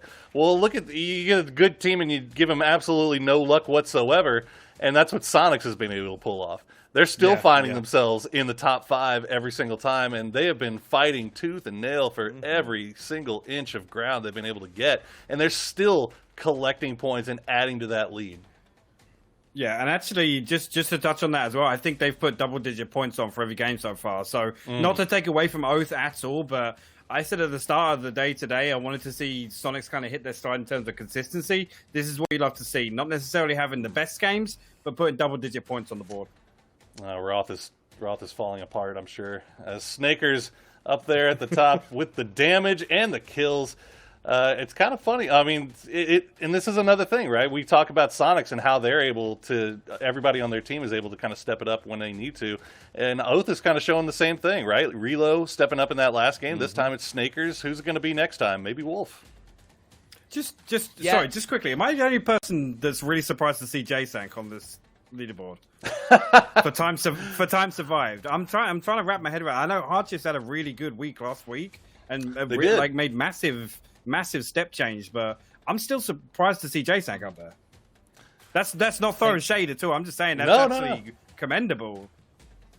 Yeah, I agree with you, but I think part of it is the same in the context of like we hadn't seen Relo topping leaderboards in previous seasons. Yes, yeah. I think that there's been a lot of, and Leda, for instance, he's up there as well in a lot of things we've been seeing. I think there's been a lot of breathing room opened up for players who just haven't had a chance to sort of break through the ice that we're starting to see really come into their own, whether that's the time they've put in or, you know, the vacuum created by some of the big guns, the guys who've been around like Zampa since the very beginning, that sort of opened the doors for new fragger faces to sort of come out and become big names themselves. Snakers has 45 knocks. I mean, if you're talking about young guns, this is a guy who is on the up.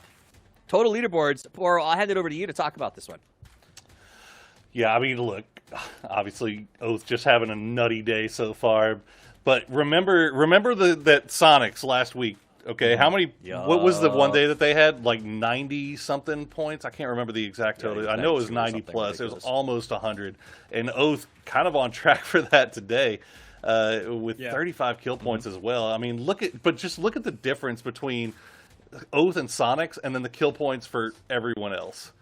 Like this is kind of one of those things that this weekend we were worried. I was kind of interested in keeping an eye on because we have so many teams at the top that are cannibalizing all the points that it's going to make that top 16 battle a lot closer and a lot more hectic towards the end. I think. Point. That's a really good point. We've been distracted by that because of Oath's play, Hypoc, but the reality is, Poro's right. That top 16 is very close and is going to continue to be that way. Interesting. Yeah, I mean, it causes problems in particular. Two teams that stick out there for me on that previous graphic was Commerce and Snow Patrol. Again, their run isn't necessarily over, but it relies on them putting up consistently, 6 to 10 points every single game. So that's definitely a concern already, as we've already seen 3 games. The good news for them is I am skeptical that Oath will continue it as they move on to Miramar. We have 2 more matches today. Oath has struggled a little bit on those transitions in the past, so we'll see if they can keep it live and keep it active as we're going to take a very short break in just a second here. I do want to give a big shout out, guys, to Godspeed and Clover, our casters for the first 3 games. We're going to send them to the green room. They can get themselves a nice cup of tea and some relaxation. I think the masseuses are arranged already for them. And we're going to have the Cammy D and Matrum, the father, or as he likes to say, brother of Drassel, as you know him, coming on to cast the next game. So excited to have them there. Thank you to the 2 who are leaving. You guys have been great, and I'm sure they'll be back. I think they're on the desk with me on Sunday, so I'm excited about having them here to sort of talk shop. You guys casting tomorrow. You guys are coming back after the break. I'm excited about it. So don't go anywhere. You're stuck with us. I am, and I am happy. I am the happiest fly in your spider's web, and you should know that. Don't go anywhere. We'll be right back.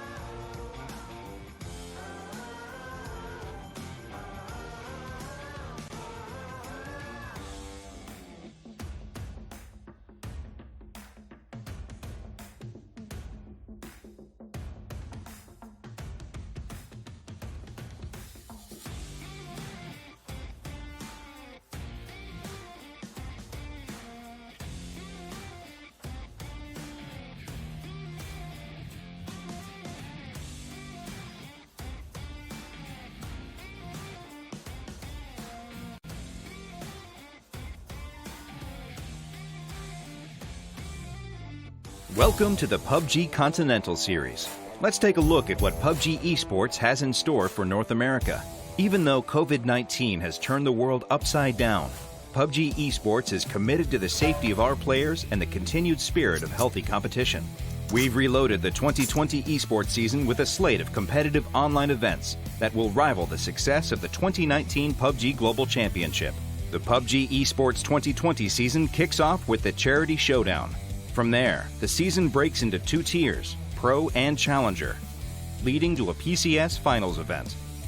The 2014 Group Stage begins Friday, May 29th, and takes place each weekend for the next 3 weeks. The top 16 teams move on, while the bottom 8 teams face relegation against the top Challenger teams in the NA Challenger Cup. For the Grand Finals, we're bringing back the Pick'em Challenge, so fans can get in on the action by predicting the winners. The group stage will award a prize pool all on its own, paid out to the top 16 teams, with opportunities to earn bonuses based on performance. After advancing to the PCS1 Grand Finals, the stakes are raised yet again as teams battle it out for their share of the $200,000 prize pool. In the Grand Finals, a single misplay can mean the difference of thousands of dollars. This entire process will repeat all over again for Phase 2.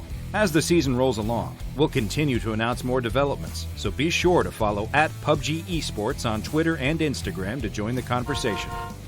Your feedback helps guide us as we continue to grow PUBG Esports together.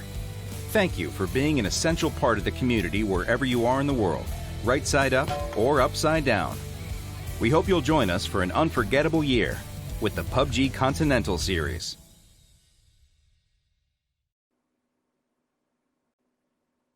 And now we're back. Welcome back. My name's Toppies, and this is the beginning of the 4th game of day 1 of week 3 of the PUBG Continental Series. We're in the group stages. The top 16 teams will be able to advance to win a heck of a lot of money, and we're going to talk about all of that in just a second, in case you joined us a little bit later in the broadcast today. We'll talk about format, we'll talk about schedule, and we'll talk about what to expect this weekend, as well as maybe talk a little bit about some of these teams. But just know, this is a very big weekend, specifically for some of those guys who are struggling in the middle of the pack as they make a statement for themselves. Let's take a look at the format so that you know exactly what we are working with. 3 Erangel games followed by 2 Miramar, 3 days in a row. This is the overview for how it's going to play out. We just finished match 3 of day 1, and we're trying to jump into match 4, which flips us over to Miramar. Kills are worth 1 point. The placement, obviously, 10 down to 0. That said, kill points have been the biggest impacting number so far in this series, as it seems that kill counts often reflect overall placement. And why do you want to get those placements? For the money. First place is $5,000, going all the way down to 16th, which gets you $2,000. But here's the real prize. The top 16 teams all make it to the $200,000 grand final, while the bottoms have to try to defend themselves against the up-and-coming teams from Challenger. $50,000 total in this prize pool, $500 each to the players with the highest kills, assists, knocks, and damage.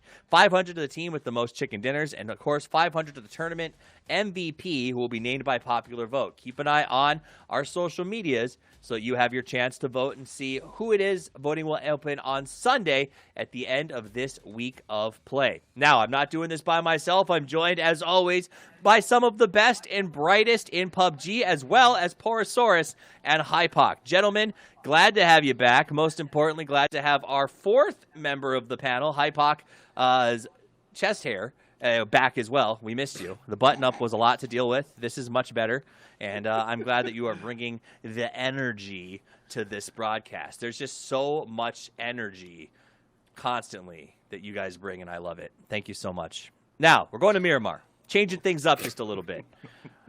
What you doing there, Poro? I'm having a great time. Fantastic time over here. That's what I'm doing. Okay. Good. I'm good. Spirit bombing all the energy I can muster at this point for Miramar. I like that. I like that. Which team do you think is going to excel when we go to Miramar? You think it's going to be Oath still? Honestly, I mean, at this point, you can't say that they're not. I mean, yeah, 3 wins in a row. I'm not going to be the one to pick against them at this point, you know. But you know, that being said, who knows? Teams typically kind of perform a little bit differently when the map switches over. Teams that were not doing so well end up doing a little bit better. Teams that are doing really well maybe fall off a little bit. But right now, Oath, just everything is going their way. I don't see them slipping at all. Quick thoughts, Pac, as we get ready for the next game? I'm hoping to see Sonic's clutch up some games. I think they're putting in the hard work and getting to these circles and putting points on the board. I want to see them keep 4 up and look as dominant as we've seen Oath in the first half of today. It feels like they've been chasing the paper, but never quite cashing in so far, and I hope that they can actually close the deal this time around. We saw it multiple times where they were in that final 3 or 4, and they couldn't quite make that last cross because of the circle. Let's see if they pull it off this time. Hopefully Mime has something to say about that, as I think he's been a little far ahead in the last couple of closes. That said, it is time. The plane is taken to the air. The desert is ready and calling to us. So let's send it over to our casters who are just joining us right now. It is none other than the legendary Matchroom and the Cammy D. Woo.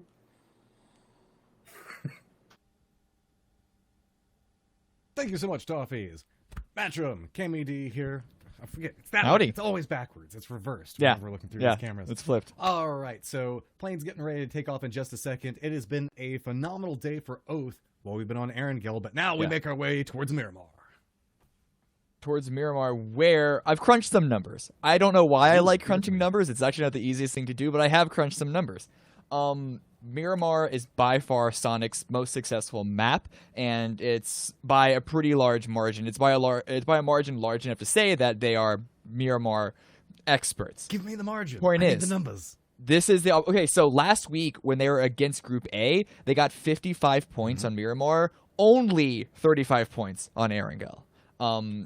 Their week 1 was kind of just a wash across the board, so those are low numbers anyway, outside of their one single Erangel win. But last week, Miramar numbers are looking really, really good. And so the point is, Oath, they're kind of the opposite. It's not as big of a difference between the maps, but Erangel is their best map. I am interested to see if Sonics can take this and continue their lead, because I believe that even after those 3 wins, they are still in the lead on the overall leaderboard. I mean, it's Sonic's chance right now. We were talking about that there's been a lot of back and forth between them and Shoot to Kill. Shoot to Kill is playing today, naturally. Yeah. Tune back in, I believe, tomorrow and the day after that are going to be their 2 days. But this is kind of supposed to be Sonic's opportunity to really get a little bit more of a lead, get that leg up on Shoot to Kill. And it's really just been Oath's day so far. Sonic's has still been good, but it's just like the desk was talking about. It feels like Sonics are always having to chase the circle, and Oath is just like, come to me. I don't want to have to move. I just want to lounge. I'm too used to quarantining. I don't want to leave the house. So just even make the circles come to me at this point.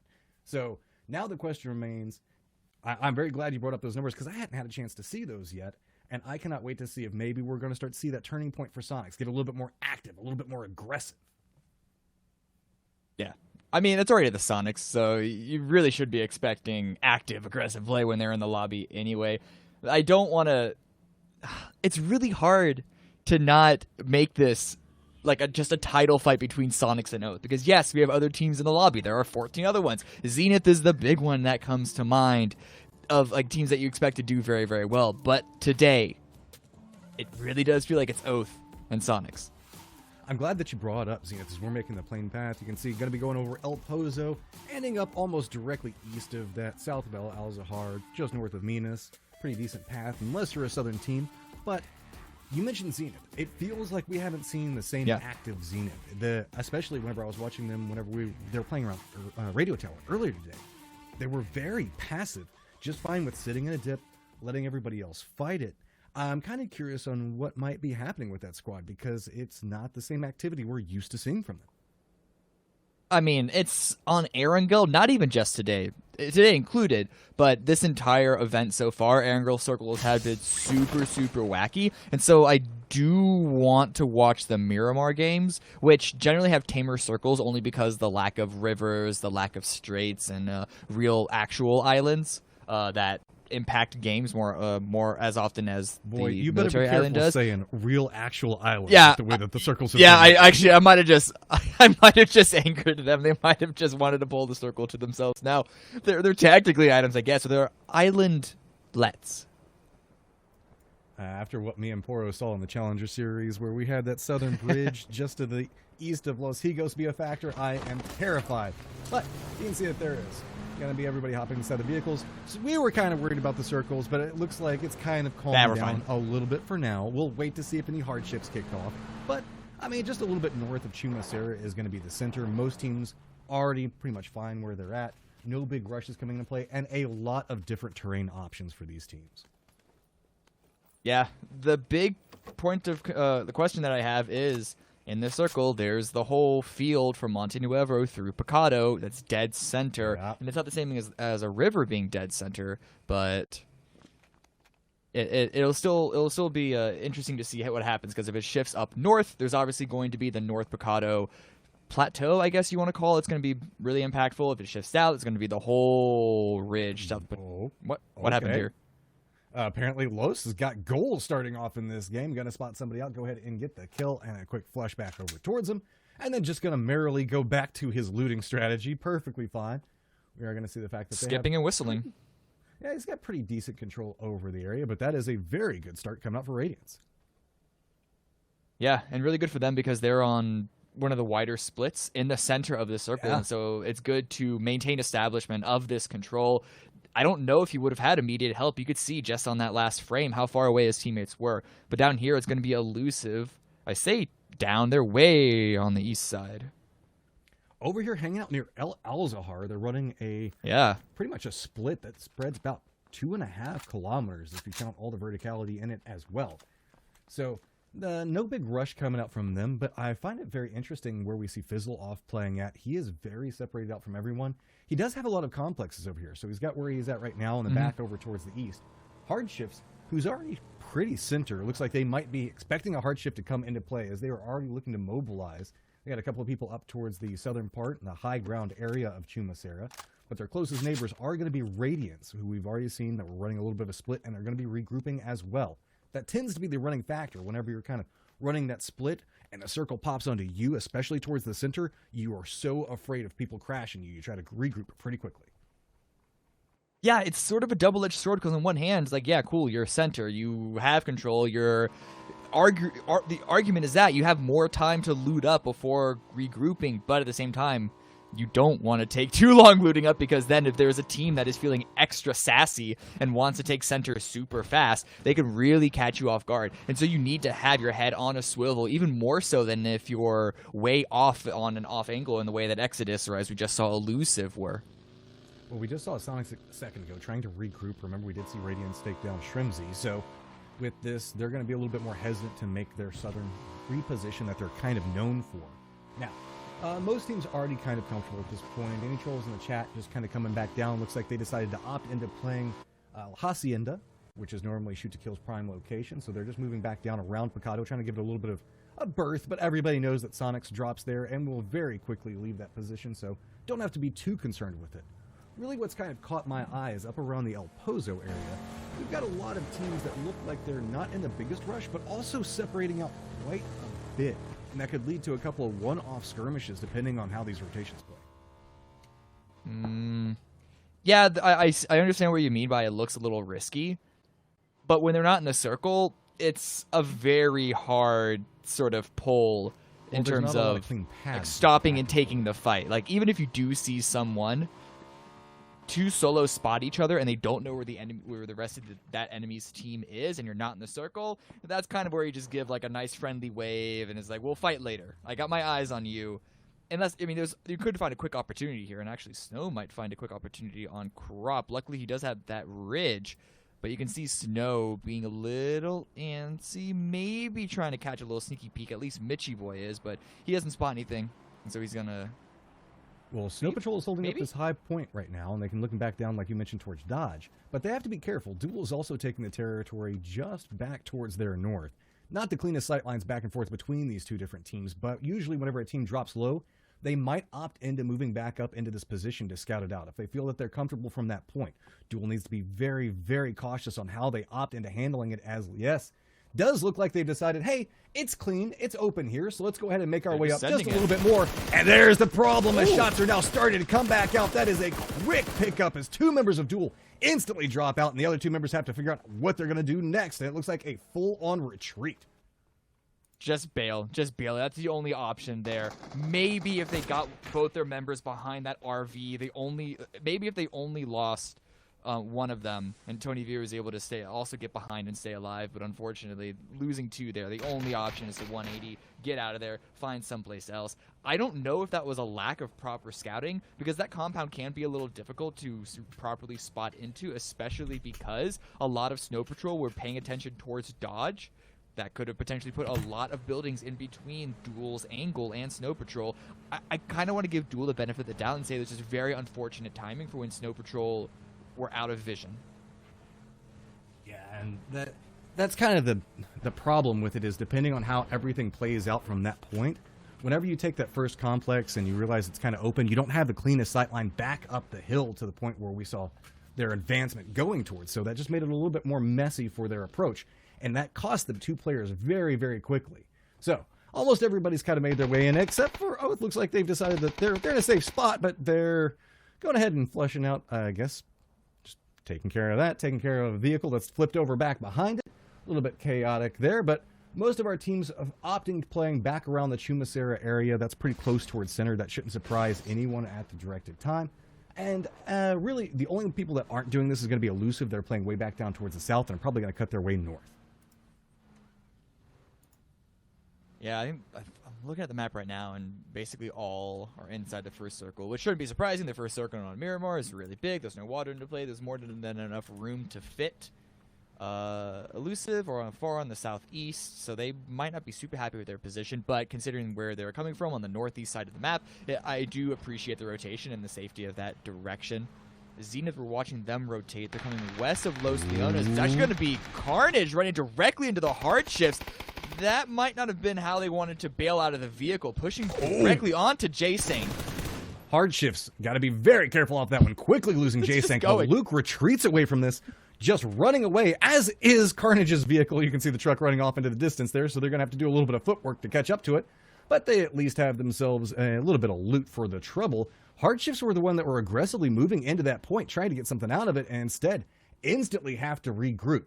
Other teams that are running splits around this point, keep an eye out. It's going to be Radiance as well as Sonics, who are kind of rolling around right now, who haven't even moved far, but have to be very cautious. So the Furbury group coming up from the hard shifts. The next question is, where is this next circle going to go, and how much of a mess is it going to be for these teams that are all hoping it goes center? It's everybody back down towards the southwest. They're going to have a little bit of trouble to work with. All right, Oath. I was trying to give Sonics a little bit of the benefit of the doubt coming into Miramar, but they've obviously paid someone off. The compound that Oath are in right now, not only is it dead center, we've seen so many circles end not immediately on that compound, but end in a position that compound is the only source of hard cover. So they are big chillin'. Big chillin'. I don't know if that meme is still relevant anymore. I feel like I'm about 6 months too late with that, which is about 5 years in internet time, but that's what they are. Well, now the question comes into play, are how these rotations going to be affected? You can see kind of the lay of the land in different positions as people are starting to eye their way back over towards Picado. That's going to be H1. Keep in mind, Sonics moved out of that point and are now looking back over towards it. Hard shifts, finding themselves with a little bit of a rotation issue, but nothing to worry about as Carnage isn't going to make a play for it.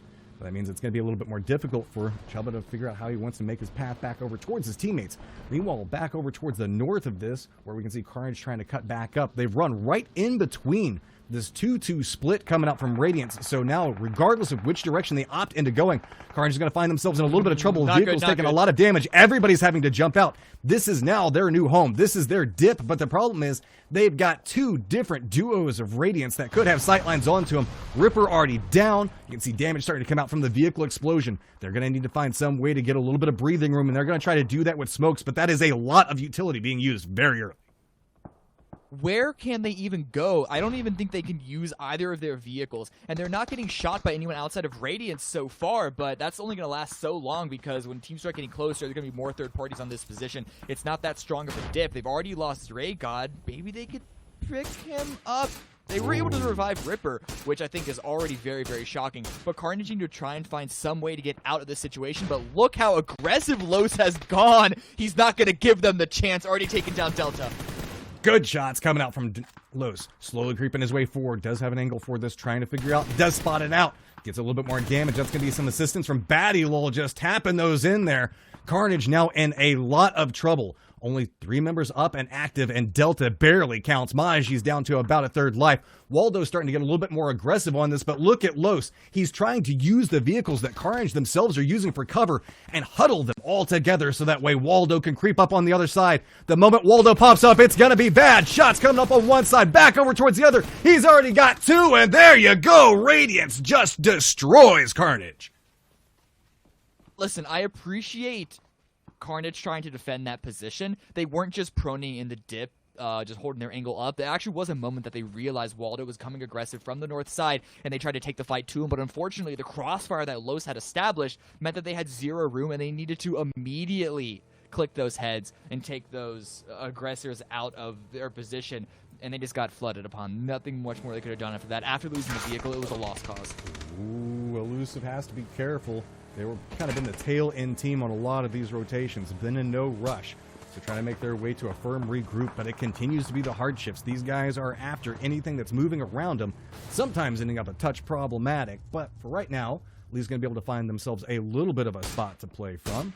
The issue comes into play. It is pretty close towards the edge, so we'll have to see. Well, I don't know. That's about a third the way, and doesn't matter. Big hard shift pops up, and so now you can see Exodus, Elusive, hard shifts. Radiance is going to have to regroup. ATC, Zenith, Comets. It's just a plethora of teams that now need to make their way to the hillsides of Picado. Yeah, this is another hard shift, just to back up the previous one. Looks like the wacky circles aren't just stopping at Erangel this time around. We're bringing them over to Miramar. This is that whole north of Picado plateau, and Snow Patrol have a really strong position that they're able to defend that we saw previously from Duel. Duel, despite being in a duo, have another good position, but it's all going to be Oath. I'm curious to see where their play is. They're leaving the compound, naturally, because it was suddenly a weak position once that circle shift came into play, looping up from the north side, giving space to everyone else, and then playing the late game, which is a game plan that they routinely like to play, and they've, I mean, hell, they got 3 wins today so far off of similar game plans, so you can't really knock it. Well, the thing that I want to point out is how rough the terrain is. We saw it for a second, those buggies trying to make their way up the hillside. You can see Profi trying to do something similar. It's very messy around this point, depending on how you're wanting to rotate in. So most people are trying to get up here very quickly if they have an inside track to it. That's leading to a couple of pot shots back and forth, a little bit of damage. That might lead up to a little bit more armor damage that could affect the end game. But everybody is pushing back over towards the west. You can see Elusive's rolling right up next to Dodge.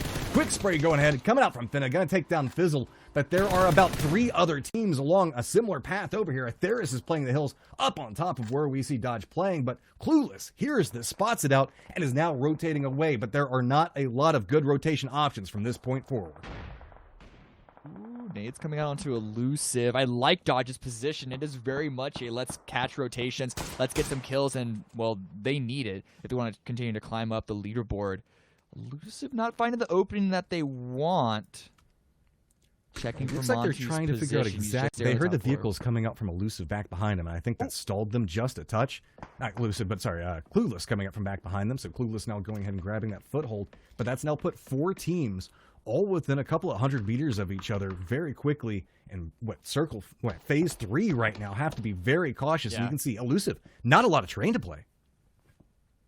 Yeah, you can. Unsurprisingly, there's a lot of pressure.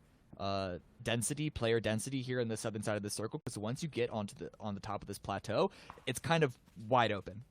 Once you outside of power grid specifically, and so a lot of teams are sort of forced to come in from the southern side. Elusive not going aggressive onto Dodge.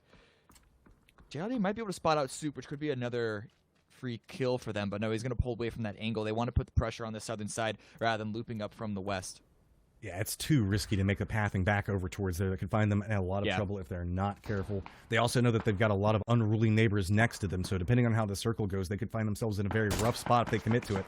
And it doesn't matter either way. Everybody back over here towards the southwest is going to have to figure out some way to make their way up and forward through that very nasty hillside that we were just talking about a second ago. Snow Patrol finds themselves in a beautiful gatekeeping position. The problem is there's going to be too many targets to count trying to make their way up that hillside.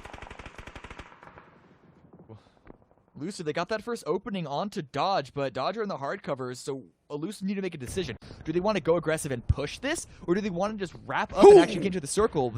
Oh, grenade by NA. He's going to make the decision. He's going super aggressive. He's not waiting. He knows there's someone else in that building, but he's going aggressive anyway. That's Monty down now as well, bleeding out. And Elusive has stolen this position, but Clueless, they're in vehicles and they're driving away. So this does give Elusive potentially an opportunity, but where is the other duo from Dodge? Oh, but Livid is hurt. The Soup is creeping up back behind it. Might find an angle that Elusive is not prepared for, so got to be careful. D-Sock looking back over here. Jay All Day also playing along the outside. The moment Soup decides to take any action is going to be very problematic for Elusive.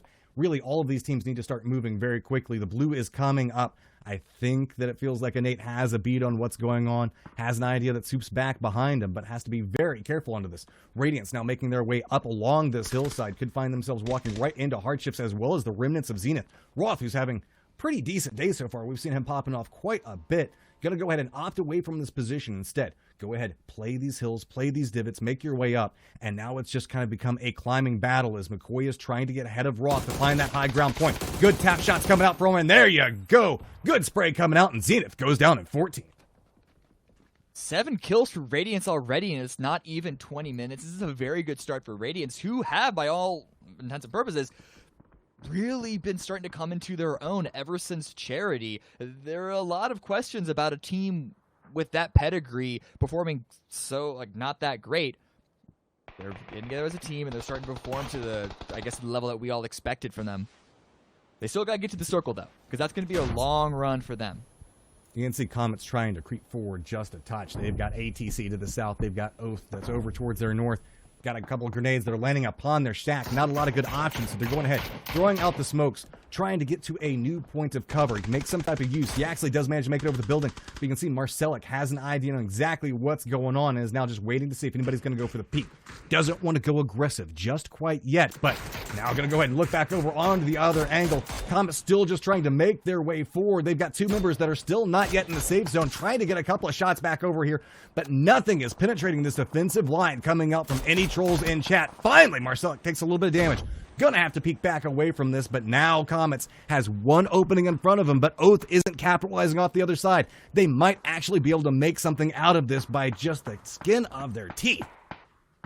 Ooh, there it is. Right when you said that, you can see the traces in the minimap from Oath, but the angle isn't that strong. Comets are still standing. Marcelic does finally go down. We see the kill feed light up with Elusive being eliminated. Their fight against Clueless not going the way that they wanted. Neutrals in chat under a bit of pressure. The revive should come through. It should continue to be a 4v4 right now, and both these teams are just going to wait for the circle to close and the next circle to reveal itself to know what their game plan is. Did he actually hit that? It was a chest shot, but still, like, tag's a tag. Just trying to pop him out there. As you can see, Comets kind of have a little bit of trouble in front of them. They're going to need to move forward from this point, and it's pretty wide out in the open. ATC does have a little bit of a position that they can play. 2 members already down for the Comets right now. It's just tap shots coming up from Sub-Zero trying to get something out of it. Going to be a little bit of a problem coming over here for Snow Patrol as they go ahead and get pounced on. It's going to be Radiance and Hardships. Hardships hear this. They know that there's a weakened Radiance over here. Los, the last member up for his squad, doing a little bit of a peek onto this. Got to be very careful with these 2 members of Hardships on a quick approach, who are just trying to figure out exactly what has gone on right now, trying to get a little bit more information. They didn't have clear sightlines onto what was going on, so I don't think that they know where Los is at. But Los can't go for these reses right now. They've heard the approach. They know that it's not safe. So Los has to win a fight in order to res at least one of his teammates. But Chubba looks like he's more caught up in looting at this time, so it might provide a little bit of an opportunity for Los to creep his way over here and manage to make at least one of these reses happen. You can see Waldo up ahead, got his head around the corner, feeding information back over toward the res. So that way you can see Batty little pop back over here. Chubba hasn't quite taken the shots just yet, but nothing really happening out of it. Meanwhile, Atheris finding themselves in a little bit of a position with Dodge, but Dodge is wanting to go ahead and move to a new location. But all of these teams right now caught outside the safe zone and can't even make a step forward due to the fact of how open it is in front of them. Yeah, unless you're in power grid, it's going to be just wide open, as you can see immediately. Where's Crop even going to go? They got to land these shots. But it's going to be Poonage lighting up the kill feed. And Reno does go down to Cherry. It's all on the Crop's shoulders right now, and he's going to get eliminated by Lister. So Dodger out in 11th place. Still trying to play on the backside of what we've got going on here. Atheris taking a couple of shots. Mardonis, Lister, last two back over here. Pat's got a side angle onto it, trying to drop a couple of grenades right into the lap of Mardonis, but he does manage to get a little bit of breathing room. Realizes, touch, too hot. Gonna hop on the motorcycle, run it back out in the blue for just a second, try to reposition. Lister goes down. Mardonis, last one up for his squad. He knows if he goes down at this point, but he's running blind from here on. Has to run up this hillside. Might find himself a little bit of a dip to play, but has to be careful. Clueless Pistol Time might have an angle for it. So instead, opts over, switches to the bolt, being patient with it, and says, no, the moment I take the shot is the moment I'm going to get spotted, but it doesn't matter anyway. Looks like Mardonis has just decided, hey, I'm going to run back out, maybe manage to make it over the motorcycle. This is ticking for a ton of damage, but not a lot can happen. Oath goes down on the other side of this. His body's just rolled down the hillside. ATC coming up on the top of that fight. Yeah, I actually like this. ATC, they bailed from that sort of love triangle that we saw just a couple of moments previously, get into the circle, and they beat Oath towards that angle, forced Oath to come into them, held that ridgeline, and just deleted them. They did take some casualties, though. You can see there's only 2 of them left. But now they have the circle shift onto them. As long as they can hold their angle, 2v4 versus Comets is not going to be the easiest you can see on the map. But if they can hold that, they could have a chance to, I'd say, win the game, or at least place very well. It's a very strong position. Sonic's already got an inside track as well. Over towards the north, you can see Exodus playing it pretty well. One of the members for ATC is down. That's going to be Winnie off a good shot from Sub-Zero. So not a good start. Comets using this opportunity, running up and forward. You can see this is the reason they've been a little bit hesitant. They don't want to just have to run across every single one of the dips. Rez does come back up. So 2 members of ATC looking back over towards the 4 of Comets. Comets been in a firefight this whole time. They walk up, instantly knock down Winnie. A lot of damage back over towards Aguila, who is just running it as far away and as fast away as he can, trying to find some point that he can make a little bit more defensive. But Winnie's going to drop off to the side of this, and it's going to be Exodus taking shots. Now Aguila caught between 2 different teams, but it's going to be the shots coming up from Punij, going to stop Comets, force them to retreat back away from this just a touch. Victor does manage to pick up the kill, and I think the Comets are going to use this opportunity, pick up a little bit more loot, and get themselves a little bit of breathing time, because by God, they have been fighting for forever. I'll be honest, I didn't expect this Exodus rotation. I thought that they were going to go into Power Grid. I don't know if they were just scared by the duo of Duel in there, which would be a weird thing to be scared by considering their performance. Or maybe they didn't have a lot of information of who was hiding out in that location, so it said, let's just take the natural ground where we can scout ahead of us. And now they have a really strong position, sharing it with Comets. Yeah, it's getting a little bit more messy. Radiance is about to make their little bit of a push up back over towards the south, as you can see. Sonics, Clueless, got to be very careful as Clueless is creeping back behind Sonic's point where they're playing at right now. So everybody's kind of got their attention drawn back to any firefight that's happening back towards the edge. Sonics know that they have the trap for protection. Good shots coming out from H1. Get a couple of taps back over towards Clueless. Stop them at their point that they're trying to play. Hail Mary grenade, probably not going to hit, but using this opportunity, Radiance hears the firefight, so they're going to go ahead and hop in their vehicles, try to run by the Sonics at this point, use that little bit of a hill. The problem is it's going to run them right back over next to the Comets. They've now put themselves between 2 different teams. Are they going to manage to find somewhere to work with? And no, Batty Lol does go down, only one up onto it. Meanwhile, on the other side of this, mutually assured destruction happened as Profi has to take a little bit of damage running back up as Clueless just runs right up into his face. But couple of shots now coming out from NHS on the other side. Profi somehow still clinging to life in this little bit of a dip. Molotovs and dead bodies galore around him.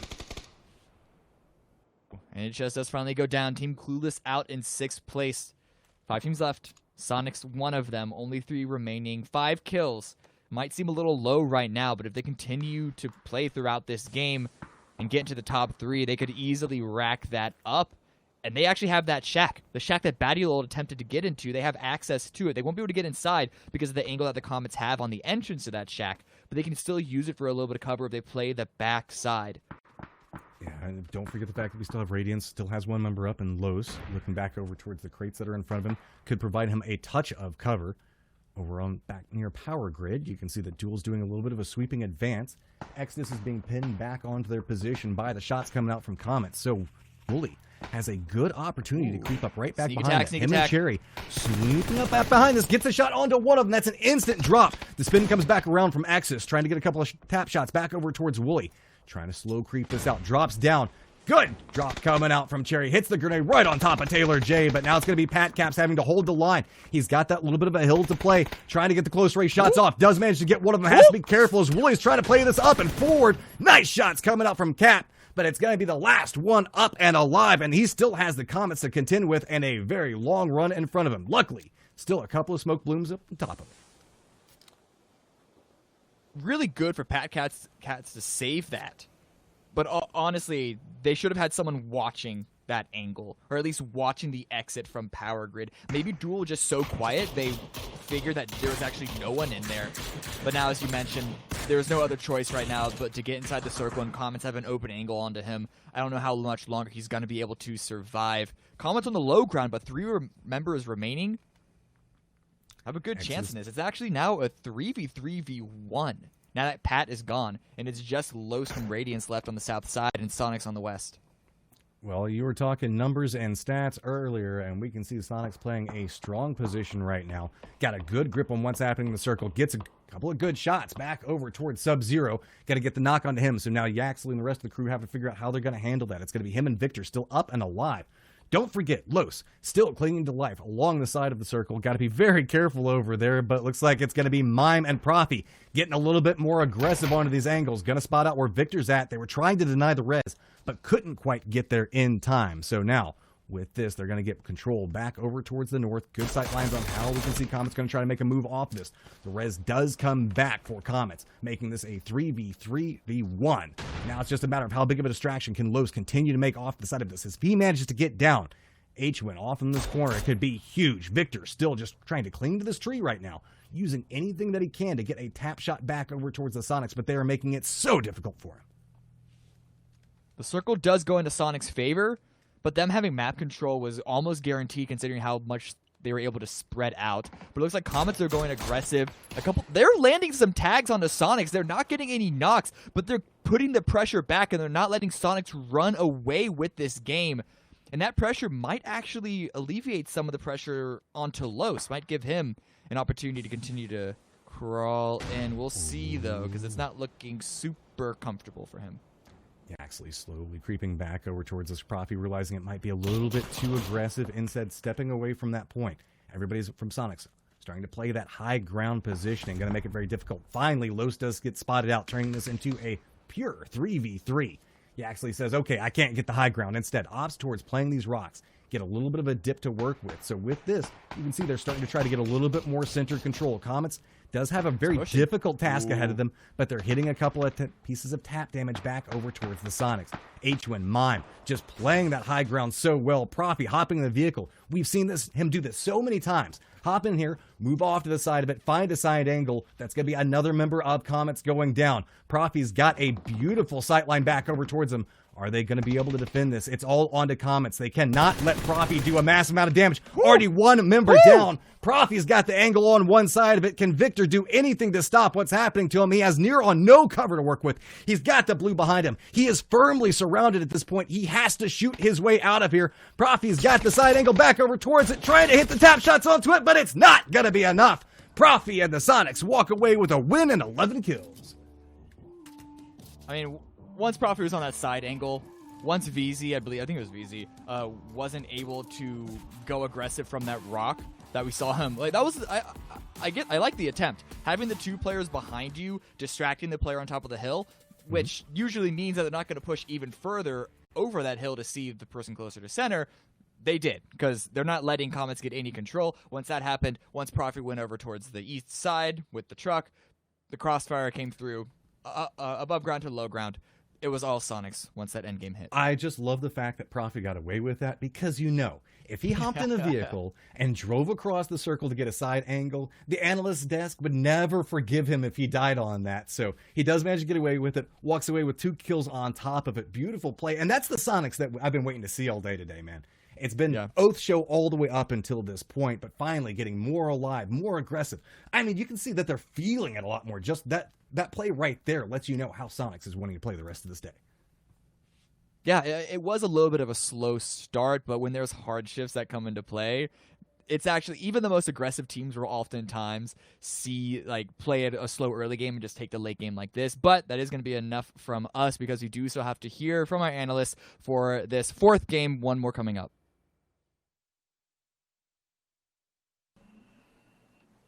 That's right. One more coming up, so don't go anywhere as we go back to sunny Miramar one last time before we call it a night. Talking about making a night, the Sonics come up big. They performed at the best they've ever performed last week, and I want to remind you that that was a 3 Miramar 2 Erangel week. We switch over to Miramar, and they come out and start dropping bombs again. So by the same token, let me double check. I don't think Oath finished particularly high, 10th place on that one. So a bit of a piv and swivel as we move to the second map change. Poro, we're headed somewhere. Piv and swivel. Piv and swivel. Piv I like and swivel. you like that?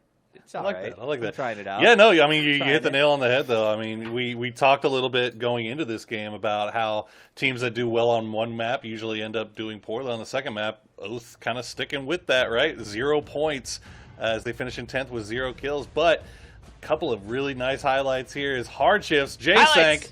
Team, where you at? Team? Yeah, I'm glad actually this one pops up second. This was just a disgusting little 3-piece for Ward, a little belated birthday present for him. Just, I mean, that's just so clean. That was actually really nice to watch. Radiant's got really unlucky here. Actually, this shift that went up to the north, but what I like to see them do is actually just that salvage points. They found a couple of players and got kill points regardless. God, yeah, 11 kills in 3rd place. I mean, Los was able to snake out that play. That was such a weird little situation they were in with that fight where they kind of got run up on by Hardships. And Hardships, I don't know if they just didn't know they were there or what, but here we go. You see how this thing ended. Comets, we were wondering, we were watching them. We're like, hey, they're 4-0. How many kills they got? Oh, they got 0. And then they end up getting surrounded here by Sonics doing what Sonics do. And Comets ends up getting the second, but with only 3 kills. We talked a lot about D-Treats and how well that team was doing and how much of a fragger he started to look like. We just haven't really seen it today. I'm not sure why, or if it's just like pressure maybe. I don't know. I mean, was it not week 2 where we saw D-Treats in the top 5 for kills? Now that for me still now is kind of a crazy concept, to be honest. With the way they're performing, and I don't know, without checking it, I'll try and bring it up, maybe loop back at the end of the segment, but just have a look at where he's sat now, considering how they've been performing. That still stands in my mind as a bit of an anomaly. Well, let's take a look at the match leaderboard, because something that stood out in my mind from that game was my MVP for that match was Los HD. All right, somehow he kept Radiance in the game when 2 were knocked, fought against, got a team wipe, then somehow survived the hardships, then somehow sent Batty Lol in as like some sort of weird bait move, and then hid behind a box and ended up getting his team basically second place. And I think a lot of that I'm attributing to Los HD's play. So shout out to him. Sonics, 21 points, Poro. What a way to start Miramar. I mean, look, Sonics, we know what they're capable of, and we've seen it happen several times. We saw it happen all the time last weekend. But this being, I mean, they've been able to salvage points from bad situations in 3 games on Erangel, and now this time around they end up coming in with the win. One thing, we talked a little bit about it while we were watching the game too. Duel, once again, in top 5 with placement points, but only 3 kills. Duel has been able to find the late game, finally, but they're not finding the kills. So, I mean, we talked about how they had to do something to start coming back. They've got half of the thing figured out. Now they just got to get the other half. Yeah, there's a couple of things I've noticed. Yeah, I was just about to say, we talk about Duel. It's a couple of times now we've seen them lose one early and just turtle. And that's how they're making it to late game. I want to see them keep 4 up and show me what they can actually do. I mean, our first game, it was Cherry, and then, they ended up turtling down on the south side of the Millie zone. Again, in that game, there was just 2 of them up in power grid. Unfortunately, we missed it out on the highlights, but Pat Cap's putting on another nice little 1v2. Yeah. Pat has been playing very, very well, but honestly, if you look at the time survived, you can see Oath and Sonics kind of reflecting what we've seen in the leaderboards is these 2 teams have been performing very well. Oath taking a little more of, I think, a survive tact, whereas we've seen the Sonics play a little more aggressive in some of the same situations. But it's working for both of them, though I think on very different maps. So I look forward to seeing how that develops in the next match. Total Nox, Snakers, or Snackers as I affectionately call him, is eating up 45 of those bad boys. But the Sonics, Quinn and Mime, have been just an absolutely brutal 1-2 punch. for the Sonics, Poro. Yeah, I mean, look how close it is, though, up there. And then you also got to throw in the fact that Luke 12, I mean, the rest of the guys on this list have, 4 more games under their belts? And Luke 12 had 41 that's a good point. Without that. So SDK, once we see them come back into tomorrow, I imagine they're going to have a little bit of a fire lit under them after Sonics beating them last week. We know that they've kind of got this little thing going on between them. So I'm interested to see how SDK approaches this week, if they are coming out with all guns blazing, or if they're just going to kind of sit back and just ride the thing out, since they know they're pretty much secure for that grand finals spot. Yeah, I'm hoping stuff like sort of that little, like, the SDK graphic flub that we had a little bit earlier, stuff like that fires them up and sort of gets them ready to come back tomorrow and be like, listen, we're going to show you what it looks like when we're up here. And that's exciting to me. Like we said last week, rivalries, I think, breed top-tier competition. Yeah, and absolutely. the back and forth we're starting to see is really, really cool. I'm glad Oath is back in the mix, Hypot, because I was starting to get a little bit last week as we watched them play out the Miramar series. They were ghosts of their former selves, but the poltergeists have come out, and these seem unstoppable right now. Well, except for that last round. Yeah, except for the last round. I don't know if you've seen the clip go. I don't know if you've seen the clip of how their game started, but I'll share it in our group chat after this. But definitely hitting back to the Oath form we've probably seen the last month and a half or so. Again, maybe it's a little mishap and some funky circles going on there. We usually don't see him pull all the way up to Power Grid there, but again, just for me, it comes down to consistency. And to say we're coming back to Miramar and we're seeing Oath tremble in the first game, that's not a surprise now. We've seen it a couple of times, right?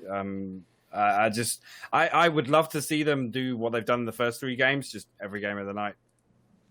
Yeah, and I think the key for me right now, Poro, is we need to start to see these teams in the middle who are fighting for 16th get a little more aggressive. Pull a duel, if you will, because currently the top 3 teams are soaking up all the extra points. So if you play like duel and you just do some placement with a little precision, you could really perform well and earn your spot in the top 16 potentially. We'll see. It's time for the last game of the day as we head over to Miramar to wrap up our last throwdown in the desert with the Cami D and Matrim, who will be walking us through all of the action.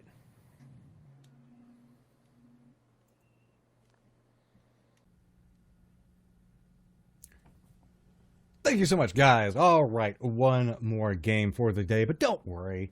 We still got 2 more days of action coming up after this. If you need more PUBG, this is the beginning. Don't sweat it. There's North America, there's EU, there's action happening everywhere. But the question comes into play. We've got 2 different groups that are playing today. We're going to have groups shift up as we move through here. The big thing, getting talked about before the last round, Sonics needed some big games moving into these last 2 rounds. Had a big one in that last one. They need to get more of a lead from shoot to kill. Do you think that they're going to get it yet again, Cam? You're crunching the numbers. Give me a heads up. I think as long as they play their game and if they hit a top 5, they should have a really solid lead. And it's going to take some big games out of shoot to kill to overtake them. Because, again, their lead was still about 30 points after Oath's 3 wins on Erangel. So, granted, that's 3 more games than SDK have played after that, but it just shows how much of a lead they had after their amazing second week of the Sonics. But we already all right, everybody. Well, it's time to get this last game up and going. So here we go. All right, gonna be going. It looks pretty similar to last game. Over El Pozo, going back over towards the west, ending up this time around Impala. If you like the last game and how everybody was dropped, shouldn't be too surprising this time around either.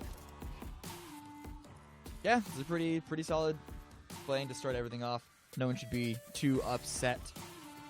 Now, where the circle goes, that'll be different because we get those hard shifts again, even if it's an entirely different direction. Some people are going to have some words for the PUBG developers. I'm just happy that Clover has been using her powers to make all the evil circles happen. I was having a lot of players that were starting to get on to me about the fact that they didn't like me to cast their games because I always brought the crazy circles around. So, now the curse has been passed. Passed on to... See, that's really why she was brought into the fold. We got to have someone else to be the scapegoat. It's all part of the master strategy. Did I say the quiet part out loud? Yeah. All right. Well, No surprise, Sonics landing back over next to Picado. Should have some unruly neighbors back down towards the south who managed to get first blood onto him. Is going to be Radiance. But really, everybody has their eyes on where this first circle is going to go. What's happening in Los Leones? It's like 3, maybe 4 teams if you include ATH, but I think that's just going to be Dart there stealing a vehicle. That's still 3 teams in Los Leones, which it could technically fit 3 teams. It's not the most comfortable. Really, it comes down to Exodus doing a little bit more of a push back over into where we can see Comps D-Treats playing at, as well as Carnage Gaming. They're kind of playing back over towards the west. So if everybody keeps nice lines, everybody should be able to loot up and potentially even rotate out without ever having to really worry about losing any of their teammates, especially since the fact that it is going to be inside this first circle, which is pretty much due up around La Vendita. Just our 4 teams back over towards the west, which are going to be Dodge, Clueless, Livid, Hardships, and 2 of the members from Radiance. They're really about the only people that are going to need to make their way inside the next safe zone. Looking at Oath right now, their position, it's relatively central.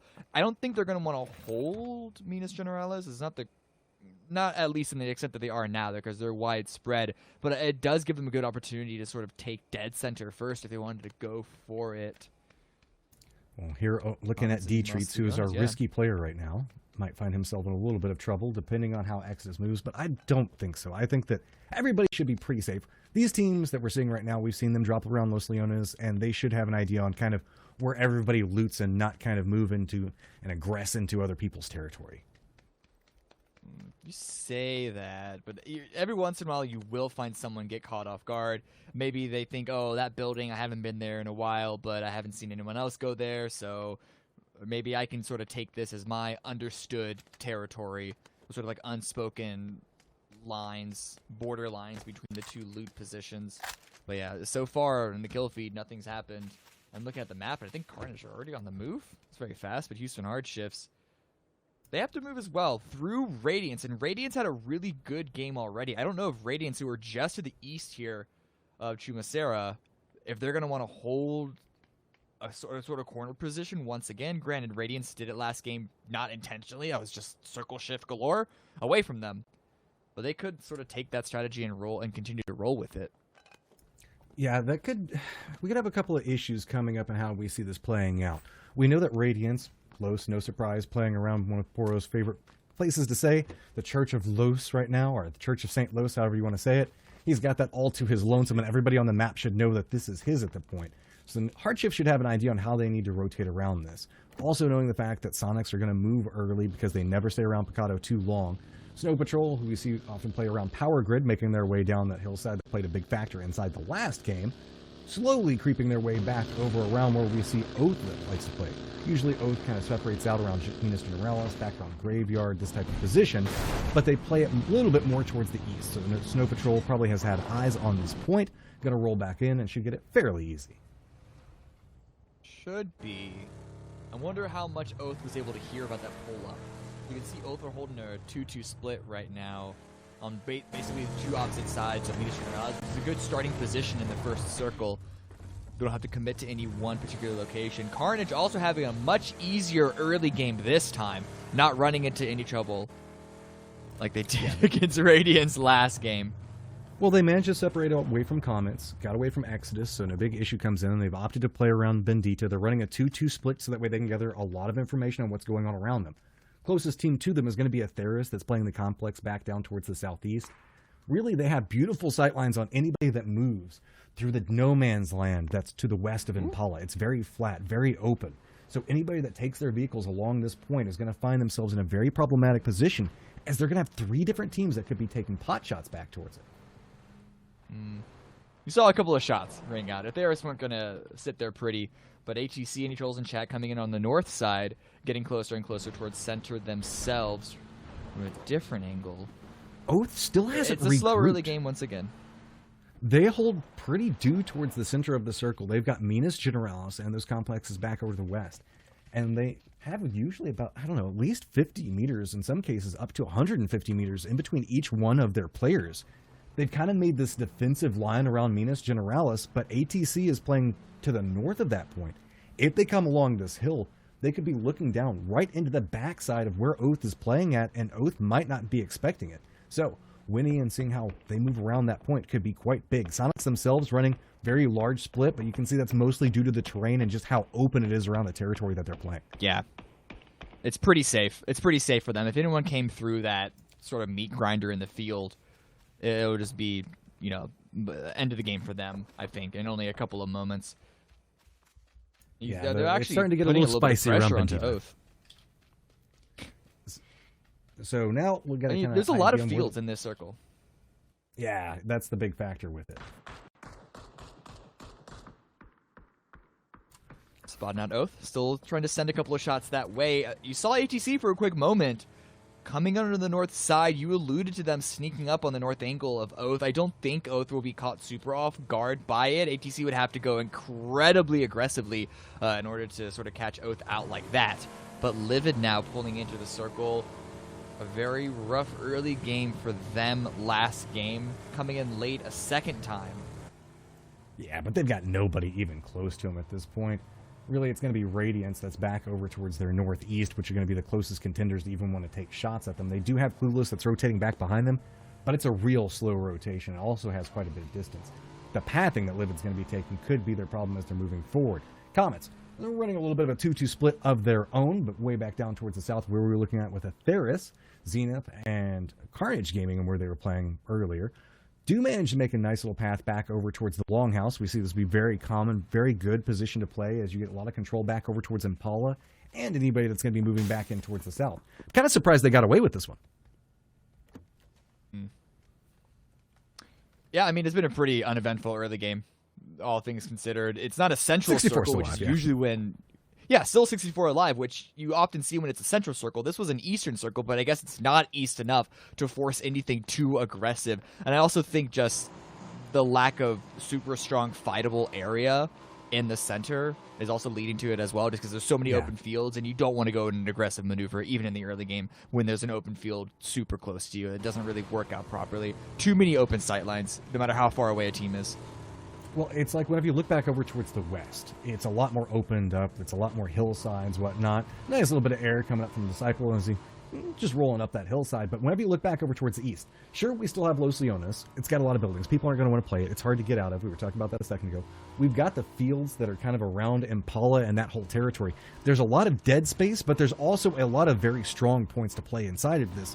And teams are making use of any terrain point that they can. You can see coming down into these valleys, using this to deny sight lines for people that are already firmly entrenched, so that way they can kind of bypass them into a point that they think is strong.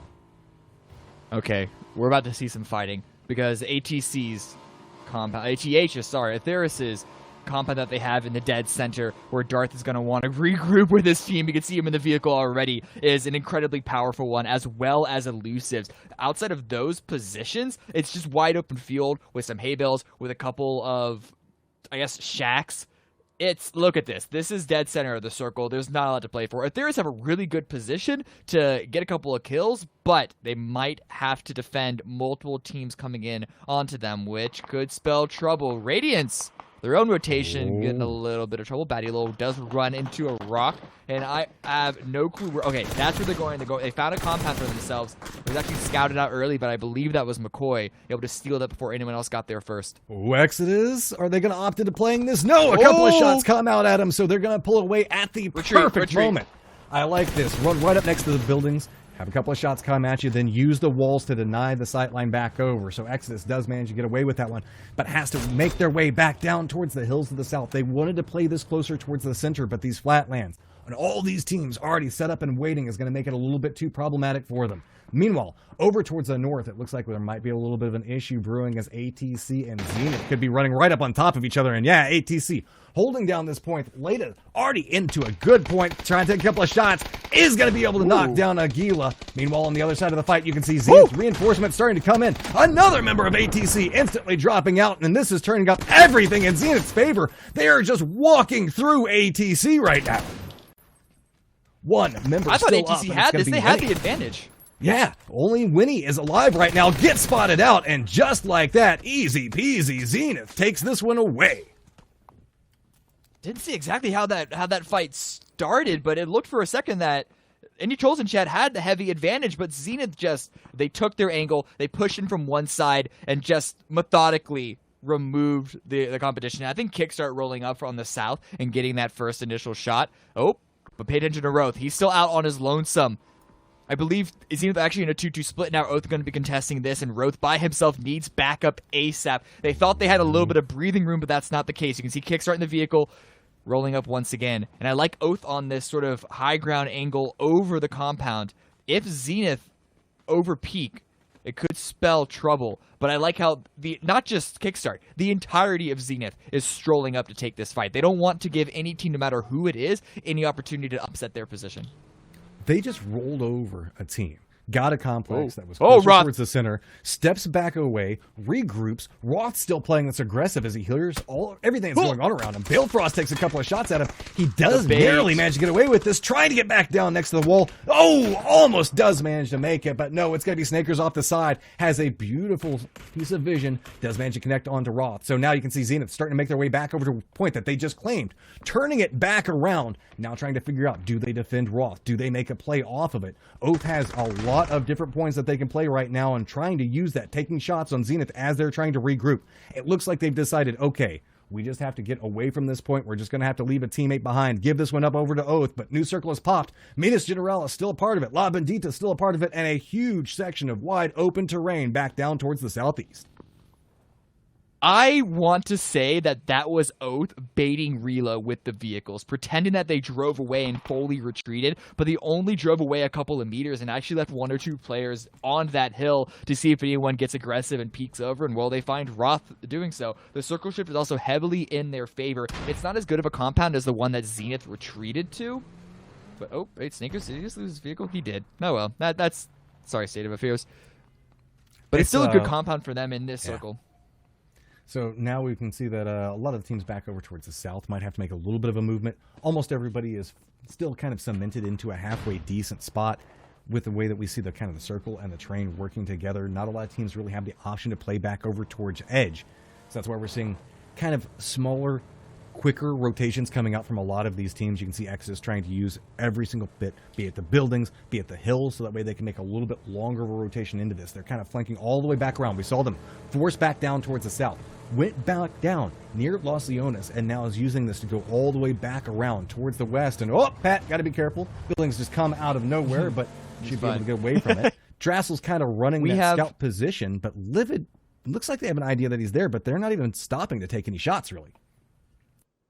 They don't want to because they're not in the circle. We're going to see 2 points of major fights in this circle, I believe. It's going to be La Bendita, where Carnage has been set up from basically the early game, and it's going to be Junkyard north of Oath. In Livid right now, the only direction that they can go is towards La Bendita. Radiants are already there. They looped all the way from I believe, the south, maybe even further towards the east. This is really the only path that they can take to get into the circle. Yeah, they moved just a touch back over towards the east. They got a couple of shots coming up from them from Theris, had to retreat. Now Livid has an angle back behind them, taking a couple of pot shots into them as they're trying to get control over this longhouse. Batty's peeking out back over towards the window. Waldo's kind of looking around. They have to be very careful as the rest of Livid is going to be rolling back over here any given moment now. Theris is contesting him off of one side, but for too long, this could be extremely big problem, as you can see Radiant's having to take a fight on 2 different points. Luckily, those longhouses are very defensible, and using a bit of the terrain, creeping back down there, Waldo should be able to get this res back over towards McCoy. Yeah, it should be all right for them. Unfortunately, it does slow down their full push, but at least they're in the circle, and at this point, with less than 20 seconds for the next phase to start, just wait it out. Defend your compound. It's going to be Livid pushing them in only a couple of moments, I believe. But yeah, so here's the Junkyard engagement. Dodge isn't waiting around. They're going to continue to push as well. I think they're actually looping further north, close to Minas Generales. That's where they are, just to the east of Minas. And the shift is going to be right on Zenith. I told you that Zenith's compound was incredibly powerful despite losing Roth. And Oath might be a little upset because, in a way, they could have stolen that from them. But hey, hindsight's 20/20, right? Well, now it's just going to be wide out in the open. You can see the fight now breaking out between Livid and Radiance, and it's just going to be a hail of bullets meeting right up into Disciple as he tries to do the peek over the side on this. 2 members of Livid are now down. Nothing really too troublesome coming out from Radiance. I said they might have a little bit of a problem, but they handled it very efficiently and very quickly. So now Livid's remaining member has to run away from this point. No clear sight line, or no clear path to manage to make it back over into the circle. Keep in mind, most of it is kind of dead, open space. Buildings like 80% dead. Like buildings are already all kind of contained at this point. There's a couple of hills you can kind of play, but this is going to be very quickly a game about crashing and breaching points and how well can you do it. It's also just about taking the fight that you can right now, because outside of Zenith's compound and maybe Elusive, maybe Oath's compound, you're not going to find any real full 100% security once this circle closes. Clueless coming in from the northeast side. They followed up behind Dodge. And you can see they saw a couple members of Duel, but they don't want to take that fight. They want to try and focus on getting on into the circle now. I just wonder where exactly they're going to go. Especially because we saw for a quick moment Exodus coming in from the north side. They might not have as clean of a push as they were hoping. Sonics is Radiant speaking over. Profi.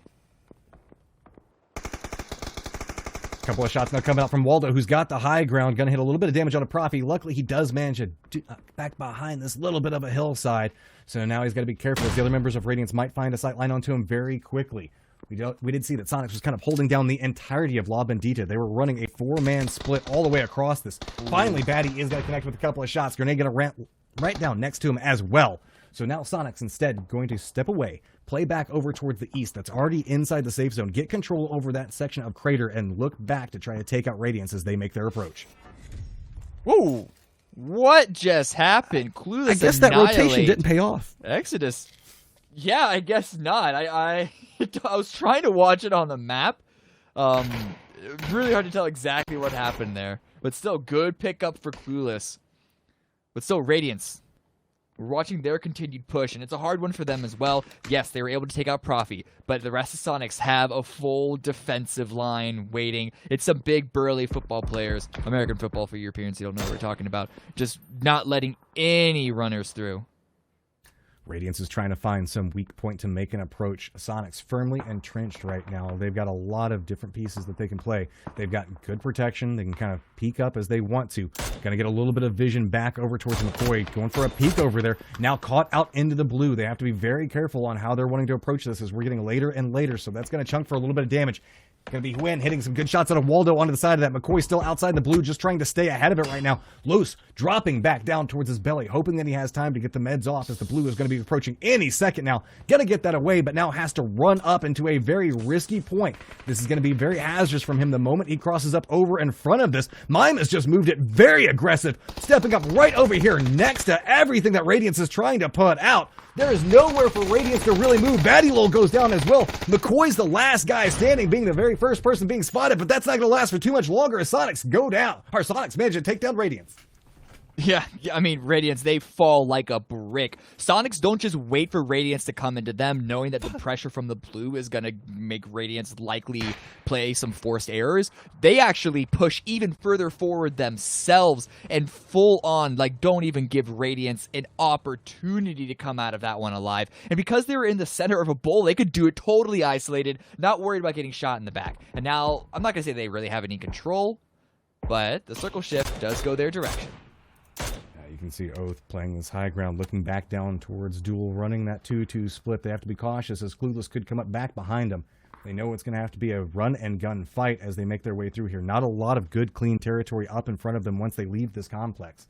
Our entrenched teams right now have to be very cautious as a couple of teams might opt into crashing them at any given moment. First one of those teams is going to be Comets, who do manage to sneak right over here next to Elusive, but they're going to have to be very careful because look back behind this is going to be Hardships. Comets do manage to get a little bit of a foothold, but this could be the distraction that could pay off huge for Hardships as they're rolling back down on this hillside.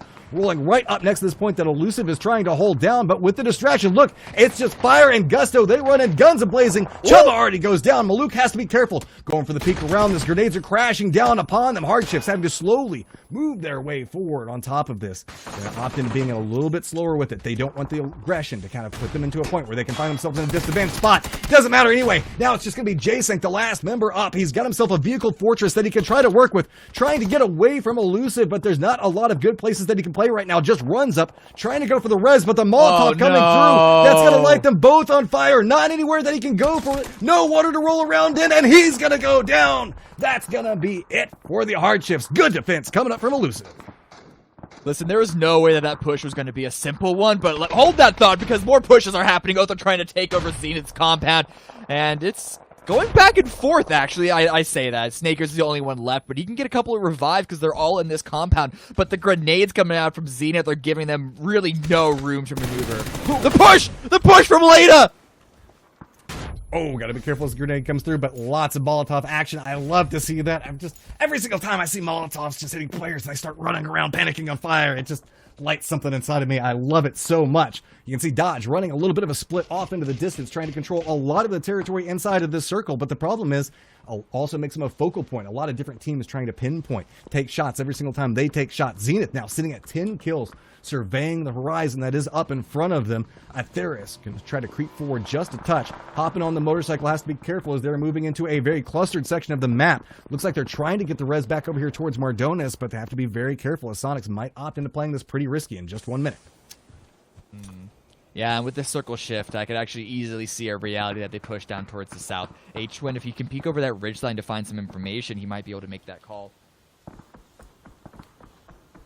Okay, so you can see Rez trying to come through. Do manage to get away with that, but have to be very careful on the side of it. H1 has himself an angle off to 1 point. Gotta be right into Darth. Quick headshots. Gotta tap him down real fast. Now, Atheris has a little bit of a recoil point that they have to figure out where did those shots come from. How can they defend themselves from it? Sonic still playing up along this high ground point, but do have themselves a foothold right next to the circle. But the problem is it puts them dangerously close to where Carnage is presently playing. And Carnage doesn't have a lot of good options except to potentially move where Sonics are at. Yeah, I really do wonder what Carnage are going to do. I wouldn't be surprised to see them just vehicle send it to where Dodge are. Not even Sonics necessarily. And that all depends on their vehicles, because we haven't really seen a lot from Carnage. They haven't had to move.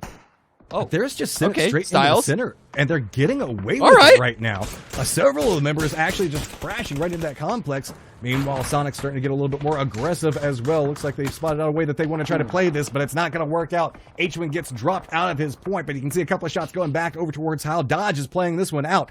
Carnage still not yet inside the safe zone. Have to figure out how they're wanting to play this. Looks like they're moving back over towards their vehicles. Might play this a little bit more aggressive back toward the point, as it looks like that shack is going to become party central. It's going to be Carnage rolling straight up into it, hopping right back out, right next to the hay bales. It's going to be a quick exchange. Crop goes down near on instantly. Finna as well. And that's going to be exchange of hands, as now Carnage, while they did get the foothold, they lose a lot of their members, and now it's just going to be rolling in, trying to pick them up. But no, it's going to be jumping off the bike at the wrong time. Carnage eliminates themselves. Sonic see this, and now we're starting to roll down the hillside as well. Not opting to roll back over to where we've seen that death hay bale at, instead saying, hey, let's play this a little bit more conservative and just play this dip off to the side. Well, see, they're allowed to play this dip because everyone else on that west side is free. If Carnage wanted to play that dip, Sonic should just be shooting at them from the back. And that was a bit heartbreaking for Carnage, if I'm being honest, because they didn't have that biked prep to join up. You saw how separate the different vehicle pushes were. And so just the prep didn't happen. I don't know if the decision was made very, very late. One of them even died in the blue, actually, before they could send it. So, but speaking of sending, here's Kickstar. He's not going to send it too far. Just a little bit of a ridge that's just barely closer towards the center of the circle. We don't know where the next one's going to be. We'll find out in 5 seconds. I like the idea on getting a little bit of an extension, though. Say, hey, let's try to get a little bit more out of it, but that's going to reveal him towards the Sonic's position. New circle pops. Atheris' risky play to just push back over towards the center is going to pay off big. Elusive also managing to defend their complex. Going to give them a little bit of a portion still inside this next circle, but we do see that the Sonics, Zenith, and Duel are all going to have to move, and there's not a lot of options left on this table. It's about time to just maybe bring in some vehicles, find yourself some hidden dip that you didn't know existed, and you're just going to have to start murdering anybody that's in front of you because it's wide open terrain. Wait, was that that wasn't even a vehicle send. That was a foot send by Mime. Able to get to where there was a bunch of dead bodies. Hopefully they can pick up a good number of meds and maybe find a working vehicle or two. Oh, Zenith. That is, if Zenith don't... Well, not even Zenith that has the angle. It's going to be an 8 that does, but Zenith, they're distracted from the east side by Duel and just take off Cherry's head. Like that. It's trying to sneak around the side of this going, hey, maybe we can sneak up over here, get a couple of shots into him. Zenith was waiting at 11 kills, potentially more in just a second. They've got this hill, but it is not inside the safe circle, so they're going to have to move forward. That's why you can see a lot of smoke starting to come out. Instead, wanting to play maybe the side angle for it, but that means that Elusive could have an angle. It's all going to be about how Zenith opts into playing this right now. Duel's Wooly says, nope, I'm not going to give it to you. I'm not going to give you this point. I'm just going to run out into the blue zone. Now Atheris playing off of 1 point. Sonic's kind of the last team that's not inside the safe zone at this time. Going to have to figure out how they're going to make some type of push, and it is very hazardous. Maybe opting into the vehicle that they used to bring over here, but it's just going to be a directed send at any given second. Ooh, look at Fizzle. He wants to take center control. He's not comfortable having 4 up just on the edge. They want full control, but Zenith, they're pulling a similar maneuver, trying to get to that RV that laid us behind. They have to use a lot of smoke to do so. They're crossing on foot, and because of that, Mystery does go down to J all day. In the meantime, Sonic's also pushing forward. There's actually a fair number of rocks, more than I would have expected, that are playable in this current area, but you can see how treacherous it is just to get from one to the next. Yeah, the problem is every single time you get to one of those rocks, somebody else is going to be in grenade throwing range or have an angle on top of it. Lata's life is very problematic where he's at. I like how you can see Fizzle's brought his vehicle forward, using it for cover. Molotov starting to rain back down over to Atheris. There's nowhere to go. You just put yourself over an elusive sight line. A couple of tap shots, going to get a little bit more work out of that one. All right, Shrimsy, where are you going to go from here? Because you don't have a lot of good options left. Now, kind of starting to get a couple of side flank shots back over towards Zenith. Zenith now in a little bit of trouble. Lata did manage to make it back over towards that trailer, but Neron, nobody else did. Trying to get a couple more shots back over underneath of him, but finally it looks like Sonic's going to have a couple of shots get back over towards them. They get eliminated. Then there was 3. Atheris clinging to the hay bales off on 1 point. Elusive, separated out. Beautiful sight lines on everything that's going on. And then we've got Lata just kind of clutched back over. Got himself a little bit of safety for now, but not a lot of good options to work with. Listen, Shrimsy is like the fairy godmother of Elusive, because I really do feel that if he didn't have that side angle onto Zenith, that to eliminate 1 or 2 of them by himself, then Zenith could have really tried to defend against Elusive. But unfortunately, now it is just Lata. A good 14 kills for Zenith, but I don't really see how Lata is going to be able to steal this away from Elusive unless he gets into a gentleman's agreement between him and Styles to just focus fire. But Elusive, they have the center. They have 2 in the center, 2 on separate crossfire angles.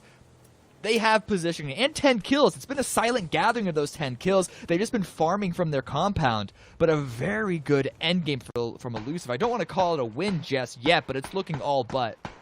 Oh, and here becomes the risk. Once you start moving a little bit more aggressively, once you're saying, hey, we've got the numbers advantage, you have to be very cautious. If you get too aggressive on it, these solos can do enough damage. They can work on different angles together to start doing a lot work onto your team, get a couple of knocks, put them in a disadvantaged position. But really, if you just see Elusive wait this one out, not opt to play it too aggressive, they've got so much control into this. It's going to be just about, can Lata or Styles have the game of their life up in front of them? Just taking the spray shots back over into the smoke, praying something connects, praying something starts to come their way, because they know there's nothing that they can really do from here. They just have to try to find some way to cling to life and hope something goes favorable for them very quickly. Styles not having a point where he can really move yet. Too many people looking back over towards the angle. Zenith, I mean, Lata, what can you do? You picked up so many kills. Can you pick up maybe one more? Styles goes down. Now it's all just onto Zenith. Trying to get a couple more shots back over, trying to get it down out of it, but there's just too many numbers running right up into his face. He tries to go for it,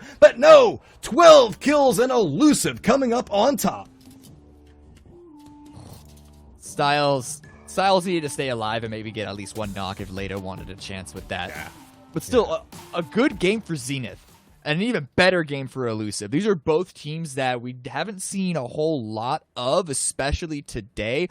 Elusive have been struggling, if you want to, like, they're outside the top 8, so let's say they're struggling, even though it is 24 teams overall. And then Zenith as well is a team that we thought we were going to be seeing a lot more of today, considering their previous weeks. So it's a good end for both of them.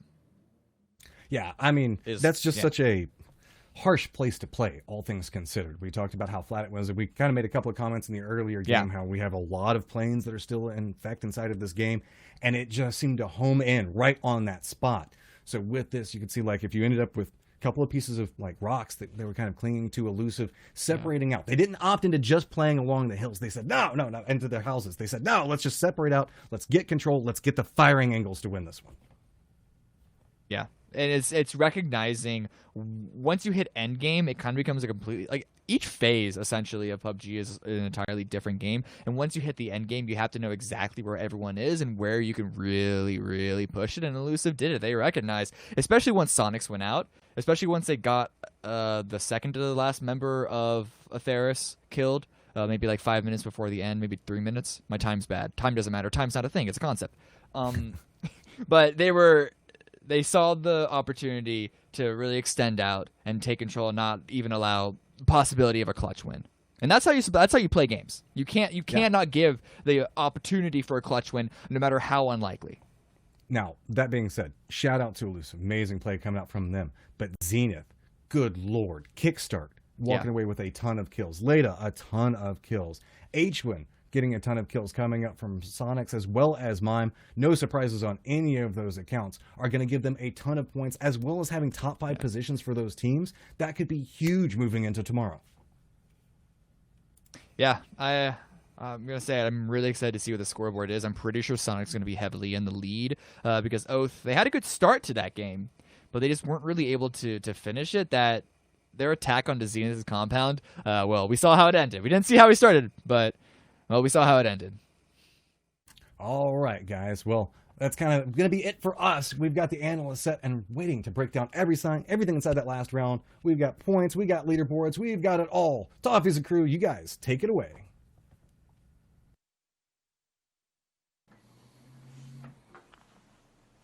We back. I've been waiting for you to climb out of that hole all week dude. long. Honestly. Well, that was a great end.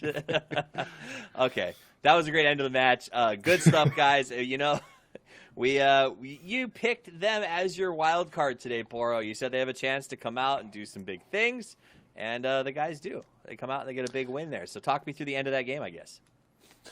Yeah, no, I mean, look, it's been something that we've been seeing from them for the last week. It didn't go their way so far from the early part of today, but I mean, we were seeing such wild, weird circles. But finally, I mean, if Elusive can get 4 to the late game, they have the talent and they have the mechanical skill to be able to do very, very well. And you know, we saw that kind of play out today. Now, they had a little bit of trouble dealing with tough situations earlier, which kind of led to a little bit of a slow start. But fortunately for them, rounding out the day with a nice dub. And look at this. We've seen some crazy fights around these compounds here. Speaking of teams that just kind of fell off a cliff, man, any trolls in the chat? I think they had 6 points today. 10 points. Yeah, today. particularly they look lost in that team fight against Zenith as well. This res actually annoyed me. I know we talked about it. I don't need to say anything, but it annoyed me.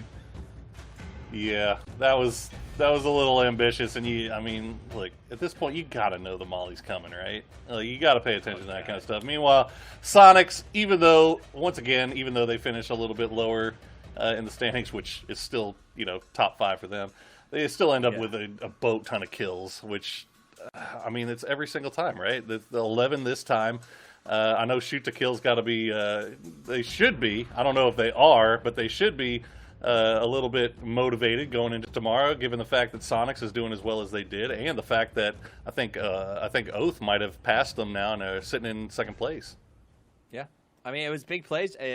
Elusive takes the win. Sonics played really well, and honestly, a shout out to Zenith, who had 2 of their players had 6 kills. Leda stuck to the bitter end there, and you saw him peek that RV. Like, he could have gotten that at least one more sort of notch in his belt, so he put up a good fight. I think Zenith turned back up today for me. They weren't at the bottom of the leaderboard, but last week they felt really quiet. And then we're glad to see him show up, Hypoc. I'm glad to see it when teams who kind of whispered last week show up and make big plays the next one. Yeah, and taking control of that compound, they ended up. Again, this is the weird thing. It's a hard compound to hold, but it's also a hard compound to crash, especially in like the late game. So the fact they managed to crash it, take control, and kind of wipe ATC seemingly for free, it didn't look like they struggled at all. And then to hold it off against Oath as well. They're just really impressive for me to kind of demonstrate both attack and defense on the same compound there. So let's take a look at how the points ended up there. Elusive does take home a whopping 22 and the chicken dinner. And I see our little drumstick back in play there. Zenith gets 20 total points with a whopping 14 kills, 12 shared between two of their players. And Sonics, apparently, Miramar's their jam, and Oath is down in 8th place. So I think this speaks, teams hate, I think, being labeled as Miramar or Erangel teams, but these two should definitely consider practicing on the other maps, perhaps, Poro. I mean, the crazy thing about this is that Oath got 3 wins in a row, right? They had 68 points on the day. Sonics, after their performance in these last 2, they have 68 points on the day. What? They tied.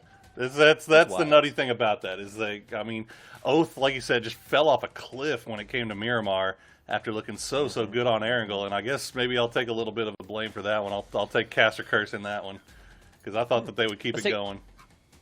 Let's take a look at the top 5 kills and damage. Laid out in Kickstart 6 and 6. That's why you saw them up so high on the kills there, getting a lot of points. NA does do 966 damage. Man. Unfortunately, I think a lot of those were taken from him. Look, anytime you see anybody getting close to 1,000 damage in a game, that's good stuff, right, Pac? Mm-hmm. Yeah, and again, that usually equates to a lot of mid-game pressure, and as you can see, we don't see him on the left side of the screen, and there's a reason for that. But again, they took a lot of pressure at that compound, and I think that shows in the stats. 100%, and to see 2 players from Elusive both be on the top 5 damage, and neither of them be in the top 5 kills tells me that they did what they had to, right? They defended the compound, they pushed people away, and they didn't over-aggress. You got to respect that to a certain extent. Having the self-control to say, you know what, you stole it, it is what it is. We're going to keep locking down this position that can potentially get us the win, and we see them come through. Snakers finished the day with the big time survived lead as we go through sort of the tracking of that throughout this process. Shrimsy in second, and Relo crawling up on both of them at 24, but honestly, I think at this point, it'd be pretty hard to catch up to Snakers. Total knocks, and remember, we're going through this because there are rewards, cash prizes for whoever finishes the stage at the top. Hwin has 48, but Mime right next to him, and Snakers, who actually has a chance to win both longest survived and knocks if he gets a couple more, is starting to look at a nice little bank account for himself. Yeah, but he's got to fight off the boys from Sonics too, and also keep in mind you got Luke 12 kind of hanging around there in 4th, and they've got 2 days left to play. Overall kills and damage, that is Hwin at the top with 55, Mime behind him at 49. Hwin also had a chance to get that top damage, so we're starting to see a lot of crossover and mix and match, but you said it best. Luke 12 didn't play today, Hypoc, and he's looking to earn some money tomorrow. Yes, yeah, and actually, just to look, and this is not to take away from H1 at all, because I think he's been playing fantastically throughout, but look at the difference between H1 and Luke. It's basically nothing. That still is just crazy to look at. A total leaderboard here, no real surprises. I'm just going to say I picked Sonics to finish the top. It was an obvious choice, and there you go. Look at that. Yeah.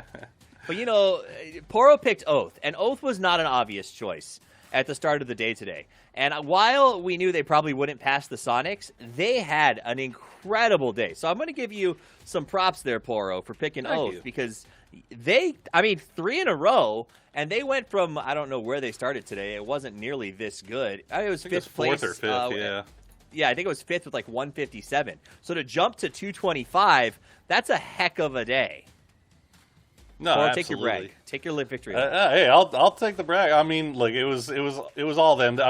To have that good of a day on Erangel and to just completely dominate one map, especially when we saw how weird the circles were. I think Oath took a little bit of flack in the past for just getting a little bit of circle luck in their winning days. But today on Erangel, those circles were all over the place. You had a military, you had one all the way over in Milta, you had one over by Quarry. So they had to work for all those wins and for all those kills.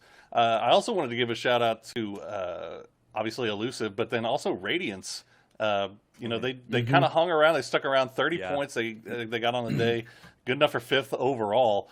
But man, this is just kind of showing what we have to look forward to. You've got two teams, Sonics and Oath, that just dominated the lobby and took all the points, and to the fact where the 5th place team had 30. I mean, that's right. Wow, that's kind of low in any other lobby. Let's take this chance to give a shout. It's a good point. Teams like Radiance didn't get a lot of love today because it's being soaked up by sort of Oath and the Sonics. Let's take this chance. Each of you, which team, if you could give some extra love to say, hey, we didn't miss you. You stepped up today. Would you give a little love to? I'll start with you, Hypoc. Who was your standout that wasn't from those two sort of big two that we talked about all day? I mean, even though they were quiet again today, they definitely, in my eyes, looked a bit better, which is Exodus. We saw them making it to late game a couple of times. Pat Cap's coming up clutch in a number of situations, 1v2. I think it was against Duel and Miramar, and again, just hitting some really clean shots on Erangel. But both of those, Erangel against the military and the Milton Power, making it to late game there and still looking semi-active. I kind of called them out at the start of the stream, but they definitely, turned a corner in my eyes, at least today. Definitely perform more consistently. Poro? I'm going to cheat. I'm going to take 2. I already talked about Radiance, obviously, a little bit. But I want to shout out, first of all, I want to shout out Dodge. Dodge started the day in 19th place.